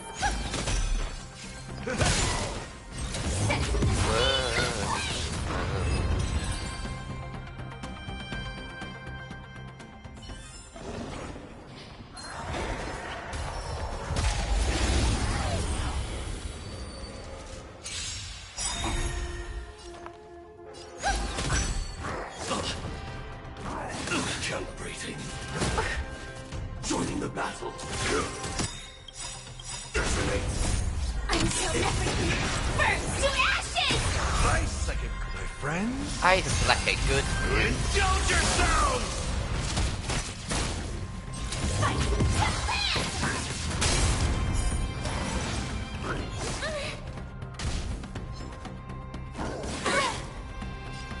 Dreams do come true. Listen to the fine. A sense of the speed of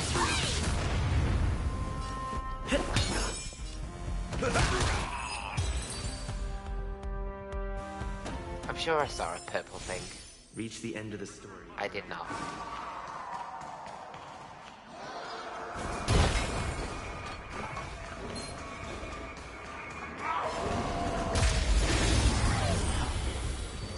That becomes a spare. May song bring us victory.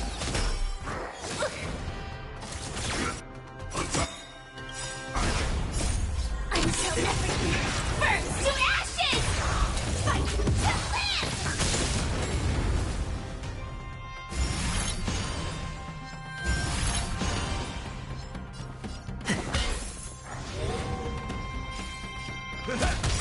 I hope for an end to strife in the world. My friend. Ice like a good. Indulge yourselves! That's all you got? It ain't over. Fire set to the speed of flame! Fight to live! Fire set to the speed of flame! I'll catch up. Let's improvise. May song bring us victory. Fight to live!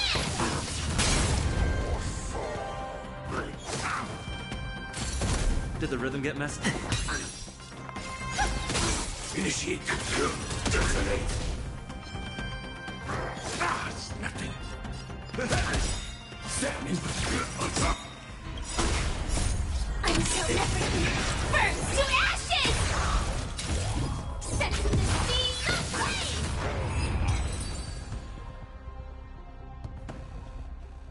Cool. No, I want. Oh, pussy. Ooh.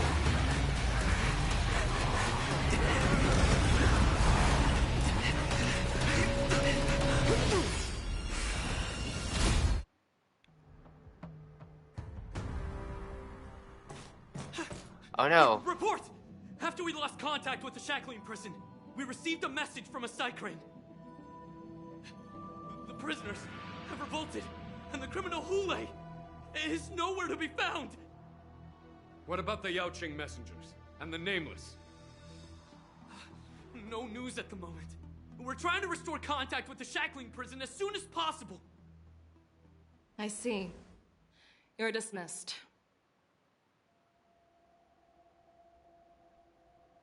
General Jing Yuan, General Hua Yan.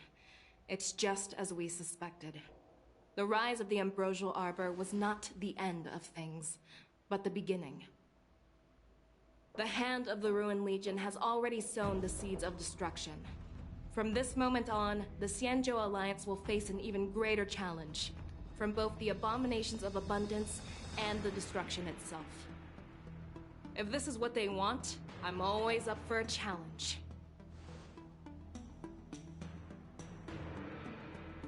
Oh yeah, we're definitely here for the next 3 patches. As the Marshal Well, 2 Special patches. Envoy, I'll dispatch the Loufu Cloud Knights to pursue Xueyi myself. Looks like the hidden dregs have finally come to the surface. And as I said before, it's time to wash them away. Once and for all. After a brief and devastating loss of communication, the lockdown of Shackling Prison was been the US president of the Hive is unharmed, but one of the Yaoqing envoys has been taken hostage. Meanwhile, the bothersome warhead Xueyi, long confined to the devastated Shackling prison, has vanished without a trace. A pursuit between the hunter and the hunted will soon play out on the Zhenzhou Loufu. Are you going to end it there? Still early. Where to now? Oh, you ending it there.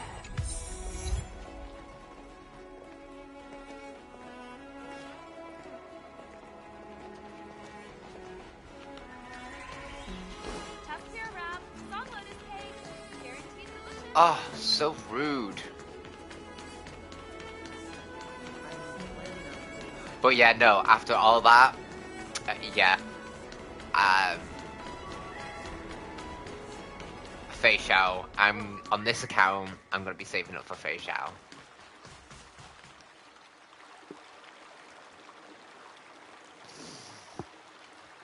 I am so excited for Fei Now that you're in Xiao. position, Miss March, let's get this lesson started.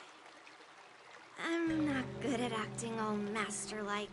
Since Grandpa asked me to teach you swordplay, I won't hold back any secrets. Oh, thank you so much, Masters. Oh, wait. Does this mean our training is only officially starting right now? After all, we need to watch you practice for a few days before we can figure out how talented you are, right? So, how'd I do, Master? You're definitely talented, Miss March. Hey, here you are. Did you hear that? These two masters just called me a swordplay genius.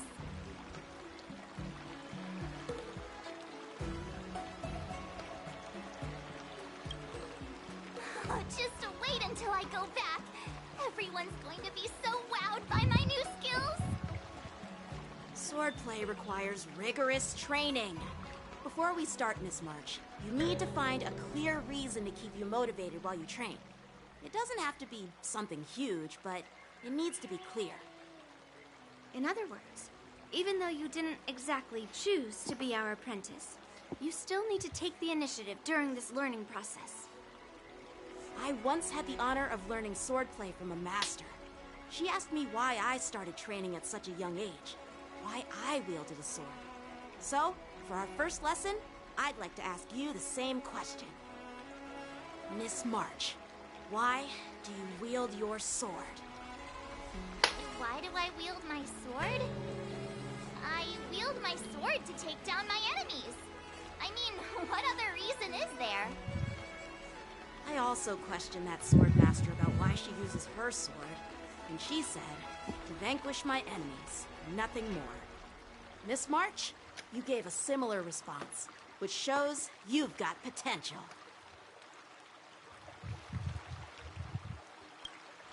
The best way to take down your enemy is with a blaster gun. I heard a hero say something like that in an immersia.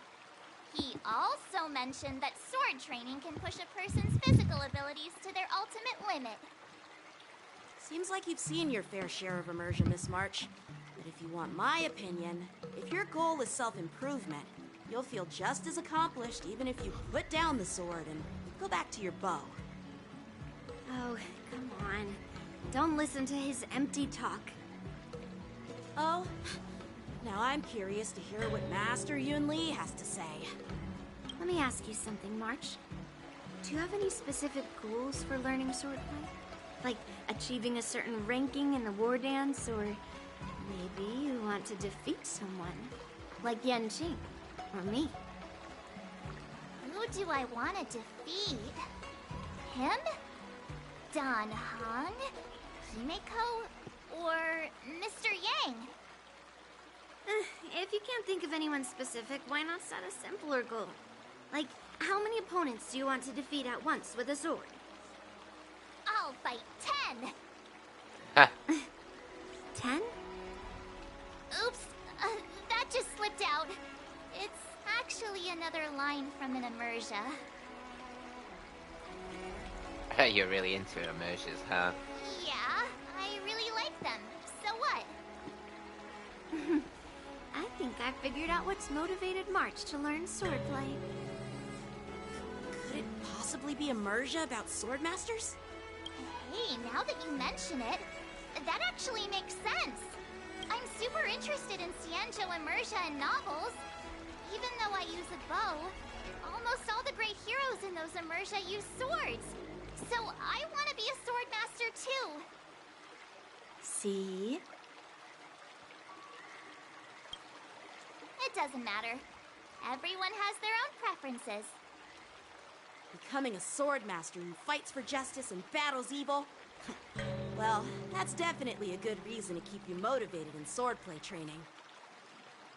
Now that you've both given your approval, I have another small request. I want to perform a tea ceremony to honor you as my masters. Remember, you'll need to tap the table a few times with your fingers. Tea ceremony? Tap the table? Do we have to be so serious about accepting an apprentice for the first time? Please? That's how those heroes in the Immersia show their respect.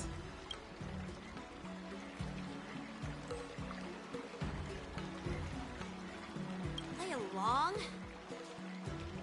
Let's just stop wasting time. Just treat us to some milk tea. And then we can start our real swordplay training, okay? Yeah! Alright, let's go. To the Sleepless Earl.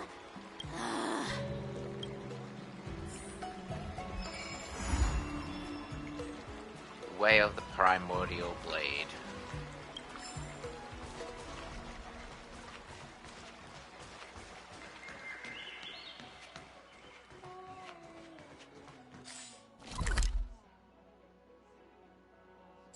Oh yeah.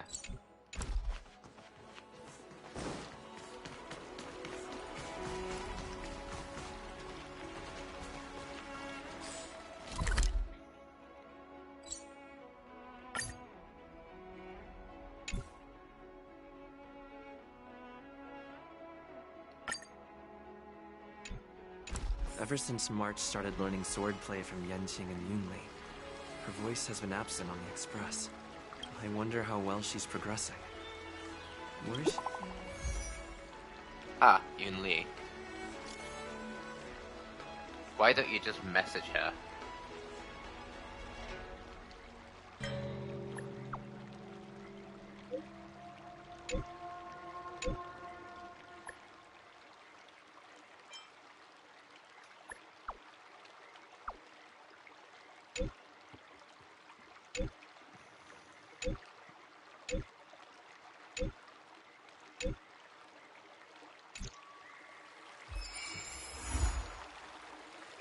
Swords that power.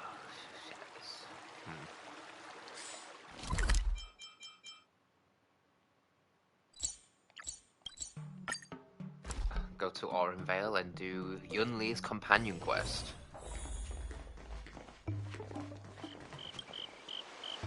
There you are. I was looking around before you got here. I already looked everywhere, but March 7th is nowhere to be found. Forget it. Let's just assume she successfully skipped class. Actually, she's been quite diligent in her swordplay practice and hasn't taken many breaks lately. I think she deserves a day off. Besides, I used to skip classes even more than her back when I was still learning. If I was in the mood, I could train for 3 days straight. But if I wasn't in the mood, none of my seniors could find me. So, I can understand where she's coming from. So then, can I go back? No need. I asked you to come, so I won't send you away empty-handed. Since you're here, let me treat you to some tasty food. I'm more interested in you today. Let's walk and talk. Lisha told me there's tasty food in Arum Alley. Let's go there. Dumplings and steamed buns. A table for two, please.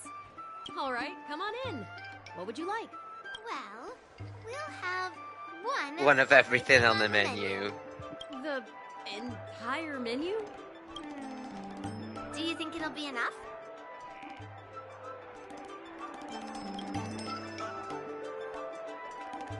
Don't worry, I've got enough money with me.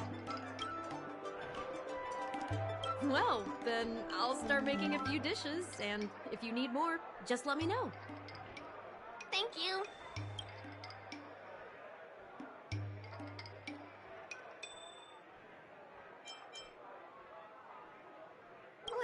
To be more precise, I'm interested in your sword. Yanqing mentioned you before. He said that you're not to be underestimated, and that your weapon has a unique shape. So, I've always been curious about your sword. How the weight is distributed, what material it's made of, whether it contains any special ingenia, and what kind of sword techniques you use. It's not a sword, it's a baseball bat. Seriously? A bat? Just the opposite. This is fascinating.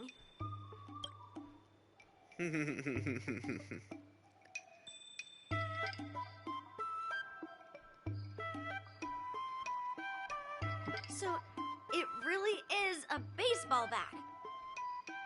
Grandpa said that a sword doesn't have to be constrained by its shape, so, in a sense, your bat is a sword too. He also said that a weapon mimics its master, so your bat actually reflects your habits and nature, you know? I wonder what she'd say if you say, Let me guess. that if you say Yun Li is like, oh yeah, I use a hat, I use a fedora as a weapon. Improvising and can handle yourself well against tough foes. Am I right?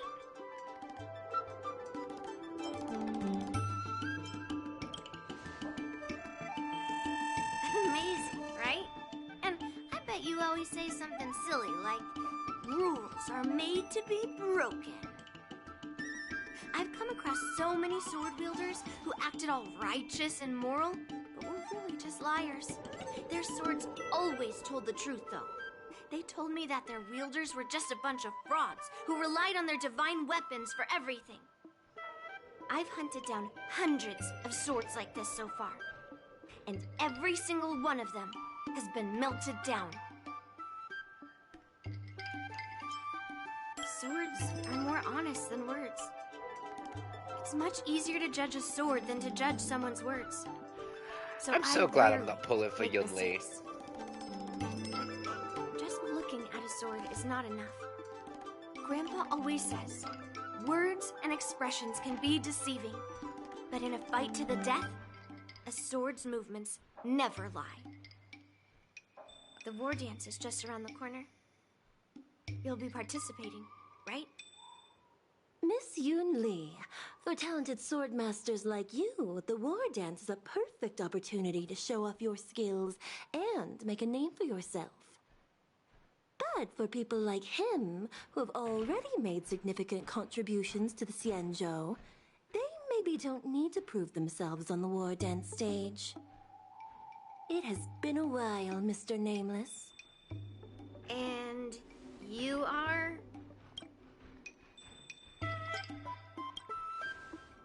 Thank you for your introduction, Mr. Nameless. I'm Xueyi, and I work in the Palace of Astrum as the secretary for the Hellmaster. I apologize for interrupting your conversation. I happened to hear you discussing the war dance. And since this person is an old acquaintance, I thought I'd come and say hello. Yes, with the war dance approaching, many guests from afar are pouring in. Mr. Pavo here is one of them.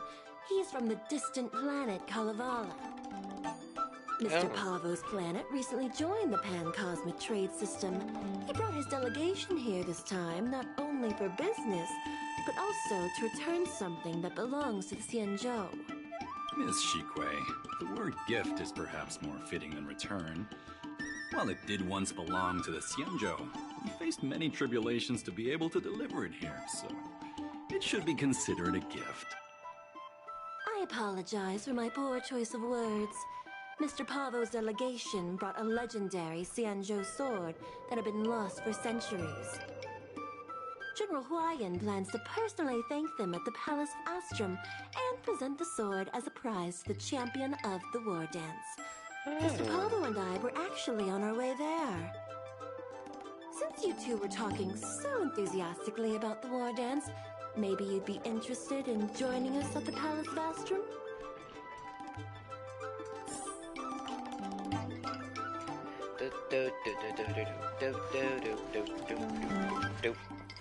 Let's head to the Palace of Astrum together. Hmm? But yes. I am. It's the prize for the war dance after all. I might not know all the stories and legends, but Grandpa always asks me to go look at swords with him. But he hasn't said anything about this one. But now that we're invited, let's go and check it out.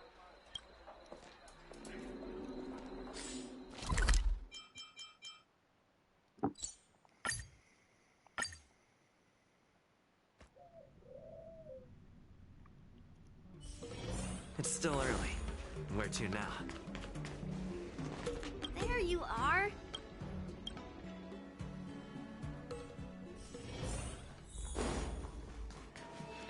Please Why allow are me you to here? offer a sincere compliment, my fair lady. Your beauty is as pure as a snow-white iris.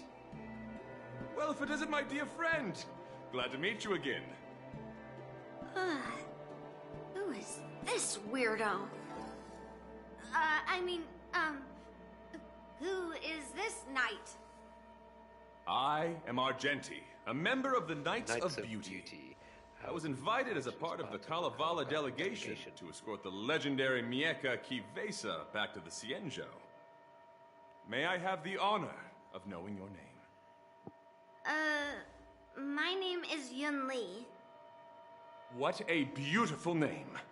I wonder if you have ever heard the holy name of the pure and flawless goddess Adrilla. Oh, you're here, Yun Li. Didn't expect you to be so well informed.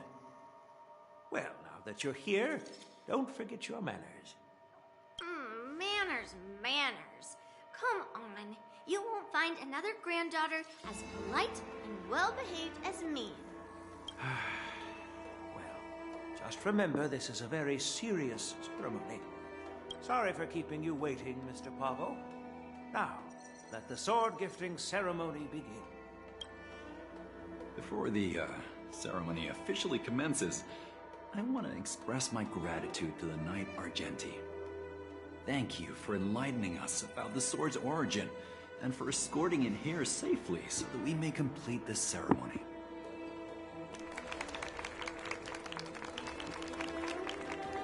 On behalf of the Kalevalan delegation, I, Pavel Kalistaya, am here to return the legendary Mieka Kifesa to the Xianzhou Alliance, its rightful homeland.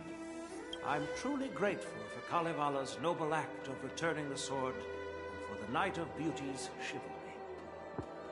Now, as we gather here on the Xianzhou Loufu, I officially welcome the sword back to its homeland. Mieka Kivesa. It's a fitting name for a sword with such a legendary past. I still remember the name engraved on this sword the day it was forged. Guyin.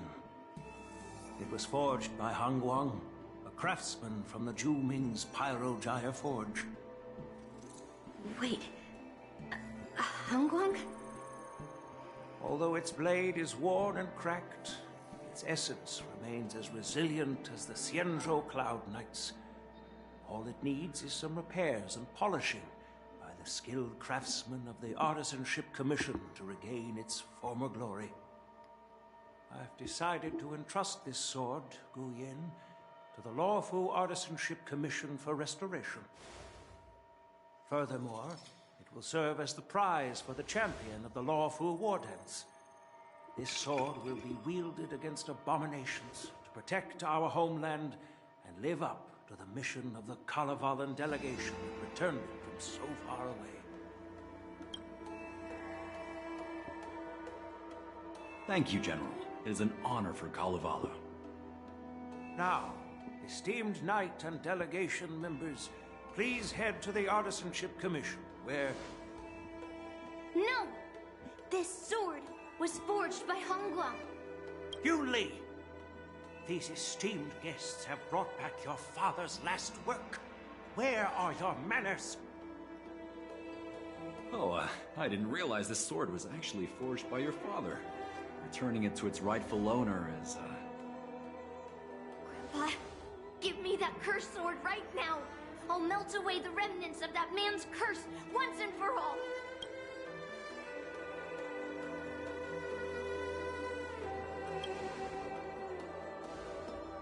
Don't be rude, Yuli. Apologize to our esteemed guests from afar. I'm sorry. I'm sorry for making a scene. But I have to melt down this cursed sword. I won't let it fall into anyone else's hands.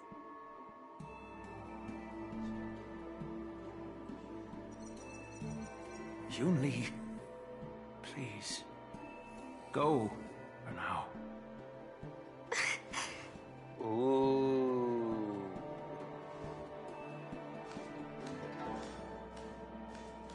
Dishonor on you, dishonor on your family, dishonor on your cow. This is exactly why I didn't want Yuli to know about this. I didn't want to create trouble, but trouble found its way here anyway. Perhaps it really is divine intervention. Could you, please, keep an eye on Yunli for me?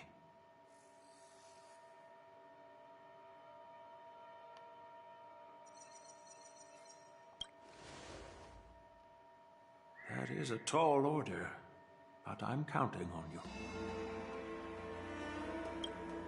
I apologize for the unfortunate interruption. Let us move on with the ceremony.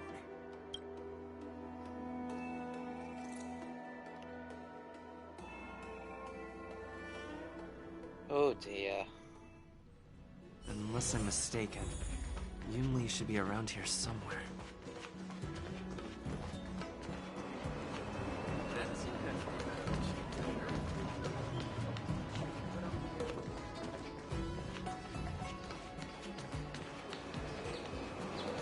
Is she... No, she's not. Where is she? That's a hefty battle. Oh, there she is. Oh, Yunli, don't cry. You're right, you're right. Did Grandpa send you to look for me? Yep. I bet he did.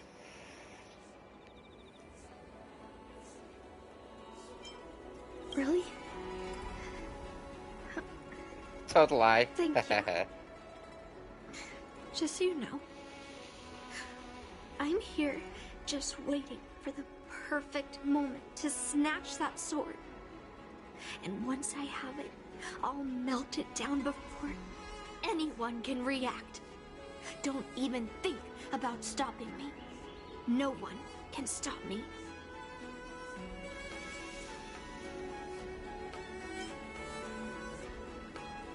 You do have some skill. But now is not a good time to try to stop me.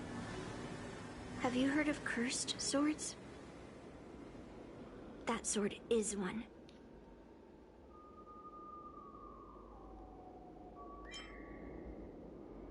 You've clearly heard a lot of folk tales. But that's not the kind of cursed sword I'm talking about. A cursed sword lets anyone, even a complete novice, wield it with insane skill. Just by holding the hilt, even the weakest rookie can brandish it with incredible speed and strength. I'm not joking around. And I'm not making up some crazy story. While a cursed sword grants instant abilities to its wielder, it comes at a cost. It's like continuously adding fuel to the forge. With each swing, the sword drains the wielder's blood and essence. Day by day, the fuel will run out, leaving nothing but an empty husk. Soon enough, it'll no longer be a person wielding a sword, but a mindless, killing machine, consumed by bloodlust and murderous thoughts.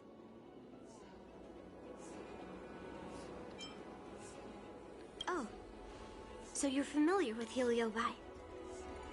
That makes this much easier to explain. There was a lunatic swordsmith who infused metal blades with Heliobi. as he was obsessed with turning weapons into living things. And this is how cursed swords were made.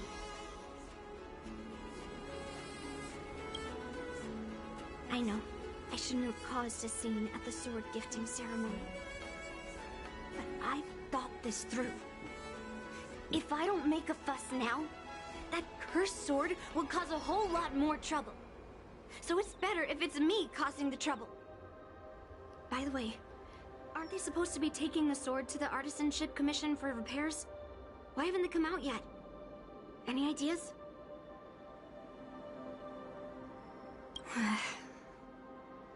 Looks like they're not going to show up here. I'll just head straight to the Artisanship Commission.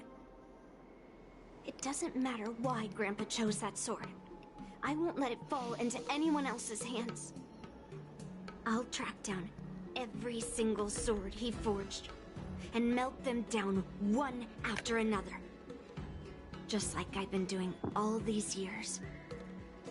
I have to go now. Is she planning to sneak into the Artisanship Commission and steal that sword?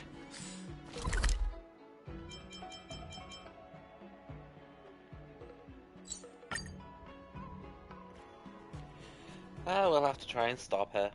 The Artisanship Commission is so big. Where could she be? Just a while ago, a girl came up to me, all fierce and demanding directions.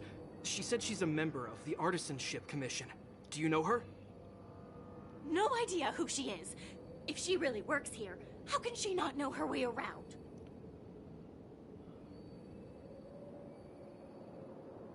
Oh, I see. That explains it then. Explains what? It explains nothing at all. She said something like, I'm a member of the Artisanship Commission. Where do you keep your precious stuff? I got scared and pointed her toward Master Gongshu's warehouse, where he stores his arumatons. Wait, why did you give her directions? What if she's planning to steal something? Where else? Like I said, she was headed straight for the warehouse, where all the valuable arumatons are. Yeah, that place is filled with Master Gongshu's precious arumatons. I bet they'll give her a hard time. Oh. Good quality, good price, hassle-free chartering.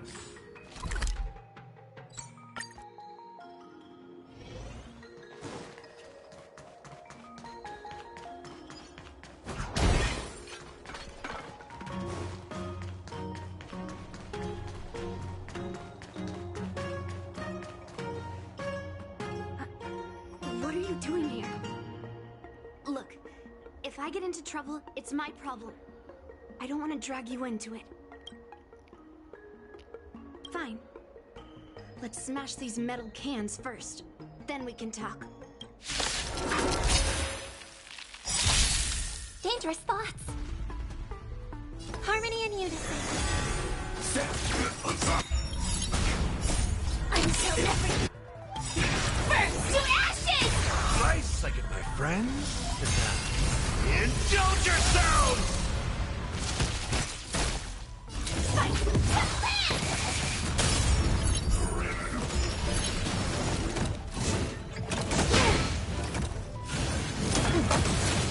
Take your positions. May song bring us victory.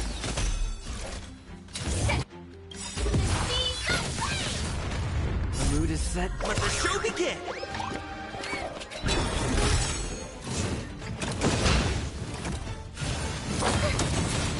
Stay in step. Let's improvise.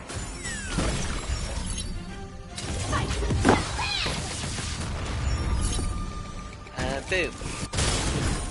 Boo. That's all you got? Dreams do come true.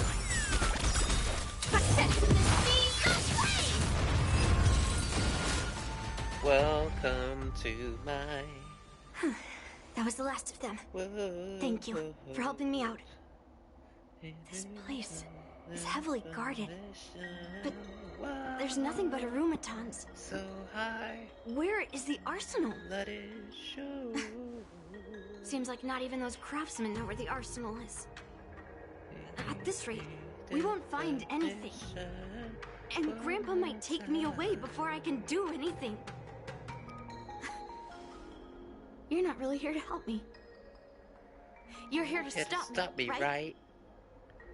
Of course I'm here to stop you. You have a kind soul, but if you want to stop me, you'll have to prove yourself. Let's fight. You probably think I'm being impulsive and unreasonable, right? Yep. Hey, I'm not always like this. It's all because of that cursed sword.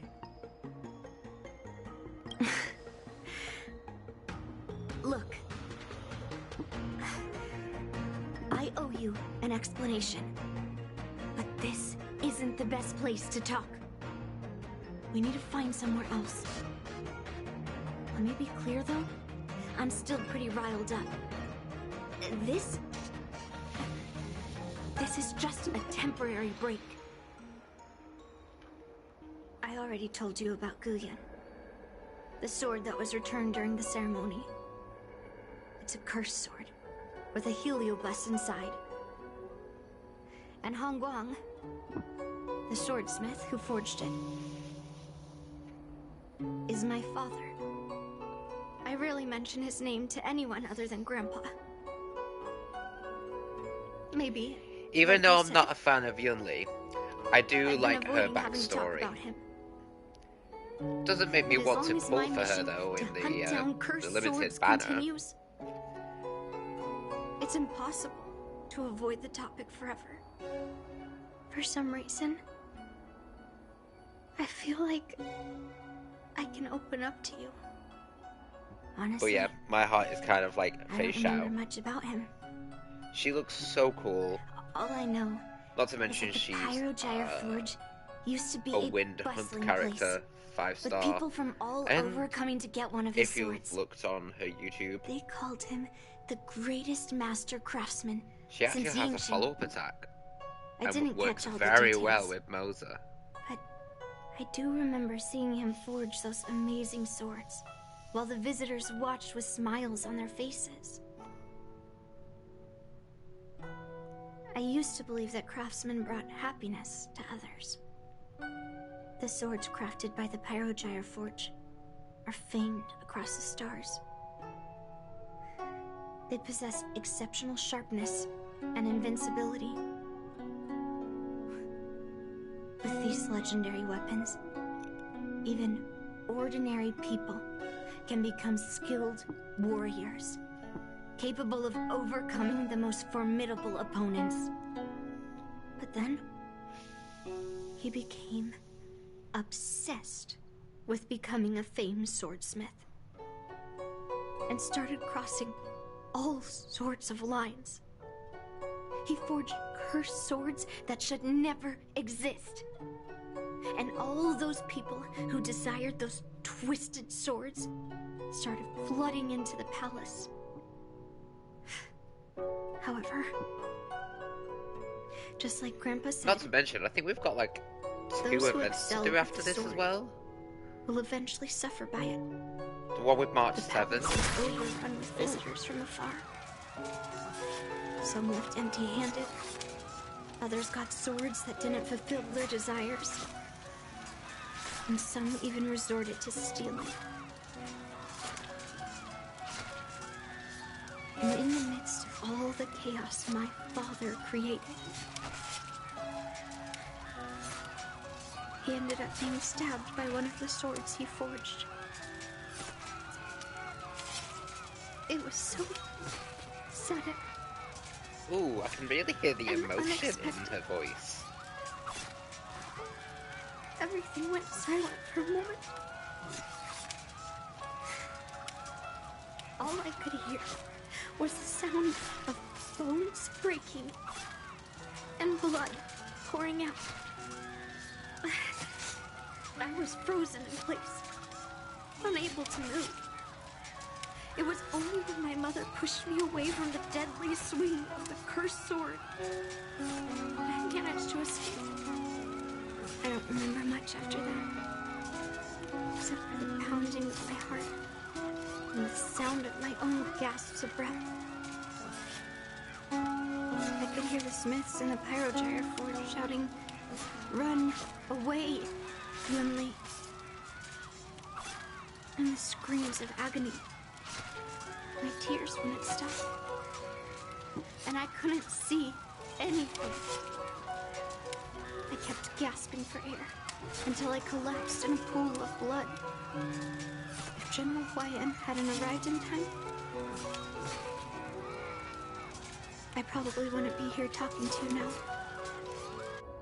After that, General Huayan took me in and treated me like his own granddaughter. To me, he is 100 times better than my sinful father. He taught me forging and swordsmanship. Hangguang paid for his sins, but his troubled legacy must not go unchecked. According to the records, he forged a total of 1,382 Heliobus cursed swords, and 182 of them had unique designs. When I joined the Pyrogyre Forge for training, I made a vow to hunt down all those cursed swords. So far, I found 312 of them, and Guyan will be my 313th. Like all the other cursed swords, I'll separate it from the Heliobus. Then, I'll melt it down and make it part of the Blade of Forged Remnants. I've said my piece now. Even though it'll be tough for Grandpa, I still have to melt down the sword. Those travelers who came seeking Hongguang's swords all came in the name of justice and honor. Most of those so-called great heroes were heartless killers. They are only called heroes because they won. Many of the cursed swords I've destroyed had honorable and grand names, too. A legendary sword and a butcher's knife are often just different ways of describing the same thing. Somehow, after talking to you, I feel like I've cooled off a bit. Well, I'll have an honest conversation with Grandpa tomorrow. And I won't take any action against Guyan until he gives me his reasons. Yeah, I shouldn't have done that in a public place. Anyway, thank you. We'll catch up tomorrow. I should go back to the Palace of Astrum.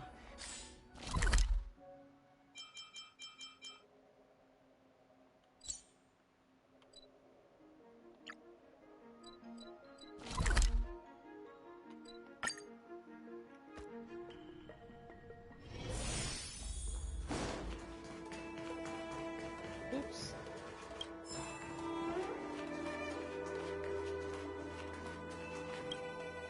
My granddaughter didn't cause any trouble, did she, young man?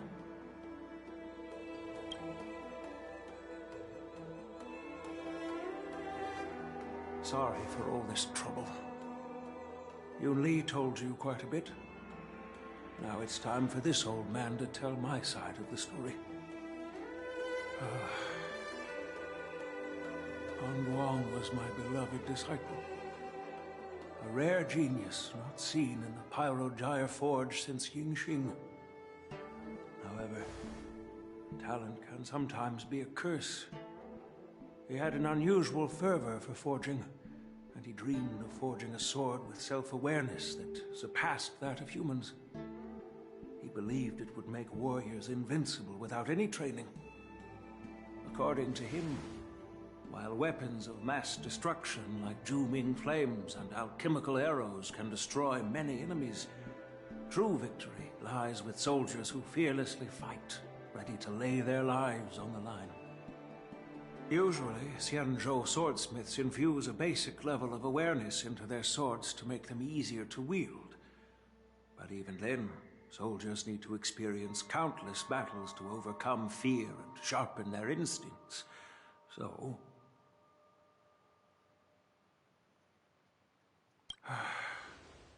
by infusing Heliobi into swords, he managed to forge weapons that could grant their wielders strength and valor, and even make decisions for them. However, weapons are different from regular tools. They are meant to kill, plain and simple.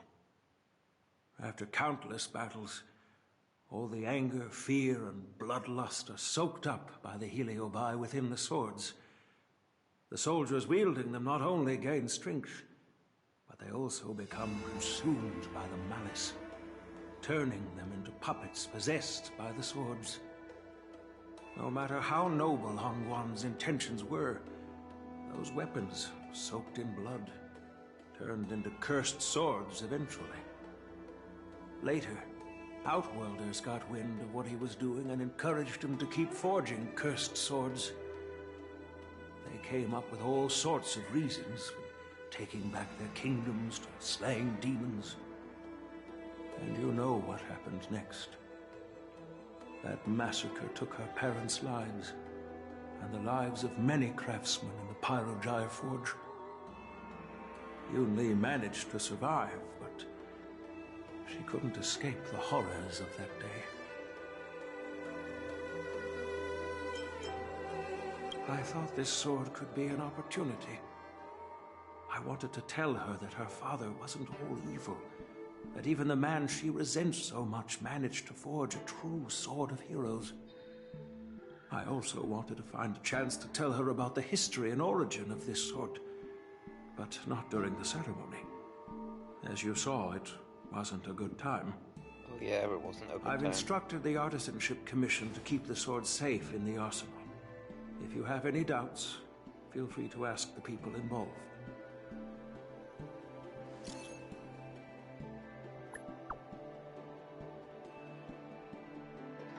Ah, Master Gongshu.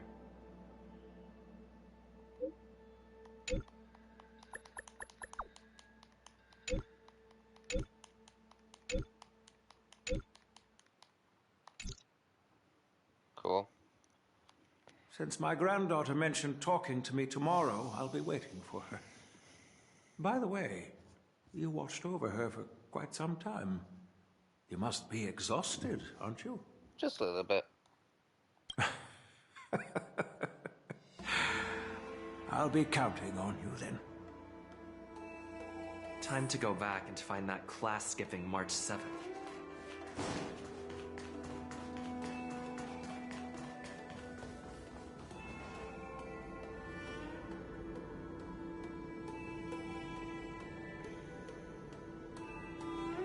Lol.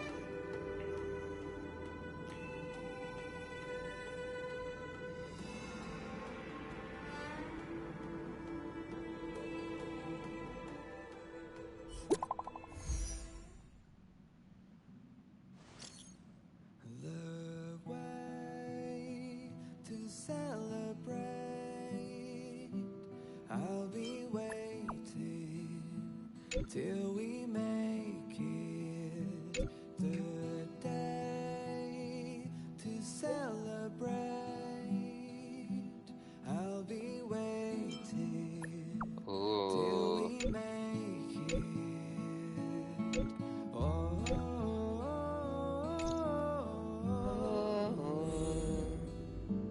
we'll see.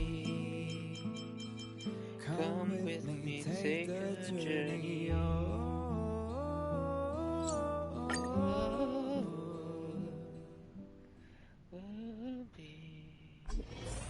Come with me, take a journey. All right, everyone is here.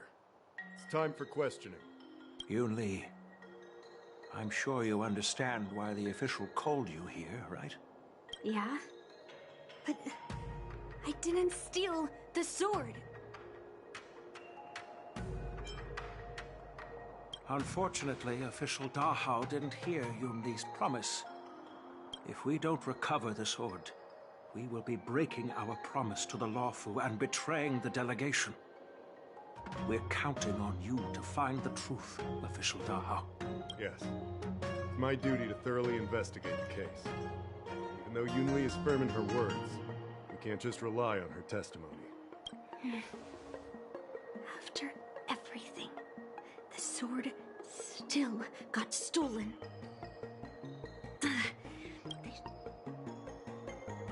In this case of Gu Yun's theft, everyone involved seems suspicious to some extent.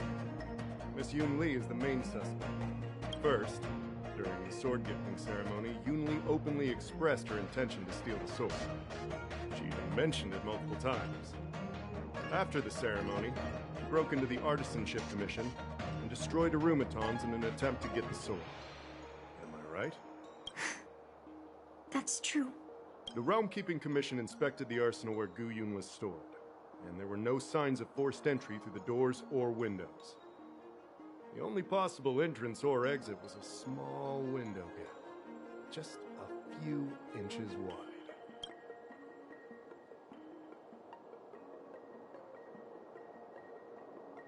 Hey! It's just a theft.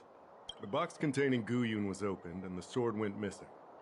But none of the other swords in the room were touched. Which means... Well, I do know about the box and the cursed sword. Exactly. The suspect had a clear motive and took only Gu Yun. So, besides the ceremony participants, only the delegation members had access to the sword. So, did you steal it? No. Then stop joking around. I can prove that he came to me after leaving the Artisanship Commission, so he couldn't have stolen the sword. To put it simply, not everyone who's seen the sword has been to the Artisanship Commission, and not everyone who might want the sword has seen it. So, the only remaining suspect is Miss Yun Li. Fair enough. So... I didn't steal the sword. Well, when you've eliminated the impossible, whatever remains, however improbable, must be the truth. If you want to prove me wrong, better come up with some solid evidence. Let me gather my thoughts. I need to help Yun Li clear her name.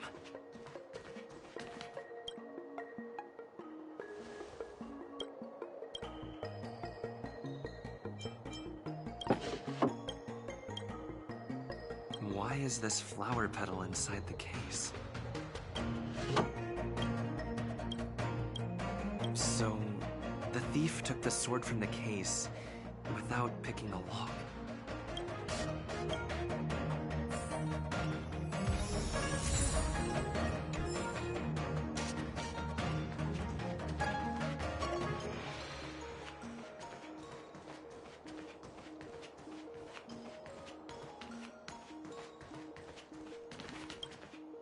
Yun Li says but I know well you were with Yun Li yesterday. I'm counting on you then.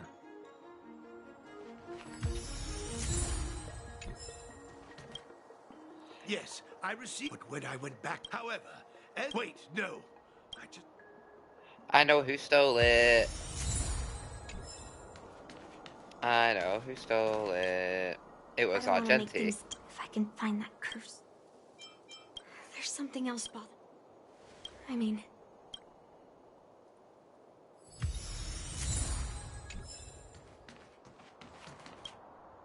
Who could have thought that regardless, we've accomplished... That's enough, young man. The first master of the Miekik, the monarchs, would heed the guide. What is, The point is that the Miekik keep...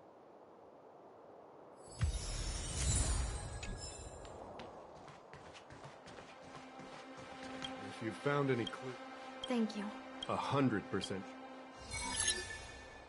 Throughout the entire incident, there was only one suspect who broke into the Artisanship Commission, and that was Miss Yun Li. Miss Yun Li caused a ruckus at the Artisanship Commission trying to take away Gu Yun, but you stopped her in her tracks. After bidding farewell to you, Yun Li pretended to leave, but snuck into the arsenal alone and stole Gu Yun.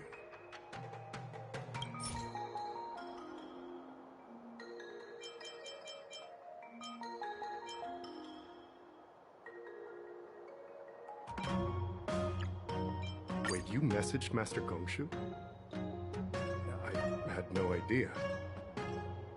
Well, that's some solid proof right there. However, it only proves the sword wasn't stolen up to that point. I didn't do it! After bidding farewell to you, Yunli pretended to leave, but snuck into the arsenal alone and stole Guyun. On second thought, maybe let me think about it again. Take your time.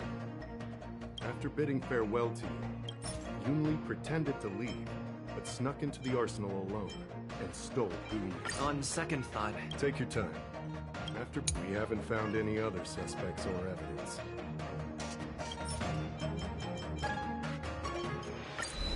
I found this in the crevice at the bottom of the case. A rose petal? Huh. I must have missed it during the search. Why was there a petal inside the case? I don't know. But I do know that wherever that Knight of Beauty goes, he always leaves behind a trail of rose petals that's almost impossible to clean up. My thoughts are a mess. The sword case was never locked, but how did he manage to take the sword from the Artisanship Commission? Why did he steal it after returning it here? And why would he leave that petal in the case? I know. Guyun flew out of the case on its own. The Knight of Beauty only unlocked the box to aid its escape. Don't be ridiculous. How can a sword escape from a case on its own? You've never seen a flying sword before? I've only heard about the Mieka Kifesa being able to fly in legends. But even if it could fly, why would the Knight of Beauty do this?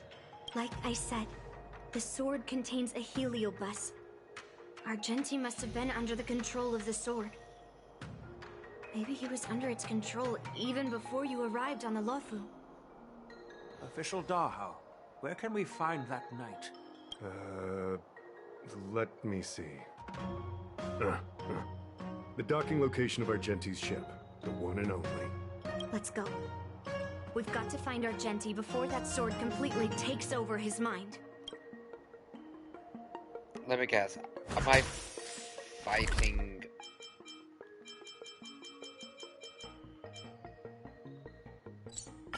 Am I gonna fight Argenti again? It just keeps on popping up. It's still early. I'm so glad I didn't pull for Argenti. You can't change it.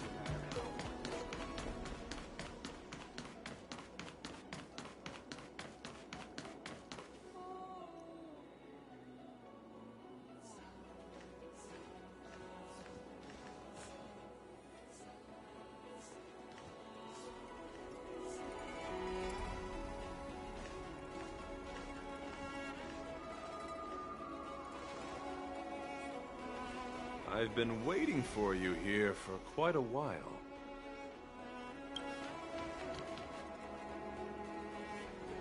Knight of Beauty. You're the one who stole Guyun, right? Hand it over. You have no idea how dangerous that cursed sword is. Dangerous? In my humble opinion, real danger is always the hand wielding the weapon. Please allow me to correct your statement. I never attempted to steal this weapon. As a Drilla's knight, I've sworn to live in poverty and possess only what is necessary. What? What do you mean? I agreed to assist Master Guyun in its escape from the Xianzhou. As the person who pulled it from the stone monument, captivated by its beauty, I must not let it down. I couldn't stay in the arsenal to convince the craftsman, nor did I want to take the sword like a thief. That's why I left behind a small piece of evidence that pointed to my identity, in the hope of an open and honest conversation with you. Whatever your reasons are, you're planning to take the cursed sword away from the Xianzhou. Hand it over to me! Back then, it was the beauty of Master Guyun that impressed me. So I willingly embarked on the journey to return the sword. But unfortunately, Master Guyun's homeland is no longer the ideal place for it to return to. As a Knight of Beauty, I must not abandon it halfway. Oh no. He's completely captivated by the power of that cursed sword. That's what makes cursed swords so scary. Captivated? No, I am touched by Master Guyon's flawless beauty. To be honest, I'm confused why none of you can understand this sword. This is quite heartrending. I've already made up my mind to take Master Guyon away from the Xianzhou. That cursed sword has messed with your ability to think. But I'll break you free from its grip. I'll shatter its illusion. And the sword itself. Fair lady, if you're intent on taking away this person, this sword that is under my protection, please engage me with a fair duel according to knightly etiquette. As a representative of this duel, I, Argenti, challenge you. I swear on the spirit of chivalry, in front of Adrilla the Beauty, that I will represent Master Guyon in this duel. If I win, you will allow Master Guyon to leave the Xianzhou with me. And if you best me, Miss Yunli, I'll accept my defeat and turn Master Guyon over to you. Do you accept my challenge, Miss Yunli? Fine. Yeah. Show me what you've got. You're not going to use Guyon to fight for victory? Well, I know a thing or two about swordplay. In a proper duel like this, a knight should rely on the skills he's honed day A real weird. Stay in step. Price like a good brew, my friends. Indulge yourselves! The mood is set. Let the show begin!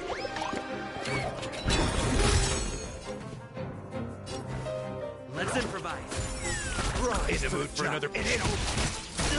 I hope for an end to strife in the world. Resonate all together. Let the duel commence. Put forth all your might.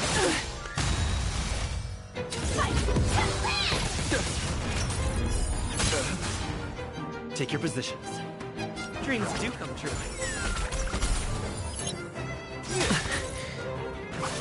I'll catch up. This is more than... Listen.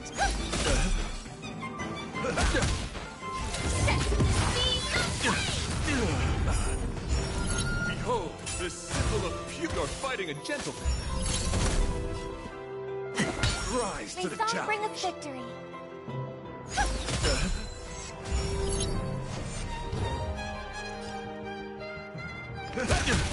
Let's sign this. Go. All your might. Boom. Price like a my friends. Indulge yourselves! You. Boom. A show. Ah! Let's improvise. Right. Let the duel commence. Put forth all your might.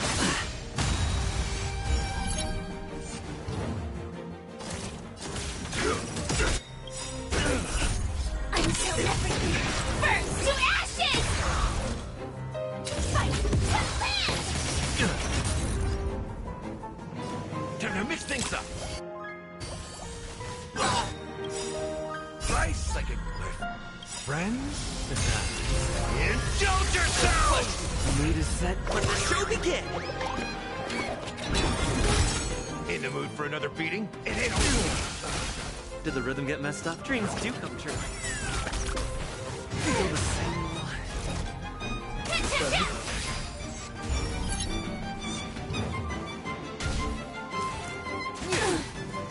You're fighting a gentleman. This isn't set.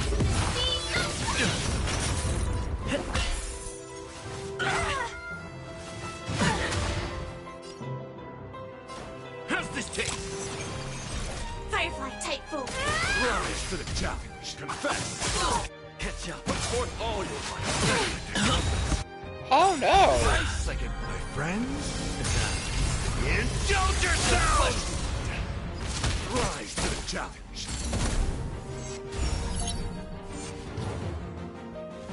Oh, calibrating. Let the duel commence. Put forth all your might.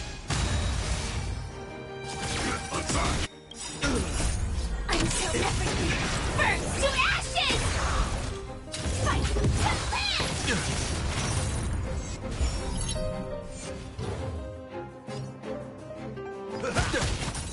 Attack detected! You're fighting a gentleman.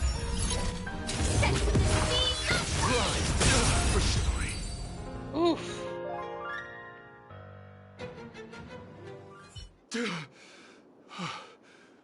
I've lost. According to the rules of a knight's duel, I should keep my promise and hand over the sword to you. But before I do that, I hope that you, as the winner, might have the mercy. This sword has been cursed since the day it was forged. Place it in front of me, and let me destroy it. Do what she says, Knight. But... You've done so much for me already. It's time for me to face her alone.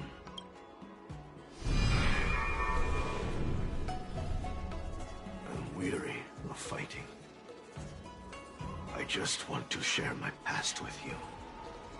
To explain why I want to escape. It's a nice sword as well. After that, I'll leave my destiny in your hands. Are you afraid to witness my past, little girl? Afraid? Well, you do have a different aura from other cursed swords. But you're just trying to use my curiosity to lure me in. Well, you know best that a single touch won't snatch away anyone's sanity.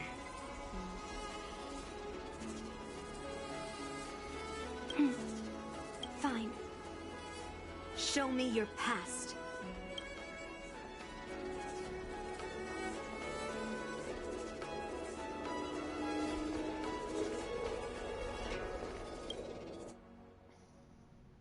It's already impossible to contact the main Cloud Knight forces.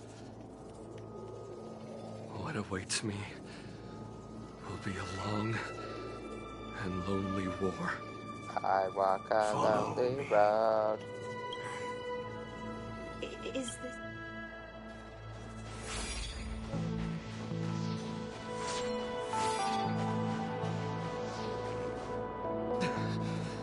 It's so cold here. I didn't feel it when I was in the thick of battle, but now it's freezing me to the bone. Why are we on it? You're level 6. You're indeed a masterpiece from the Xianzhou Juming. If you hadn't taken control of my body, I probably would have been decapitated in that fight. Quiet, and stay alert.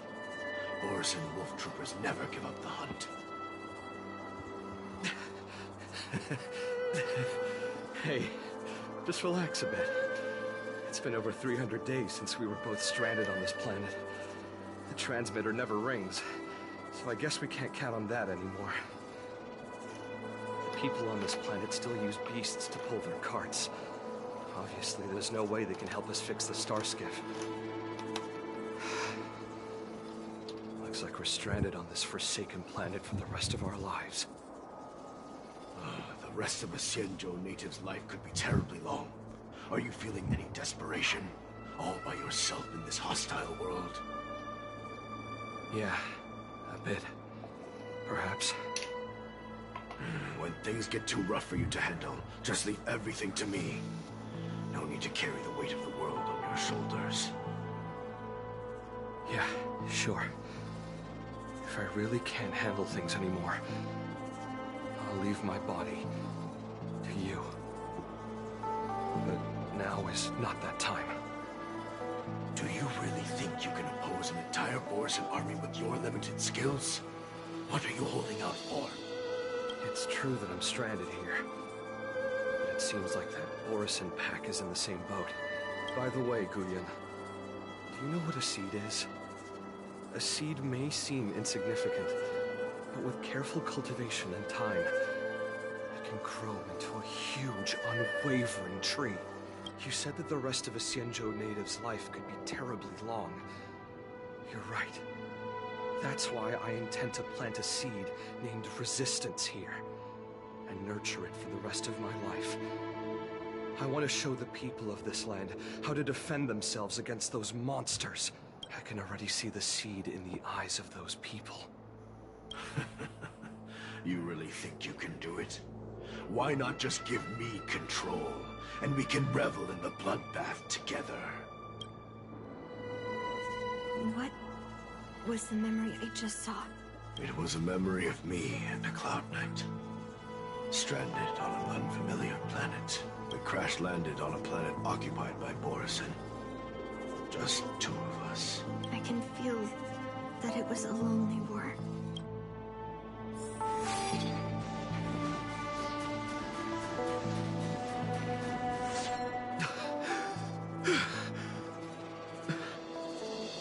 I'm alive.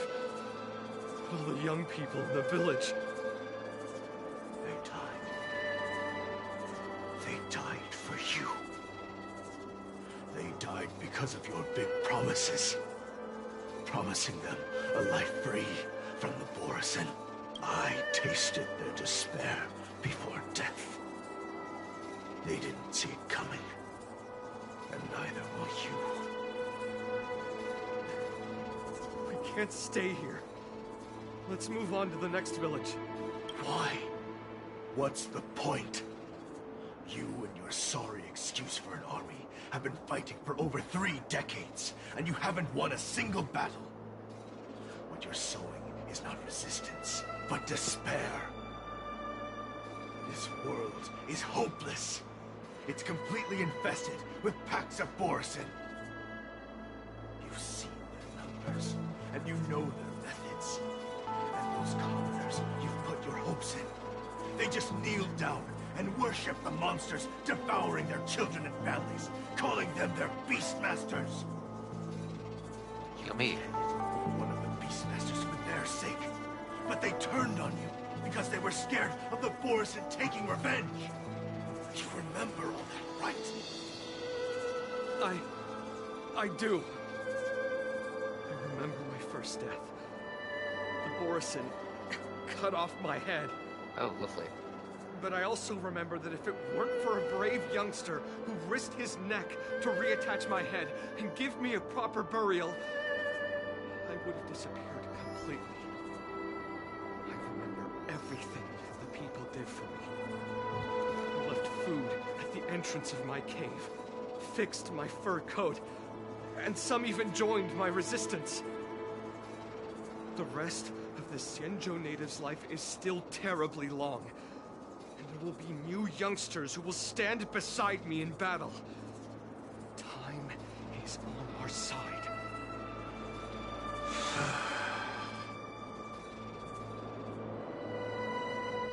You said it was a lonely war.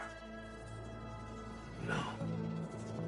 It wasn't a war filled with loneliness, but with despair. So much despair that I don't want to ever taste it again.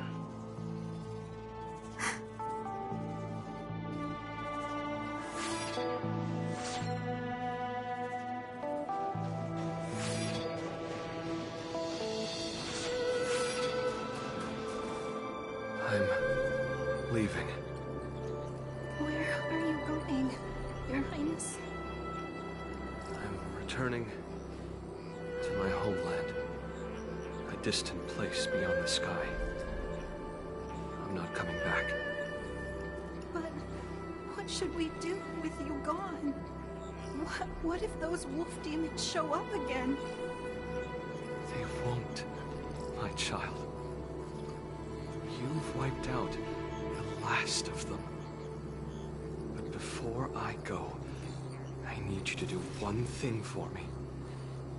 Even though the wolf demons are gone, new monsters will appear in this world.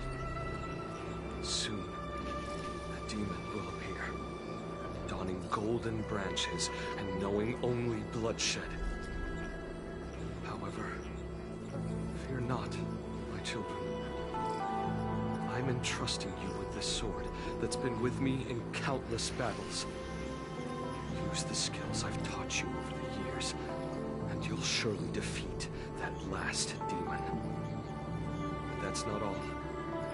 I need you to construct a stone monument for me. It must be large and sturdy enough to seal the remains of that demon forever. This is a debt you owe me, and you must fulfill it. Do you understand? You lied to them. And you lied to me, too. Oh, you promised that you'd give your body to me when you couldn't handle things anymore. Well, this Xianzhou native's life has finally come to an end, my old friend. How about one last chance for revenge? Come and bid me farewell for the final time. He had long since come to some understanding. I could sense a mix of intricate emotions flowing out. It wasn't bloodlust, or anger, or fear. What he had left for you was hope. They've learned how to fight monsters. But there's still one last monster lingering in the world. Kill it, my old friend. He left me there without ever looking back.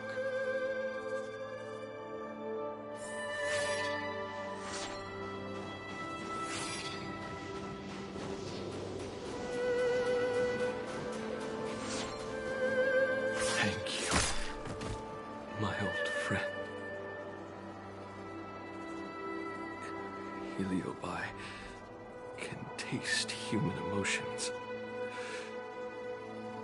How do my emotions taste, my old friend?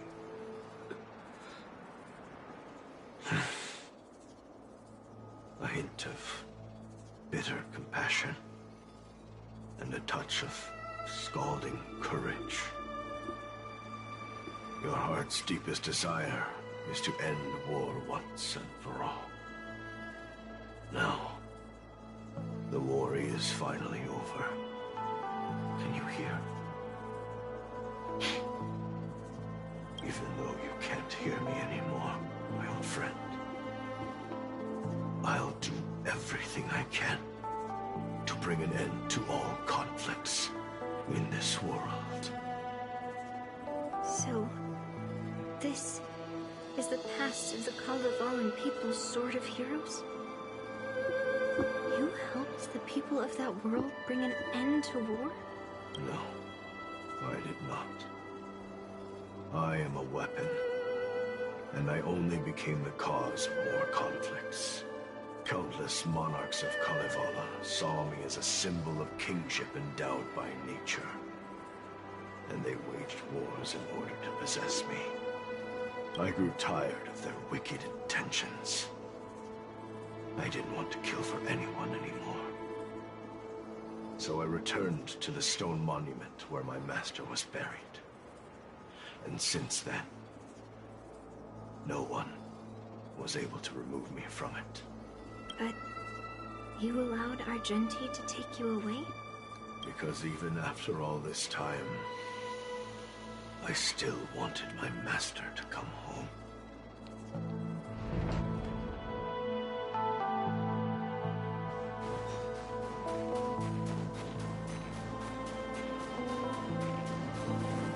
During the sword-gifting ceremony, I felt anguish when I learned that I would be handed over to the most skilled swordmaster and once again become a tool for killing. My master had engraved his deepest desire into my blade. End war. As a weapon, my purpose was predetermined from the start. I had to become a deadly sword that would relentlessly hack and kill. But once I fulfilled my mission, would I have the right to choose my own destiny like he did? So, I asked the Knight of Beauty to help me break free from this never-ending cycle of bloodshed. These thousands of years have naturally turned into memories of mine. I think I understand the beauty the knight was talking about now. I don't want to be a sword that brings death. My war ended long ago. The years spent as a tombstone were my finest.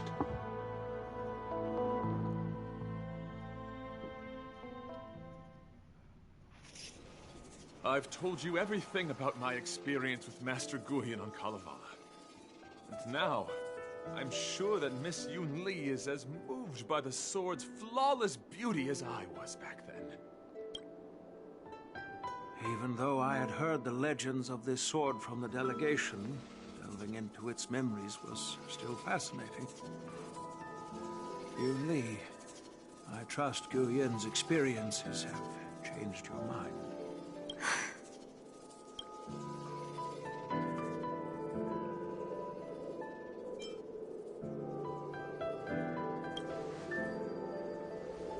That's why Grandpa hid it from me.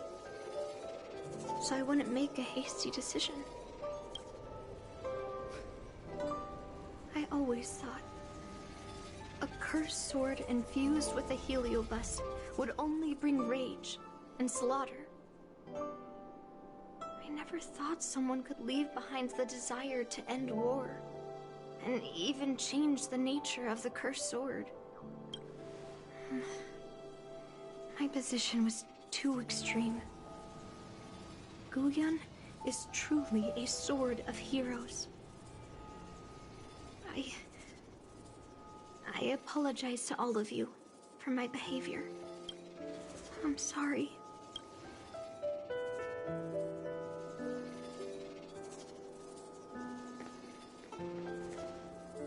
Now that we've proven Miss Yun Li's innocence and found the sword, should we now return it to the arsenal? No. I'm still going to melt down this sword.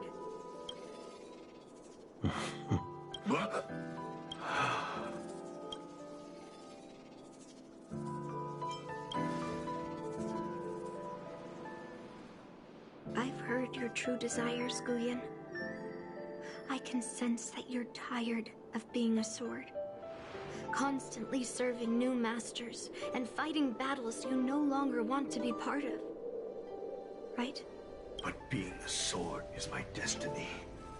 I'm doomed to serve some master and fight battles endlessly. Can the wind choose to stop blowing? Can a cloud choose to stop drifting? No. It's the same for me. A creation with a predetermined destiny. That's not true, Guyan. That nameless swordmaster shaped his own destiny. So you can too. I just can't picture my destiny being anything other than that of a sword. Do you remember when you stood alone in front of the swordmaster's stone monument? People admired you because you carried the memories of the hero. You were no longer a sword. You were a memorial. Later, as I became worn and weathered, the gentle wind would pass through the hollows of my body, creating melodic tones that echoed in the distant mountains. I became a musical instrument then. I miss those times. Can a creation become what it wants to be? The answer is yes. I'll grant your wish, Guyan, and transform you into something different. Something different? But this is the price for the war dance. If the Kalevalan delegation finds out... Please, say something, General Huayan. Well, my granddaughter has always been stubborn. Are you really sure about this, Yun Li? What do you all think?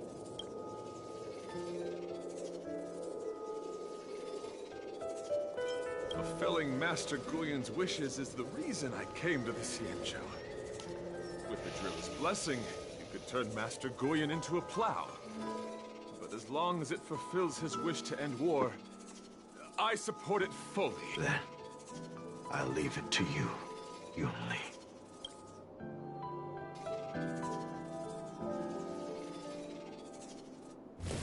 It's been an honor getting to know you like this. The honor is mine. Thank you, Yunli.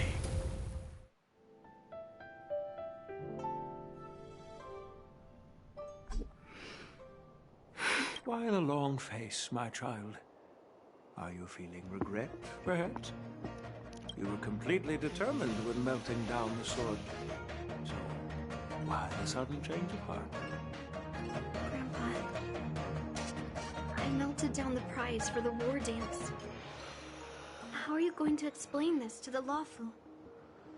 Oh? Am I hearing right? This little girl is worried about her grandpa. Didn't see that coming. If only I'd talked to you from the beginning, Grandpa. Maybe things wouldn't have escalated like this. But at least Guyan got what it wanted. I have no regrets there. When it comes to swords, you and your father are cut from the same cloth. So, are you planning to continue melting down the rest of Hongguang's swords? Yeah. Guyan is unique. But the other cursed swords are still too dangerous for anyone to handle. But maybe I'll try to be more patient next time. Be more patient. Well said. Remember what you learned today, because there will be many more situations in the future that will require you to be more patient. Understood. But what about the prize? Well, ever since you showed up at the ceremony, I had a hunch. So I prepared another sword as a backup plan. And don't worry, this one has nothing to do with Heliobody. That's perfect. By the way, the ambassador from Kalevala and that knight went to Arum Alley. They're looking for a spot to honor the hero. Why don't we go take a look together?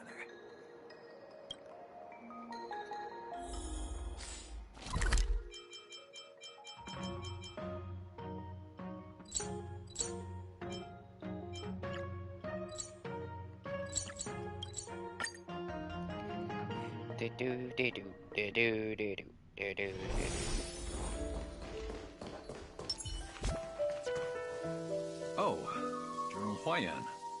What brings you here? Well, my granddaughter was inspired by the heroic legends told by the Mieka Kivesa, so she dragged me here to take a look. I come from a long line of Kalevala monument keepers. For generations, my family has guarded the stone monument left behind by the nameless hero. Over the centuries, a golden tree sprouted from under the monument, and its branches have never withered. We Kalevalans see it as proof of the hero's existence. Before leaving Kalevala, I took a branch from that golden tree, hoping to plant it here to represent the hero returning to his homeland. That sounds good. We Xianzhou people don't make coffins or set up memorials, so I'm sure he would be happy to rest here where life is bustling. The hero had asked our ancestors to carve something into the monument, so I made a copy of it too. While the inscription is pretty worn with age, perhaps you can still make out some of it. I have drifted far from my homeland and am on the brink of death. Yet, I take solace in having honorably fulfilled my duties. Should you feel compassion for me, kind traveler, please take a handful of soil hence and bring it back to the Loufu. Mr. Pavo, I wonder if that hero ever left a name in your history. I apologize, but the hero's epic battles happened long ago, and he did not leave any name for us to call him. But in our mythology, he came from the heavens and so we call him the Cloud Knight. Welcome home, Cloud Knight. Now, you can also rest here, Guyan.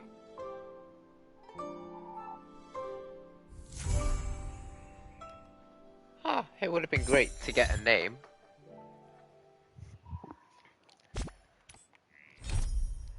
And then it's just this one. I did not want it to throw the fedora. Okay, and then there's only this left to do. It's still early.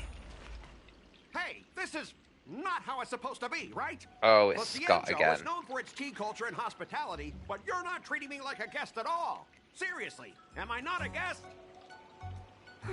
Dear guest. Stop! Don't call me a guest. You're not even treating me as one. I want my tea just right. Not too hot, not too cold, but the tea you served was either freezing or scalding. Is this how you treat your guest on the Xianzhou? How fantastic! Your tea tastes like slop, and you even have the nerve to charge me for it. Are you trying to scam honest folks?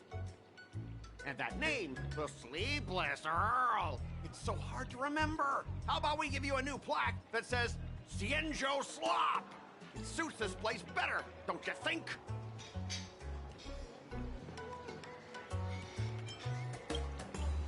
Stop! You've gone too far. Oh, who's that trying to be a hero? It's me, March 7th. Cause more trouble and I'll show you who your mommy is. Wait, that sounded lame. Hey, say something for me. I'll show you who your mummy is.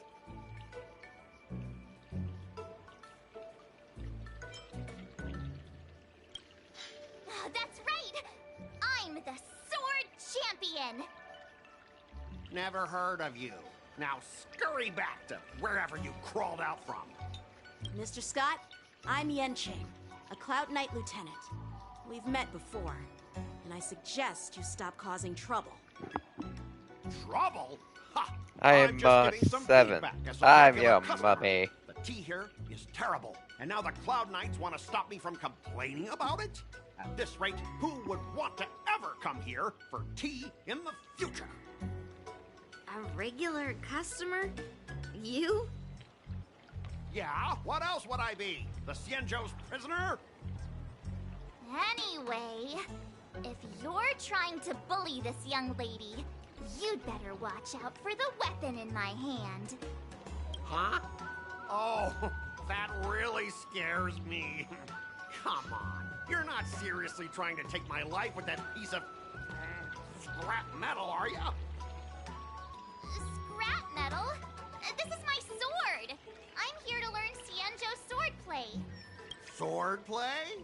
Oh, I get it now. It's just another kind of play, right? That explains why you're dressed like you're in a show.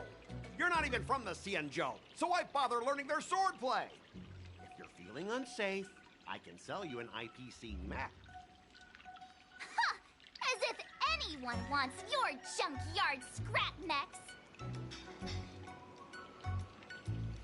Looks like you guys are totally clueless. Well, guess it's time to show these bumpkins something serious.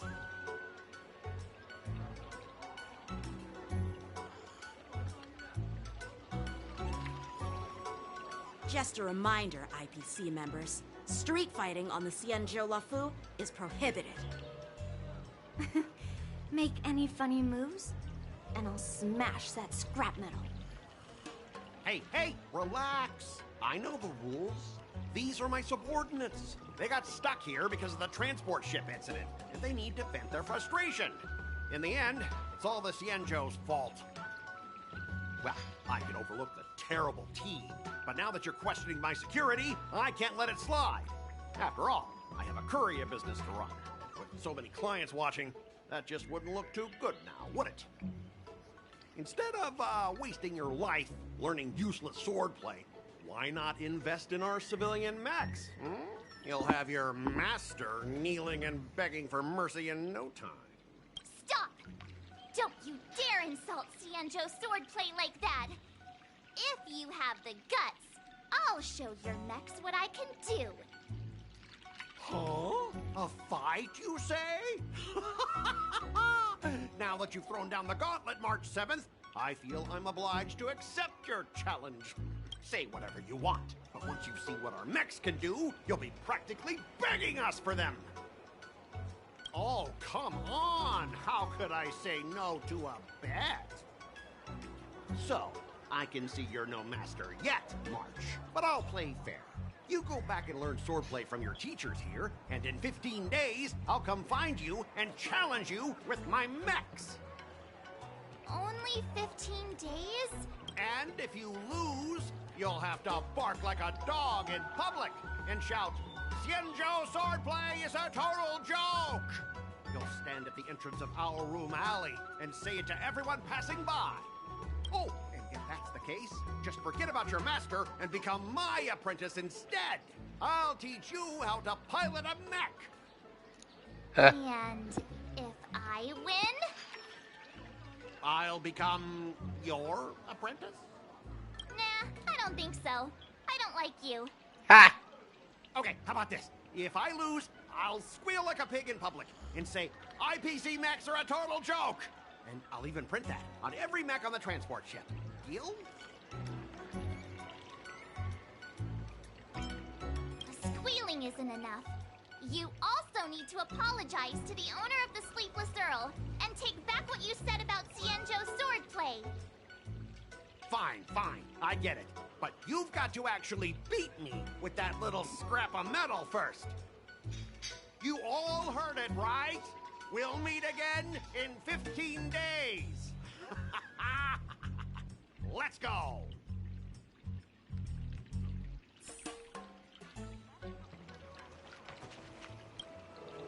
Are you okay?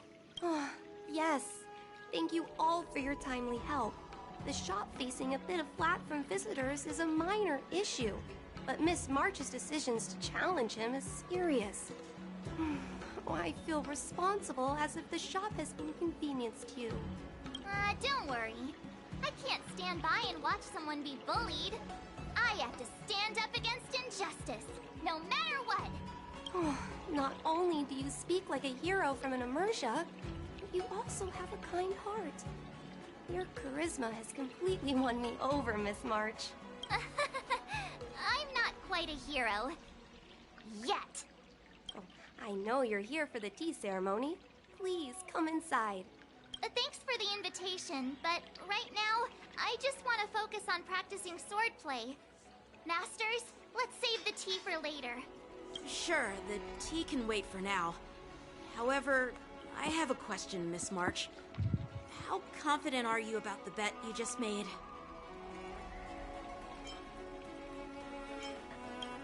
Come on, how could I possibly lose?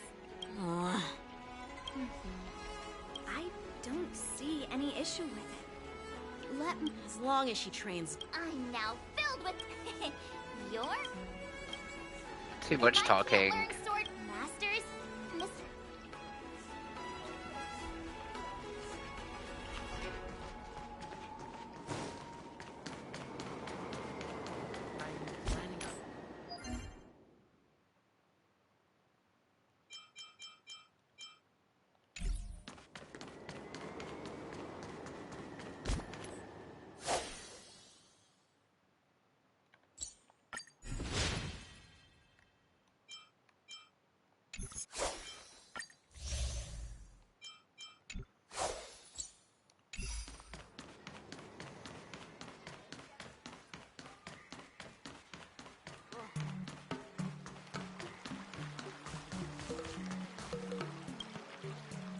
IPC guy will show up and becoming a sword master. But we can't. Momentum alone. No worries. Rest assured. Miss March is really. There are many ways to defeat. Got it. Please go ahead, Master. We'll have 3. Hey, I understand. Well, but as long as you practice now, let's go. Absolutely. Then keep that fire. You haven't said much.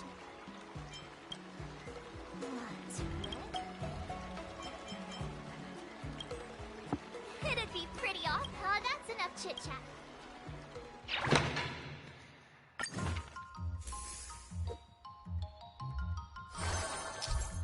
Okay, as a swordplay assistant, you will be arranging Mark's 7th swordplay sessions and helping her with mastering sword moves to prepare to defeat Scott in 15 days. Key to mastering sword. Uh-huh.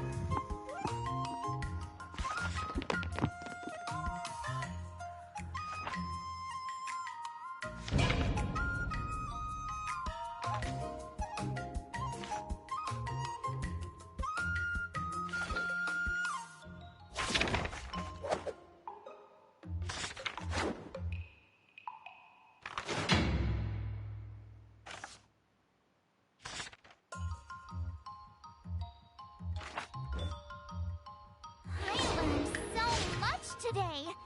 Well done.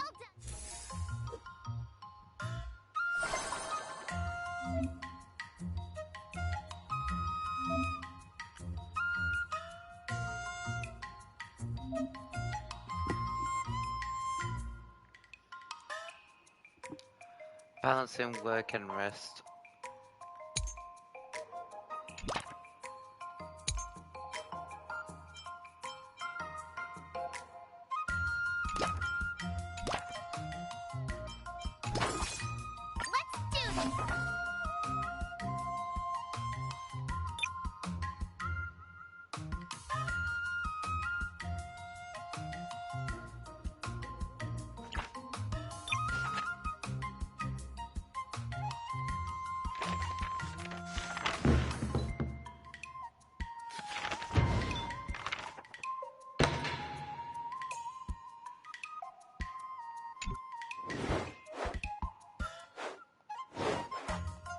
How should I go about this?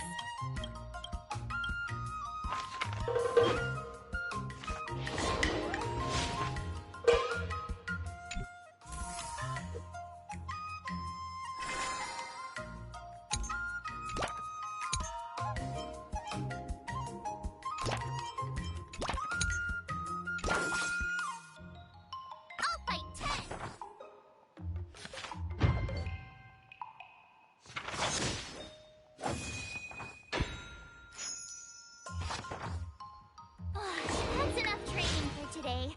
I need time.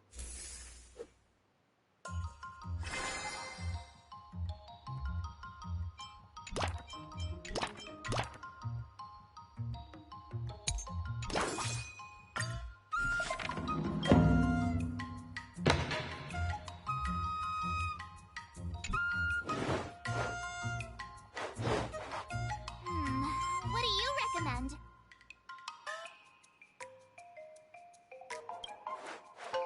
Good.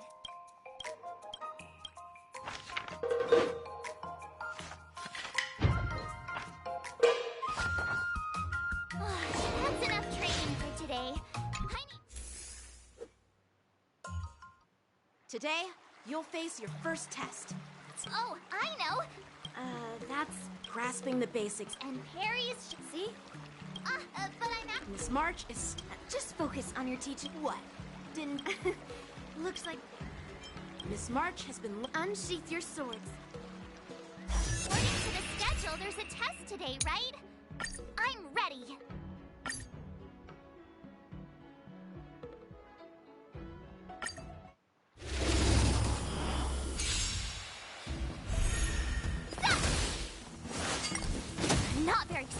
like. Yeah. Oh. Dragon, white tiger, less cards. Watch this.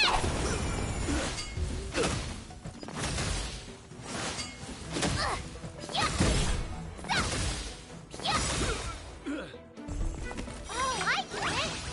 Azure dragon, white tiger, less cards. Watch this. Not very sportsmanlike. Azure dragon, white tiger, less cards. Watch this.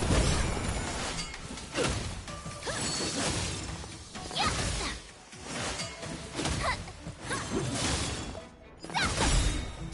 Azure dragon, white tiger, less cards. Watch this. Awesome. Now watch this. Oh.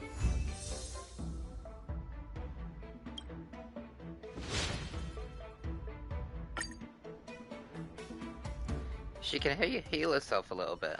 Looks like I passed the test, right? Yeah, great. Hey, Hurry up and congratulate me. You already... You wouldn't... Lee's... No chance? Oh, come on. Oh, really? Don't try to... 15 days of training after every test. Thank you, Master Yen. So, have you found any information about her? Yeah, that girl is one of the nameless on the Astral Express. Oh, she's no pushover. Don't you think? Yeah, it is. She thinks she can fool me. Understood. Now I'm curious.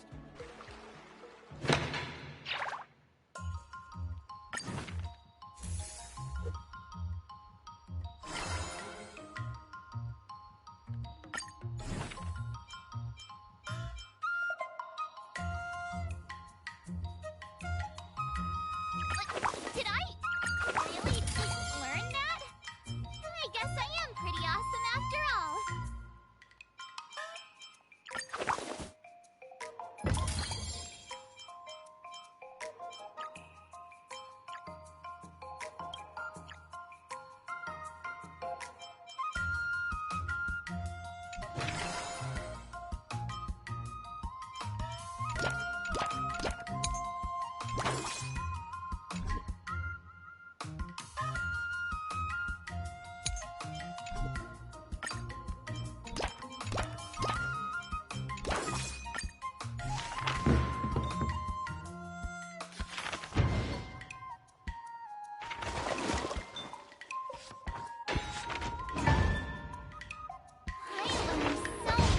Today. Well done, me. Wonder what I'll run into today.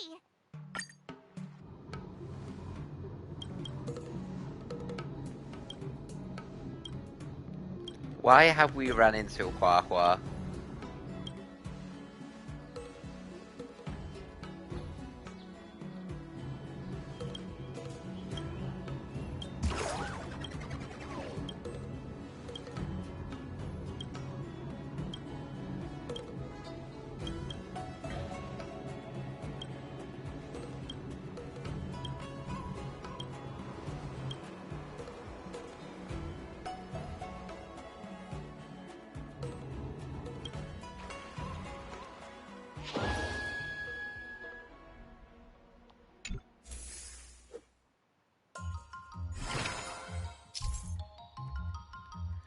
During so training, Master can receive assistance from companions. Cool.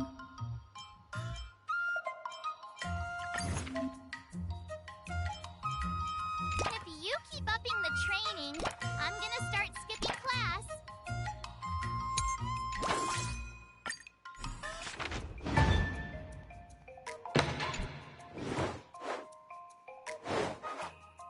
How should I go about this?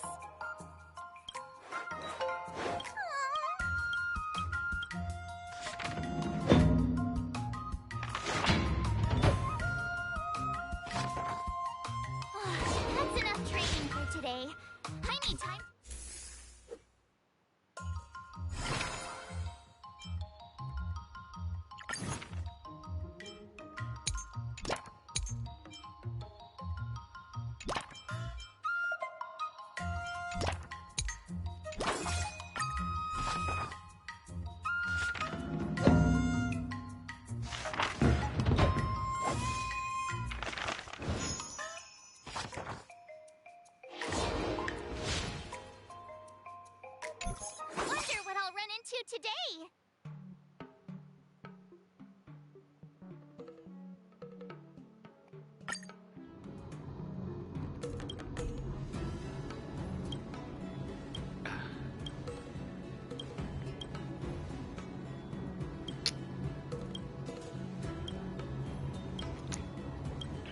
Ooh.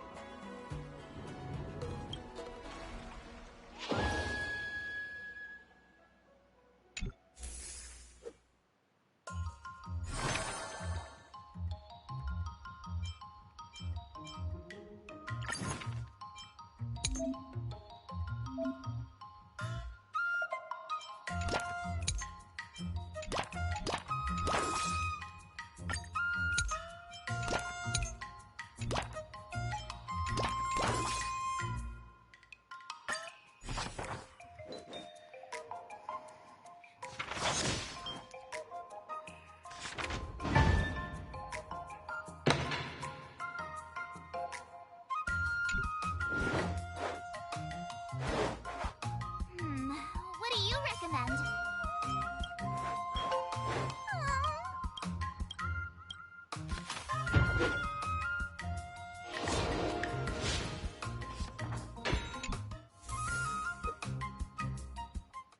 Time for your second test. Grandpa always said.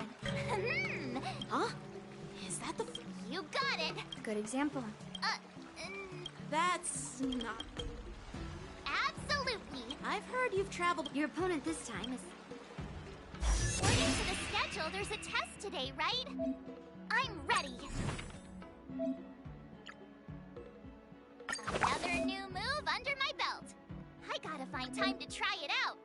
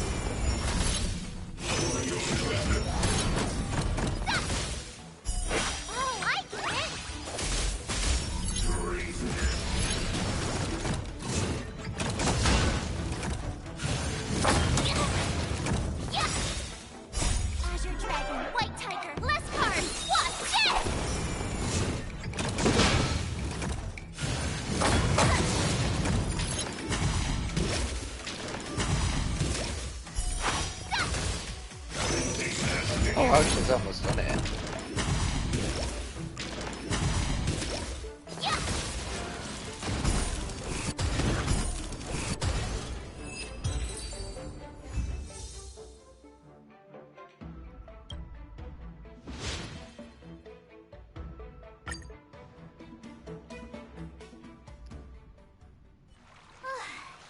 Those moves were so... Well. Thank you both. Without it. Awesome! I won't be... General Jingyuan... Actually, I would... So? Maybe around... Well, by the way... Yeah, that's usually... From the test? Yeah!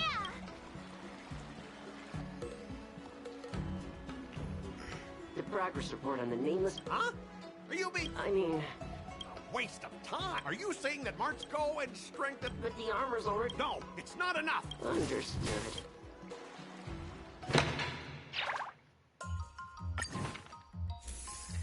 Do.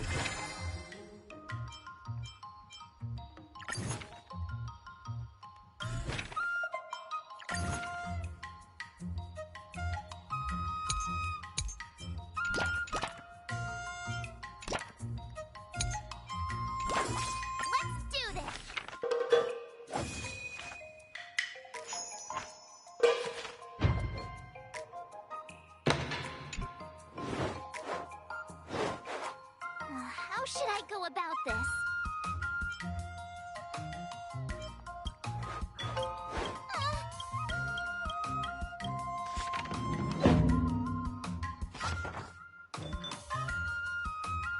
I learned so much today. Well done, me.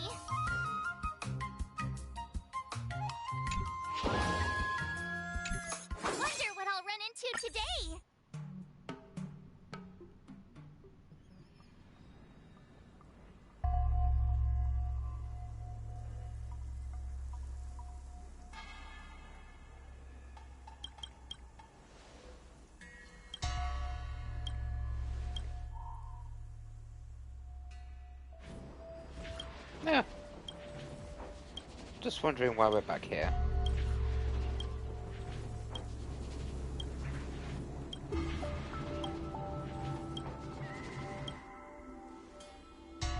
Some time later.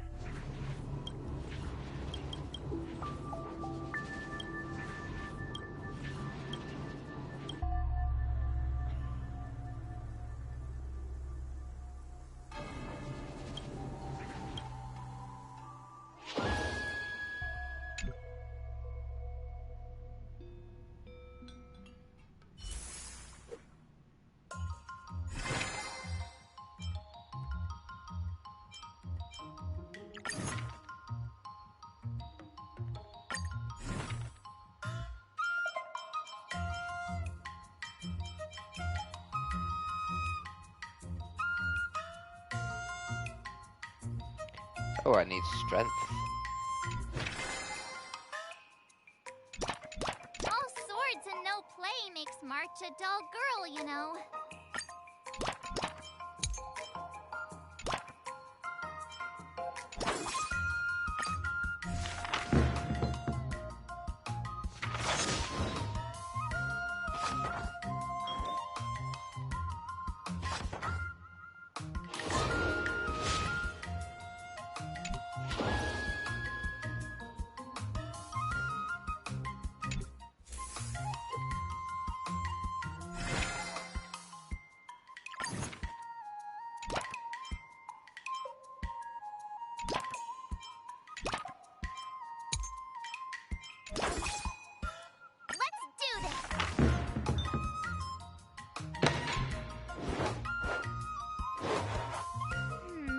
What do you recommend?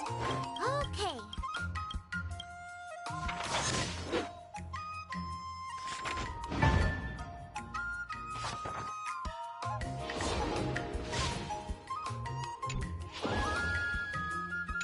Wonder what I'll run into today.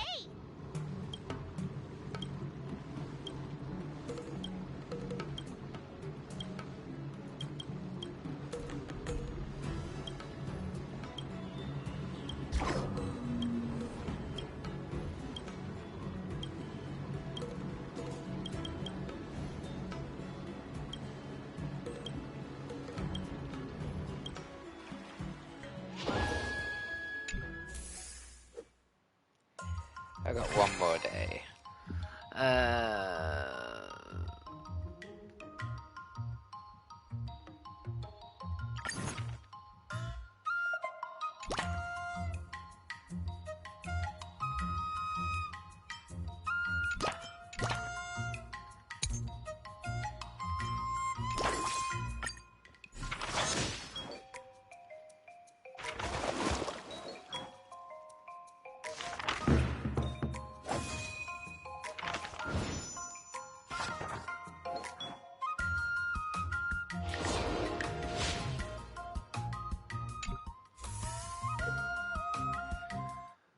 Before we start the test, he's made thorough. However, declining would. But before that, Well, when General Jing Yuan, after all. But how will we ever find? Unsheath your swords. Final test.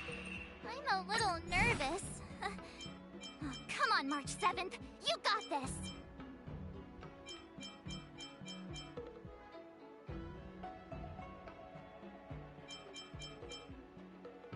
Another step closer to star-crazing glass greatsword.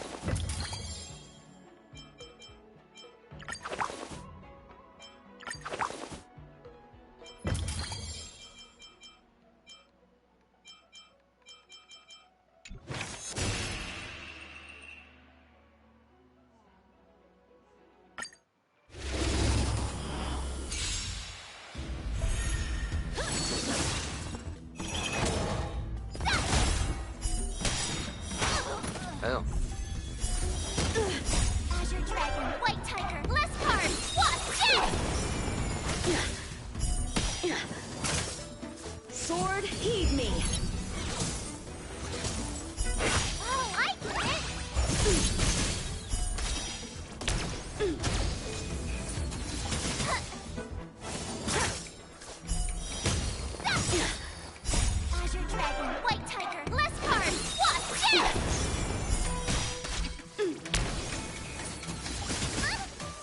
I'm just warming up. Never thought I'd see this though. Awesome! Azure Dragon, White Tiger, less cards! Watch this! She's actually holding her own. Cut through the ranks.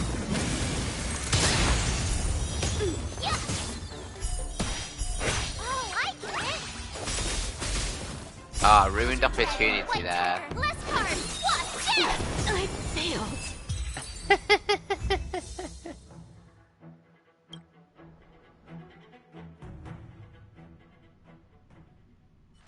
Not bad.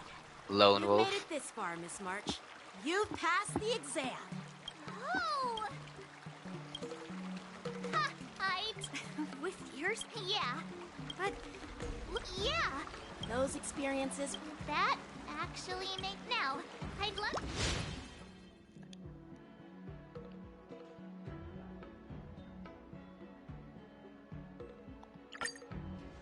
Yeah.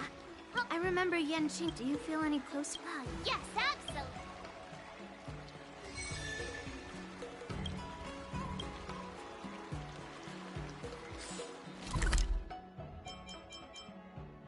Go to Orim.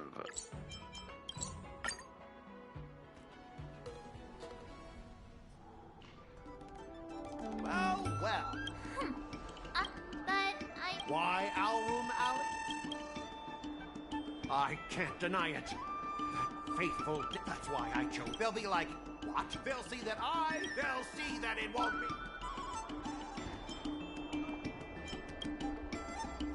Yeah. Ah! Shut up! Look, I've been patient for so long, just... Oh, have you? No, you won't.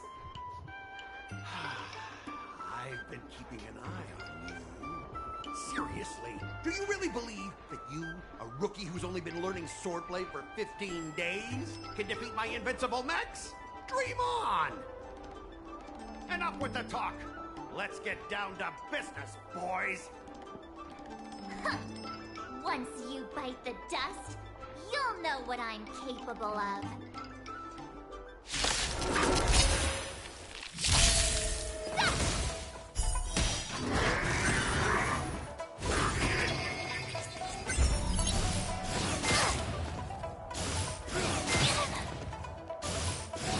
Not very sportsmanlike. Yeah.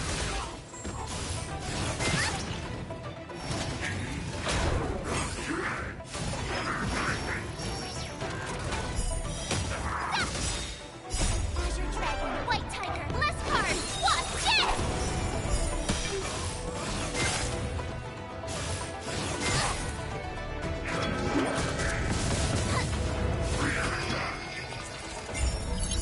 Oh, I get it!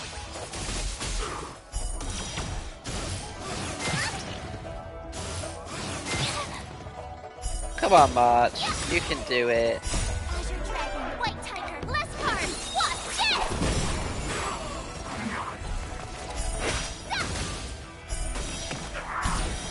Awesome! Now watch this! God, half health is done already. Not very sportsmanlike. Yeah! Azure Dragon, White Tiger, less cards. Watch this!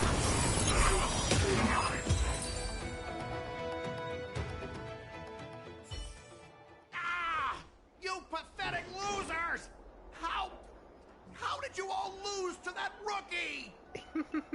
Easy. Hey, stop blaming others. Didn't you lose to me too?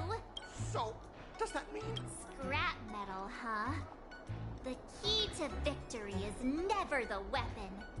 It's the person wielding it. Yeah, let's... Enough! I want to apologize. Yeah. Make him squeal! Make him Hold on a sec.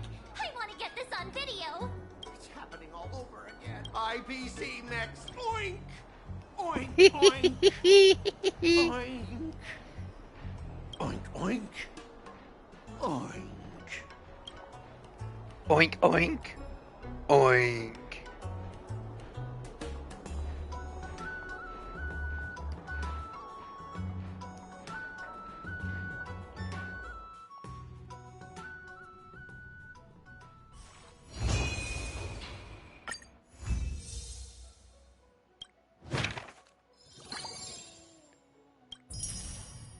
Oh cool, we've done that.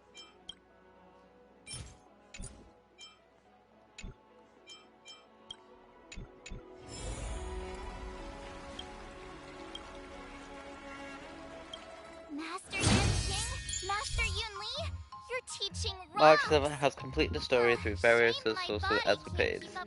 Defeat Xiaoxia as because companion is assist swordplay. Oh cool.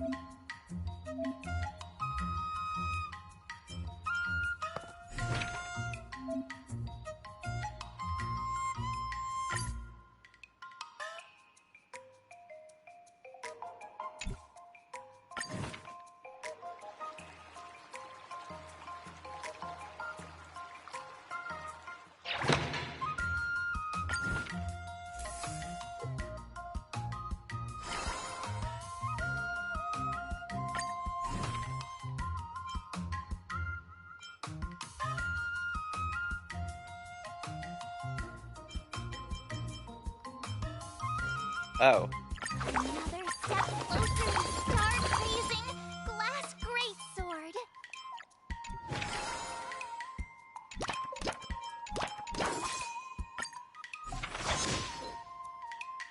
Oh, did I accidentally go back?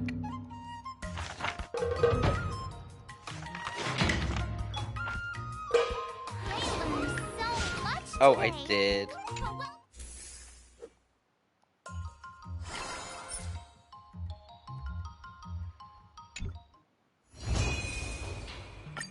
Someone stopped me on the road earlier. They said I was a 1 in a million. There you go. I didn't realize it rewinds.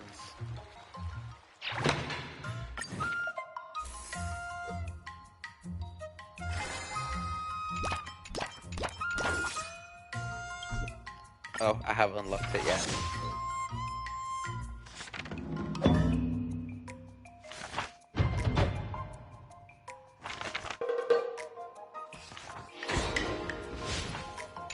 Wonder what I'll run into today. And Shinkyu, yep.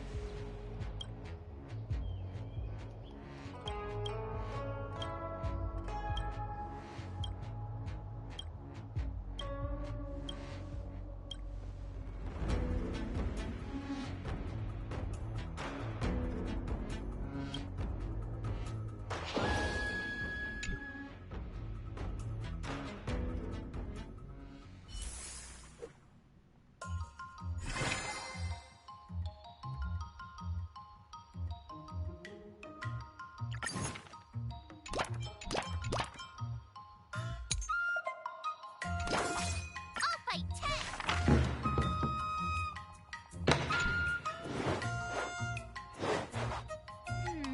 What do you recommend? Great.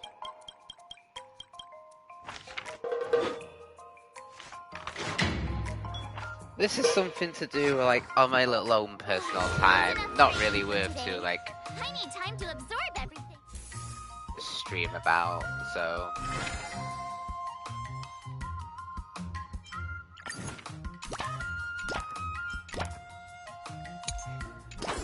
Let's do this.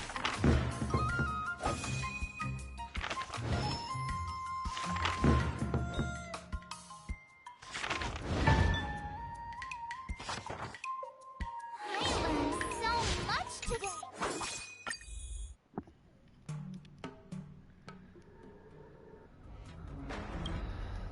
Ooh. I feel like going back throughout the whole of this stream, the story was a bit slow at the start, but then once we started going into like the prison, that's where things got interesting. And Xueyi escaping. Oh, and I'm still shook about that. You know, Xueyi went in to go in for the attack, and then she's just like, she's just there like, oh, I've just literally been stopped, and gets thrown to a wall. Damn! Can't believe, like, Xueyi just gets thrown to a wall. Xueyi is gonna be a beast. I mean, technically he is a beast, but, I mean, he's going to be a beast. And...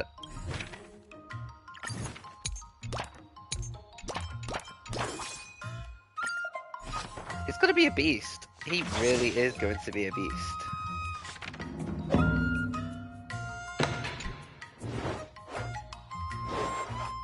How should I go about this? Give me a minute.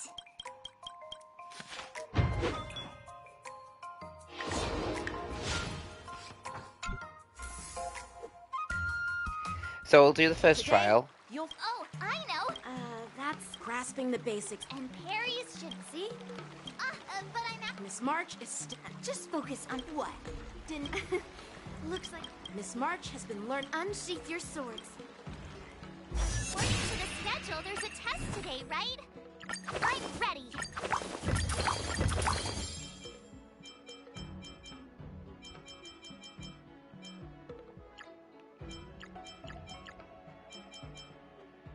Okay.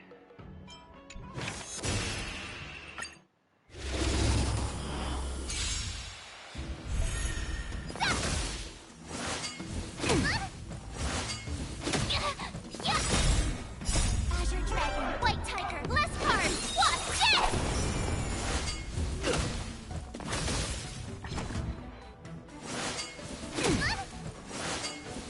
Not very... Azure Dragon, White Tiger, less cards. Watch it! Ah!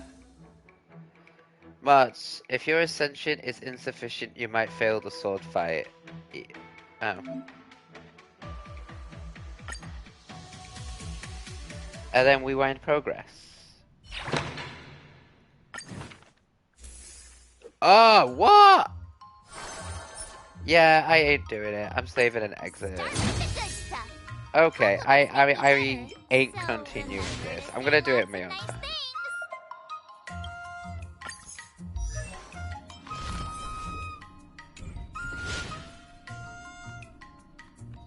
How do I go there?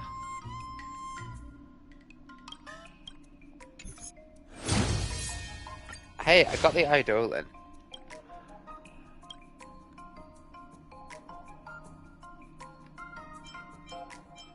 There we go.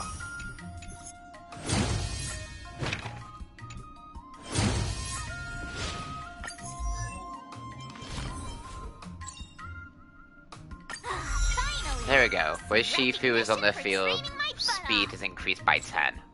That's also nice though.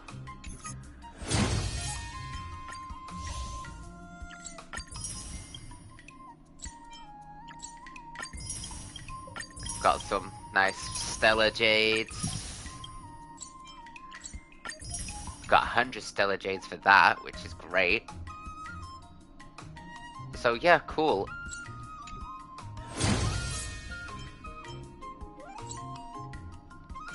Oh, him. Okay, cool. So, amazing. So, yeah, I don't need to go to that. So, no. There you go. That's all done. Got to level 3. Awesome. Wishes.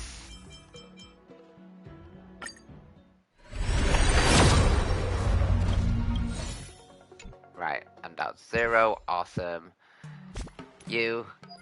Let's get the thingies.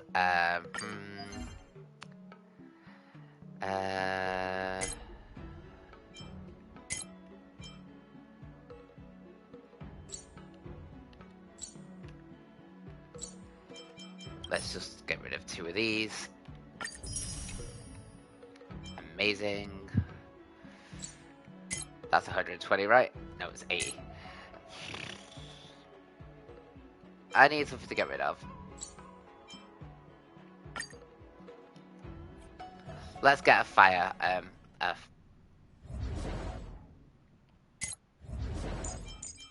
fire,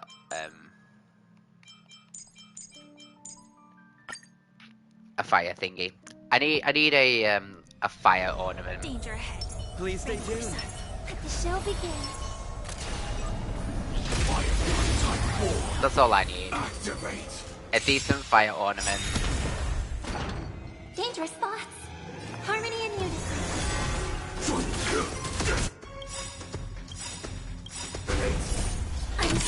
I just need a fire ornament, that's all I need. Like a good friend. With good substats. Mood is set. Let the show begin. Speed, break effect. That's all I want. Oh, and obviously with attack percentage as well. Did the rhythm get messed up? Let's improvise. Hey, song, bring a present. And all together. Right. Stars echo. And alto.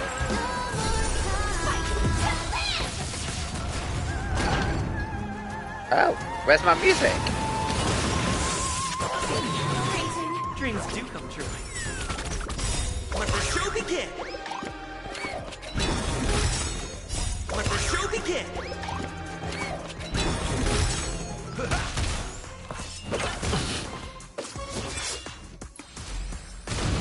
Ooh! All that damage!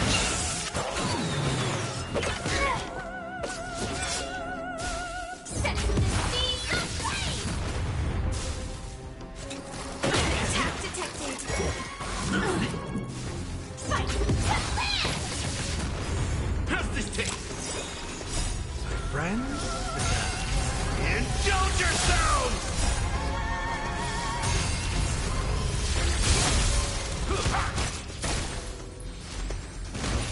Oh ho ho!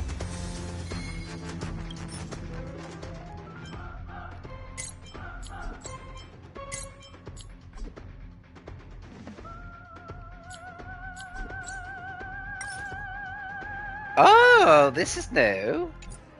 Oh, cool. So it gives. Oh, it's good for Herta. Oh, and Clara. Oh, cool. Harmony and unison.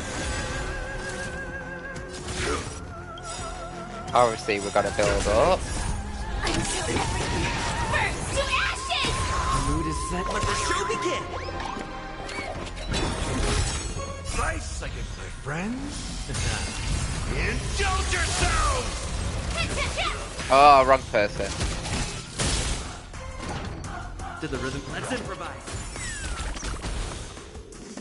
Rest and indulge. Together. Night. Stars echo. This is set. Have they turned off my music? Dreams do come true. Let the show begin. In the mood for another.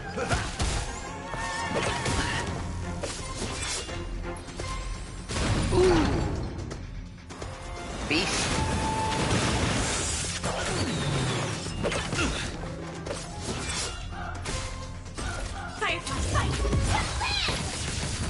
Yeah, I'm not hard to win. Attack detected. Take your. Let's improvise. I practically don't need to auto. Oh, cool. Oh. Actually, if I can get speed, that'd be amazing.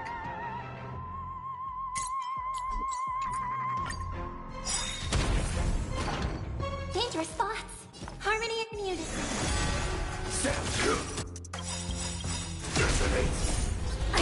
I'm gonna do it without auto.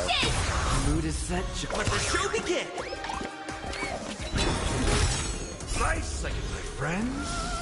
Like a good brew.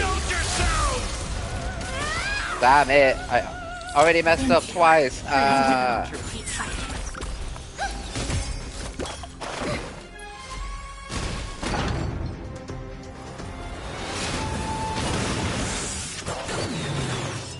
Still the same one.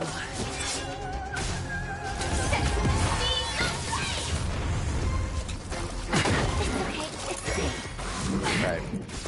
Stay. Let's improvise. May song bring us victory. And boom.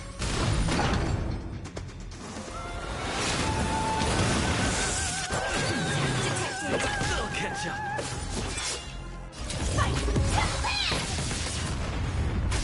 Take your dreams do come true. The mood is set. Let the show begin. Mood is set. I hope for an end to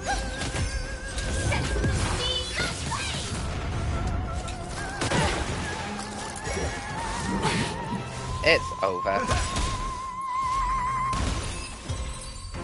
Doing like nearly 2 million damage. Oh, that'd be a nice. Oh no, that would be a nice one if it was fire damage bonus.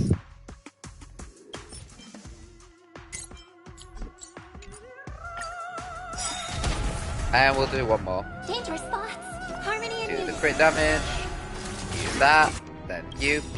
There we go. Burst to ashes! The mood is set. Let the show begin. Nice like my friends. Indulge yourselves! Boom. Boom. To the rhythm. Let's improvise. May song bring us victory. Boom. Tonight, stars echo. Welcome.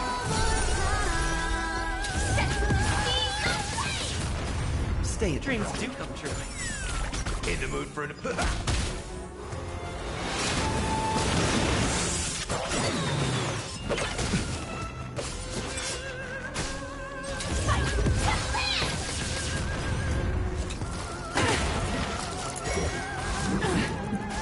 Take your. Let's improvise. Step! Ooh, big damage. Nice like a good... my friends. Indulge yourselves! My friends. Indulge yourselves!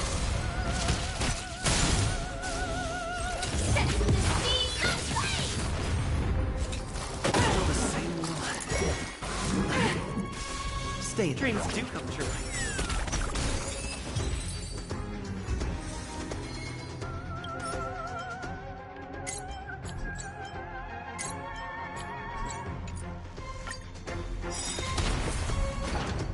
Harmony and unison. Stars echo. Until everything burns to ashes! Let the show begin. Friends? Indulge yourselves!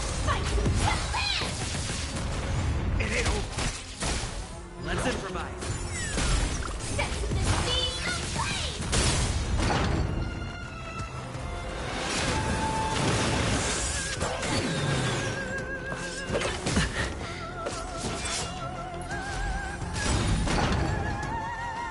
Let the show begin. Let the show begin. Dreams do come true.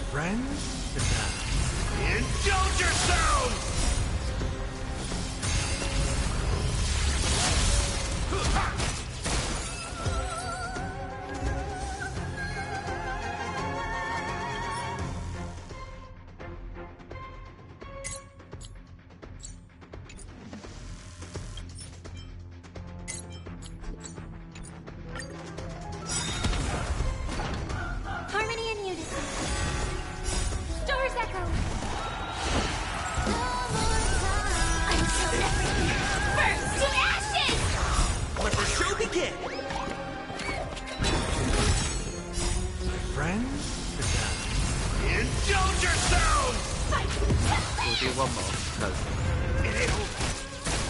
Let's improvise. just so I can get rid of more of those points.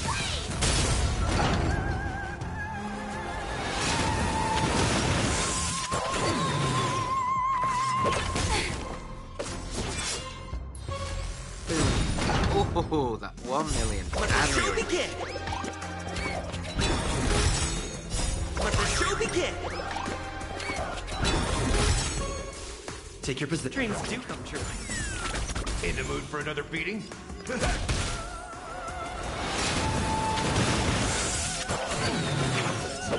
catch up. This is more fight. Attack detected. Stay in step. Let's improvise.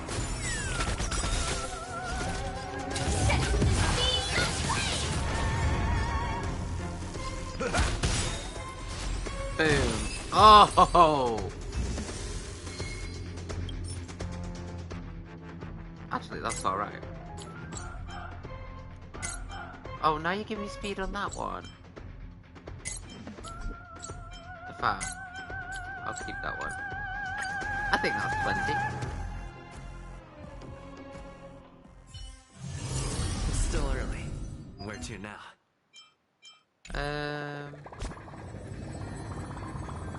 Assist March 7th with learning. Yeah, I'm doing that later. What's this? Cool. Yeah. There we go. Do that. I'll just do 2 more. There we go, got 4. We used up there. And go to that. Thank you. And that is done. Amazing. So, oh, and I do believe as well. Oh, it's tomorrow. Just remember, guys, about these tomorrow for the Star Rail passes on the you get 5 extra ones by using your Undying Embers. So right now we are going to cash in all of these Star Rail wishes. So there's 26. Amazing. Oh, we've got we can get one more actually because we got a lot of Stellar Jades by doing all of these.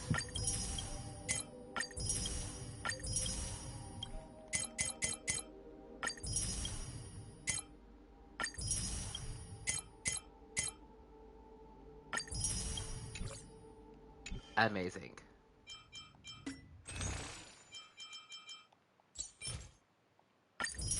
And there's an extra 1. So we have gotten a lot of wishes now. We got a lot of wishes, like 64. That is nice.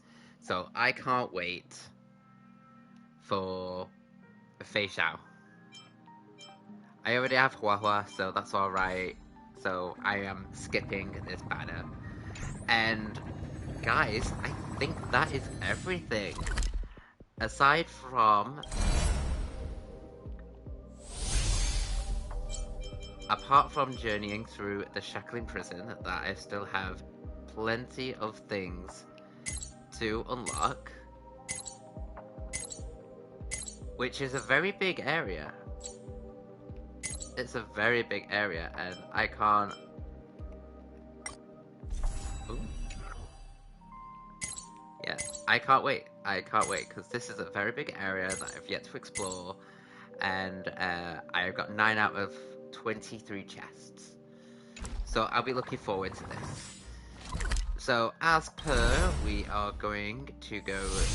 because we're going to stay in the Loufu for a very long time, I'm just going to go randomly here, to go back to the...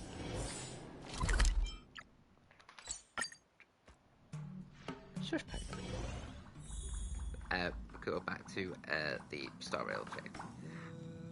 Oh, look, it's Robin. Hey, girl. Feeling of ever since I thank you for missing when I was young. Whenever that days of Blah blah blah. Yeah, give me the Stellar Jade. Thank you. Right. Okay. Awesome. Amazing.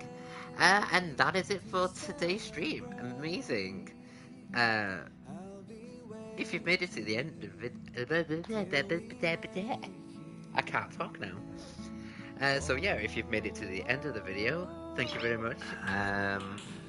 Hope you enjoyed it. If you want to follow anything more, just keep following the socials.